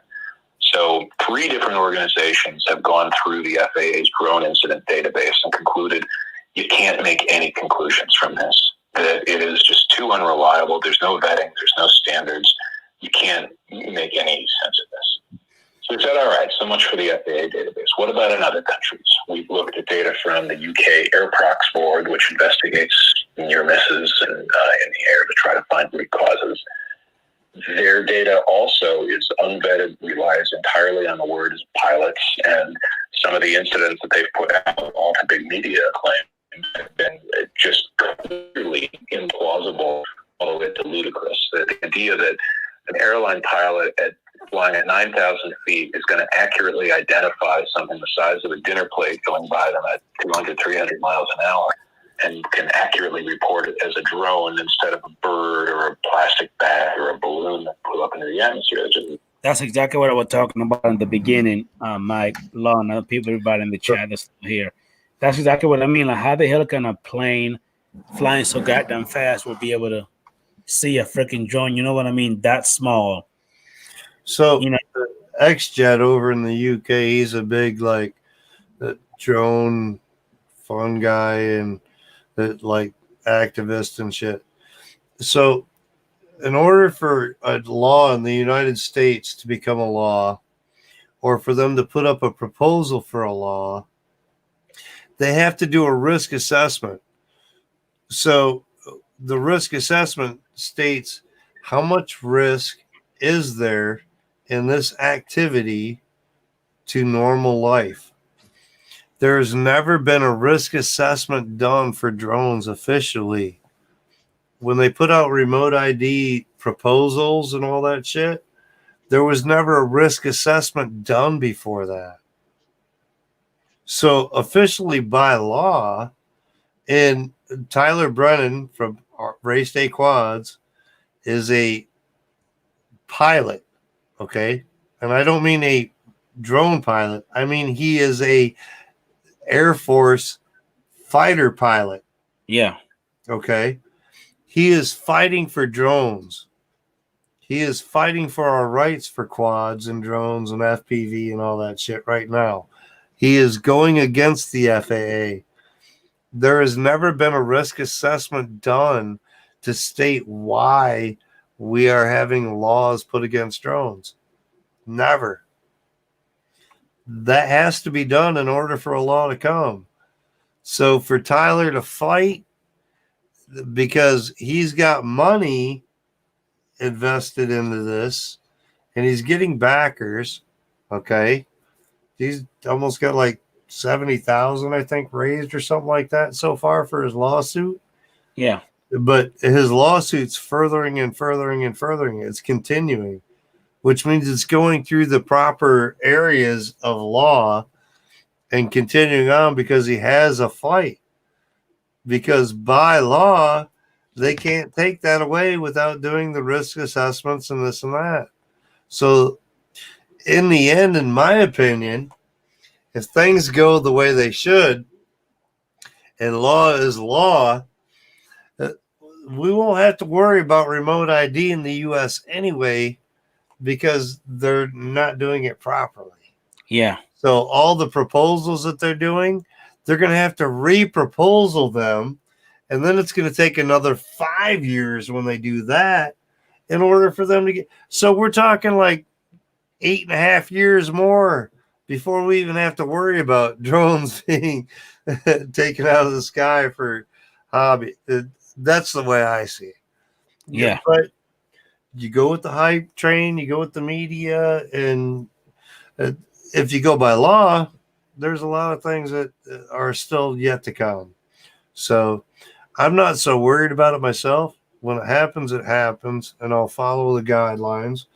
Just like when they said, okay, in order to carry a firearm on my side, I got to get a concealed weapon. Yeah. All right, so I'm going to go get the laws and I'm going to follow the guidelines. I'm going to do my thing. But until then, I'm going to keep doing what I do. That's the way I see it. All right. Hold on one second. Let me play a little bit more.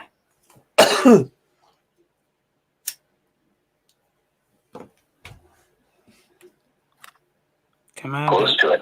Most of the time, there's absolutely no evidence supporting it. And in fact, we found half a dozen incidents where drones were reported to have collided with airplanes, and it turns out it was something else. It was a bird. It was a bat. It was a collision that left no blood traces, but when you took it to the lab, they were able to identify the DNA from bird feathers. There have been at least 2 cases where the nose cone on the front of a jetliner suddenly goes bang and collapses during flight. And pilots blame a drone. When it goes under the microscope for a real technical evaluation, it turns out it was improperly installed and had structural weaknesses. Small planes that they think they hit an object. When it goes under the microscope, it turns out that in one case the windshield had degenerated and it shattered under its own structural weaknesses. So the more, and I did a lot of this research, and the more and more I would dig into these cases, I would find that they're just bunk. And it became infuriating as someone who believes in drones and the technology and the promise that drone technology brings for the world. Hey, Adrian, that's like that drone going through that windshield of the helicopter back about a month ago, huh? Yeah. How much of that was real and how much of it was fake? A Phantom 4 went through a windshield of a helicopter, huh? That guy's in jail. Yeah. How much of that come out bunk? That guy's in jail. Yeah. He's in jail because he was flying unregardless, but that's not the thing. The thing is did it go through the windshield of the helicopter really? Well, well, listen. He about to go talk about that real quick. So let me go ahead and keep playing it. All right.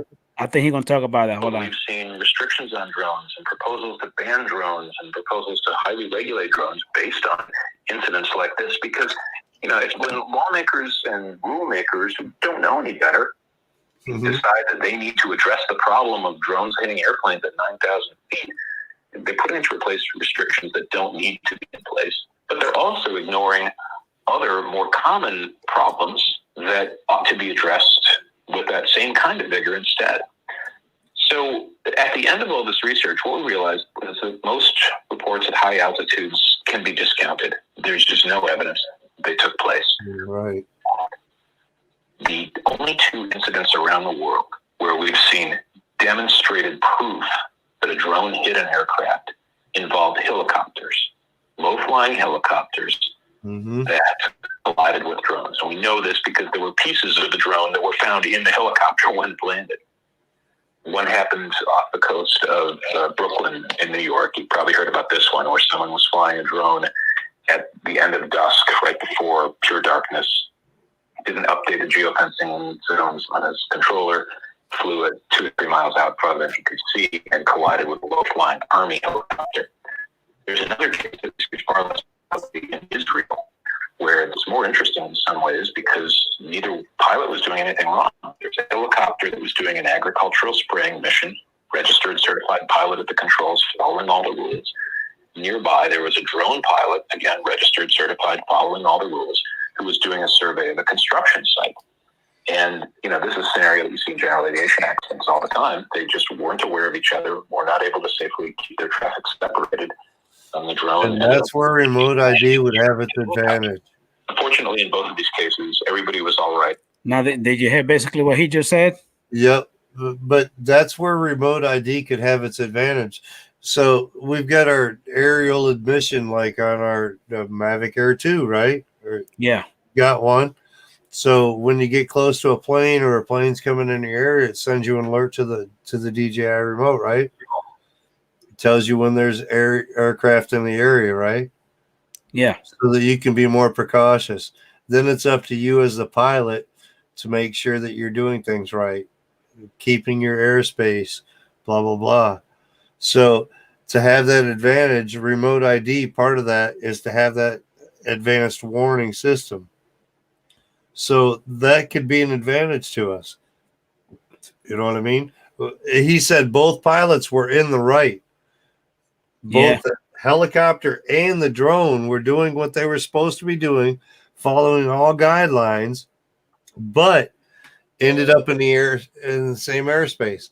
Now with remote ID, that's going to send links to FAA, right? Yeah. Just like your air pilotry, your air traffic controls and whatnot. When you got something in the airspace, it sends alerts. It notifies all people. Everybody's under alert. Therefore, they're being cautious. They're going to be more alert. So that could be an advantage to us right there for the remote ID. You know what I mean? To some aspect, So there's another advantage we got to look at. It can make all of us safer. Even Inspire Matrice 600. What's that? $15,000 drone up in the air, dude? I think like 20, I believe. Yeah, I mean your base matrice is like 15. Right. Your base end, so 15 up. Riding around doing some agricultural type shit or some observatory shit, and some crop dusters coming through flying his shit. He's got low clearance. You got low clearance. You're in the same airspace. That remote ID could notify you of that stuff where, because he's reported in, I'm going to be flying this area. So now you've got an alert to your thing that says, okay, there's going to be an aircraft in that area. You know what I mean? That could be an advantage to us, having that communication between the drone pilots and the, airplane pilots. That could definitely have an advantage. Gotcha. Hold on. Minor damage to the helicopter. Nobody got hurt. But it showed that helicopters, because they fly low, they fly irregular patterns, they're not necessarily confined to airspace near airports. They are a unique hazard for drones. And you can also go online and see a couple of videos that have been posted by people who were flying drones, didn't realize that they were too close to helicopters, and had these perilous near misses where helicopters fly right below them. And both of the versions that I've seen online, and drone pilots as well, I had no idea. They were really, really lucky here. They seem to understand the magnitude of the error there. So through all this research, we said, all right, high-flying airplanes are not the problem. Low-flying helicopters really are at risk. What can we do to address that? Well, in the United States, helicopters and airplanes had used a technology called ADS. It's Automatic Dependent Surveillance Broadcast B. I forget what the B stands for. And that's what we get on our drone technology sending us is from their remote. To put their telemetry when this is increasingly what air traffic control is based on. They have to use it in all controlled airspace in the United States by the beginning of next year. Aircraft. This is a constant telemetry signal that shows where the aircraft is, its speed, direction, heading, identifiers, etc. And that's basically what remote ID does for us. To read that information in the airspace and send it. Yeah, because if the Mavic Air 2 has it, and they're saying that every new drone that's gonna come out is gonna have it now. And that's why DJI is revamping. I think they're getting ready for the remote ID type technology, trying to implement more things. And Mike Litorius. I guess you were right. FPV, he's not going to show his face. He's only going to show the little icon of his. How you doing, Mr. Mike? It's a pretty bike, Ranger. That is a pretty bike. Man? How you doing? I'm doing pretty good, man. And yourself? All right. Yeah. You know, a lot of people knew back in the day when I used to do a lot of shows with Dan, Drone Worship. Mm-hmm. But you see, I maintain some communications equipment for law enforcement in the area. And I did some videos, instructional videos, a while back where I'm not allowed to use my likeness with anything that uses a transmitter or a receiver. So I'm not legally able to, because, you know, drones use transmitters and receivers and all, you know. I'm endangering my livelihood a little bit by doing that. So that's where that is. And most people knew that back in the day. And I don't do a lot of streams or whatnot for that. You know, I'll jump on in here and chat. Well, we appreciate that just the same, Mike. Yeah. I've always seen your bike, man. I love looking at it. Right. It's I mean, that's the reason I'm not an unsatiable asshole or nothing. So Yeah, you've never been shy, that's for sure. But for Adrian, you know, just to satisfy curiosity. Oh shit! Oh hell! Let me get my screen recorder going, Mike. What is it? It's gonna be quick, so you know. I think I have actually officially seen you like once or twice or something like that, but it's like real brief. Yeah, a couple times I've got on, but I don't know. After I thought about it a while, it's not a good thing for me. But anyway, what's up, boys? Holy shit! I'm You in look my like my phone, so brother or it's, something. I don't know. Yeah. But, There he Good to goes put a right face there. to the name, brother. Good to put a I'm face in- to the name. I'm Oh, on my now phone. he's gonna highlight you. Now you're in the spotlight. They're gonna find you for sure, Mike. There you go. I'm in my kitchen here also. So. I'm missing that bike. There you go. Oh, woof. There it is right there. All that crow, man. Well, Mike, thank you for popping in, man. I really appreciate you, buddy. Not a problem, man. No, I just don't want anybody to say, "Oh, Mikey's an asshole. He's unsociable." Too late. I tried to cover for you earlier, man. You know, I was pushing you. Too late. After that Brandy situation, you're forever jerk. You know, as far as that goes. What situation? Was her name Brandy? Over that. What was her name? Or Spark? What was that over? You won a drone and she claimed she worked. To her or something. Well, skied No, it was Bree. Bree, that's it. That's it. Bree. No, man, I sent her the drone. Dude, I'm kidding. no, but seriously, I sent her the drone, and I had my lady ship it out from her workplace, and you know they're shipping packages all day and all long, you know, getting them in. It's plus I get a discount shipping through them. Right. So I don't know, man. She's emailing me practically every day. I'm answering her every day. So, you know, hey, let me know when it gets there, blah, blah, blah. And it turned into this hateful argument with this girl, entitlement kind of thing. And I don't know. And then I came on I was going to pay for the shipping too.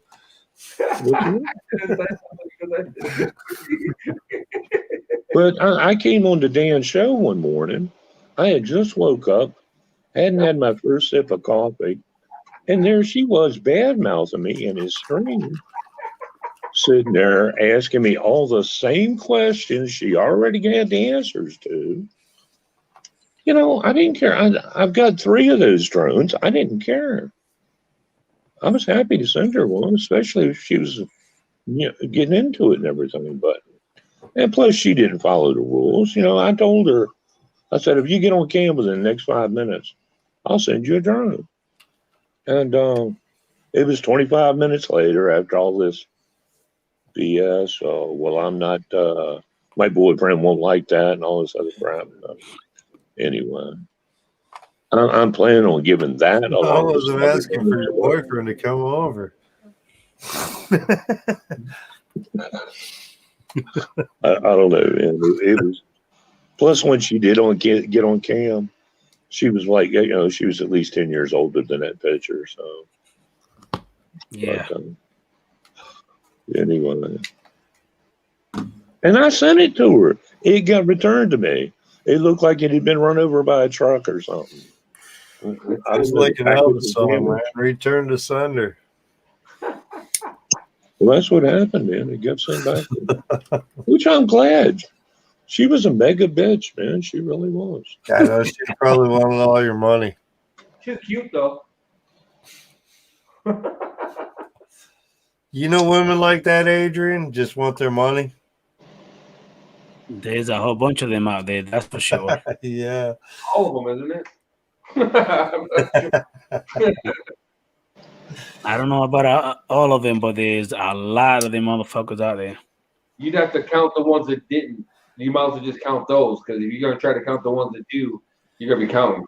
I was lucky, man. I found one that married me for my good looks. Uh-huh. That's what she tells you, right? She ain't expecting shit, is she? We got the biggest cock ever.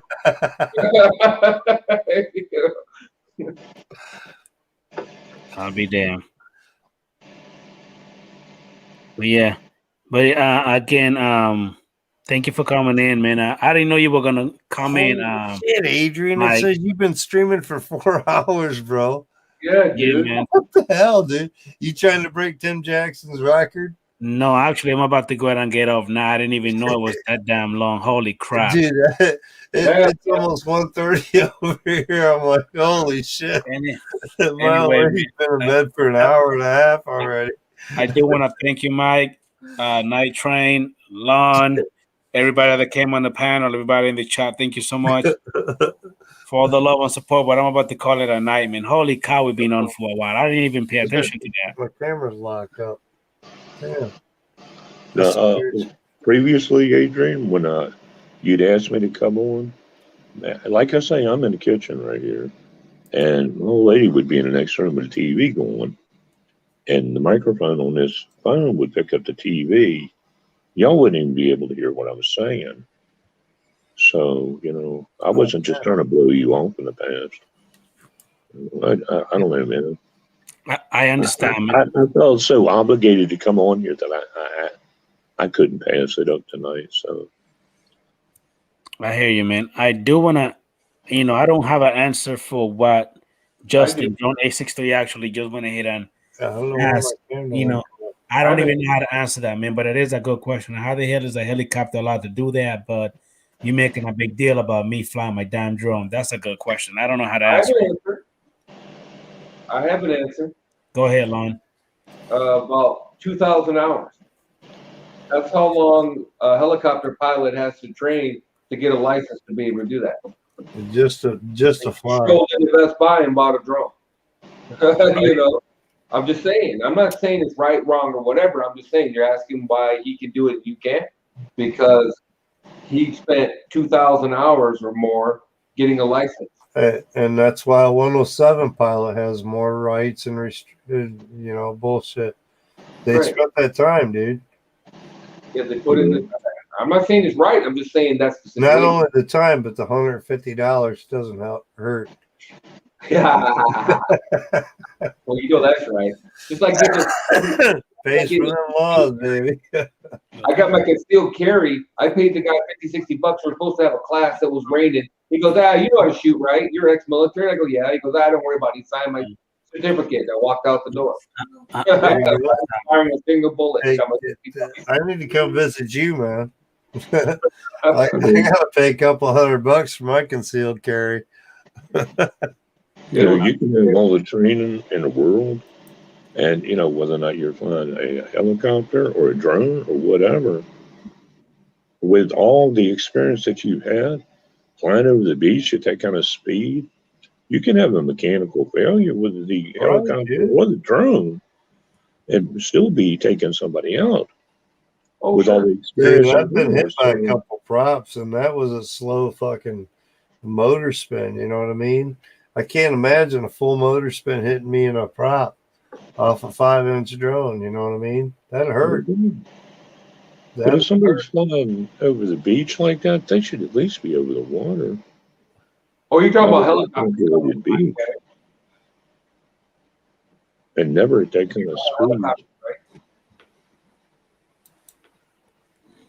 Yeah, you're talking about helicopters, right? I'm sorry, I'm not hearing something. What you're saying? Oh, you're talking about helicopters, right? Right.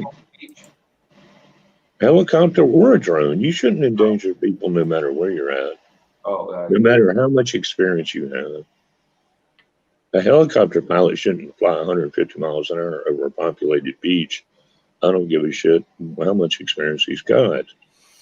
He can simply fly over the water if he's right there at the beach and not endanger people. right. If he has a mechanical failure of any sort, which he has no control over, he's going to take Yeah, some people. man, that thing is going to go a couple 100 feet. So when we fly FPV drones, we talk about recording DVR so that when you crash, you might be able to recover like your GoPro, this or that. So when you crash at ground level, that drone can end up 50 feet radius of your crash site. Right. They say to look for your gear, like your GoPro. When you crash, you notice something's missing off your drone. You look in a 50-foot radius of where you picked up your drone. You'll find props. You'll find drone parts. Lots of stuff. You know what I mean? Oh, yeah. So that's just a small Revolution drone at ground level. Think about that 300 feet up in the air, and these X-class drones or Beast-class drones, or you know, I mean, that's some damage that could be done somewhere. It could end up hundreds of feet further away. If it's coming down from 100 feet up, it's going to be 100 feet, 200 feet from your crash site. You know what I mean? Directly below you. So it could be big radius. Just think how big of a radius it would be with a helicopter flying over. Right. Because it's spinning and rotating and throwing its rotation around so it oblongs as it comes down. And yeah, it could be a half-mile radius for all you know. All right, guys. I am not gonna break the record, but I'm about to go ahead and go. I'm sleepy as hell now. Adrian, man, awesome show, brother. Thank you, man. I appreciate it, man. I appreciate you, brother. Appreciate Everybody in the chat, everybody that came in the panel, thank you so much, man. And I'll see you guys later. My cam's not working, but peace out, all. Yeah, man. Your camera froze, man. I see everybody. Yeah, I else. don't know. I've been trying to get it pulled back up, and for some reason, it doesn't want to come back up on OBS. So we called it. Again, good night, guys. Thank you, Lon, Mike. Thank you for coming at the last minute. Appreciate your night train. Everybody in the chat. Enjoy, peeps. Everybody that came into the stream. I appreciate you, man. Good night, brother. Good night, everybody. All right, man.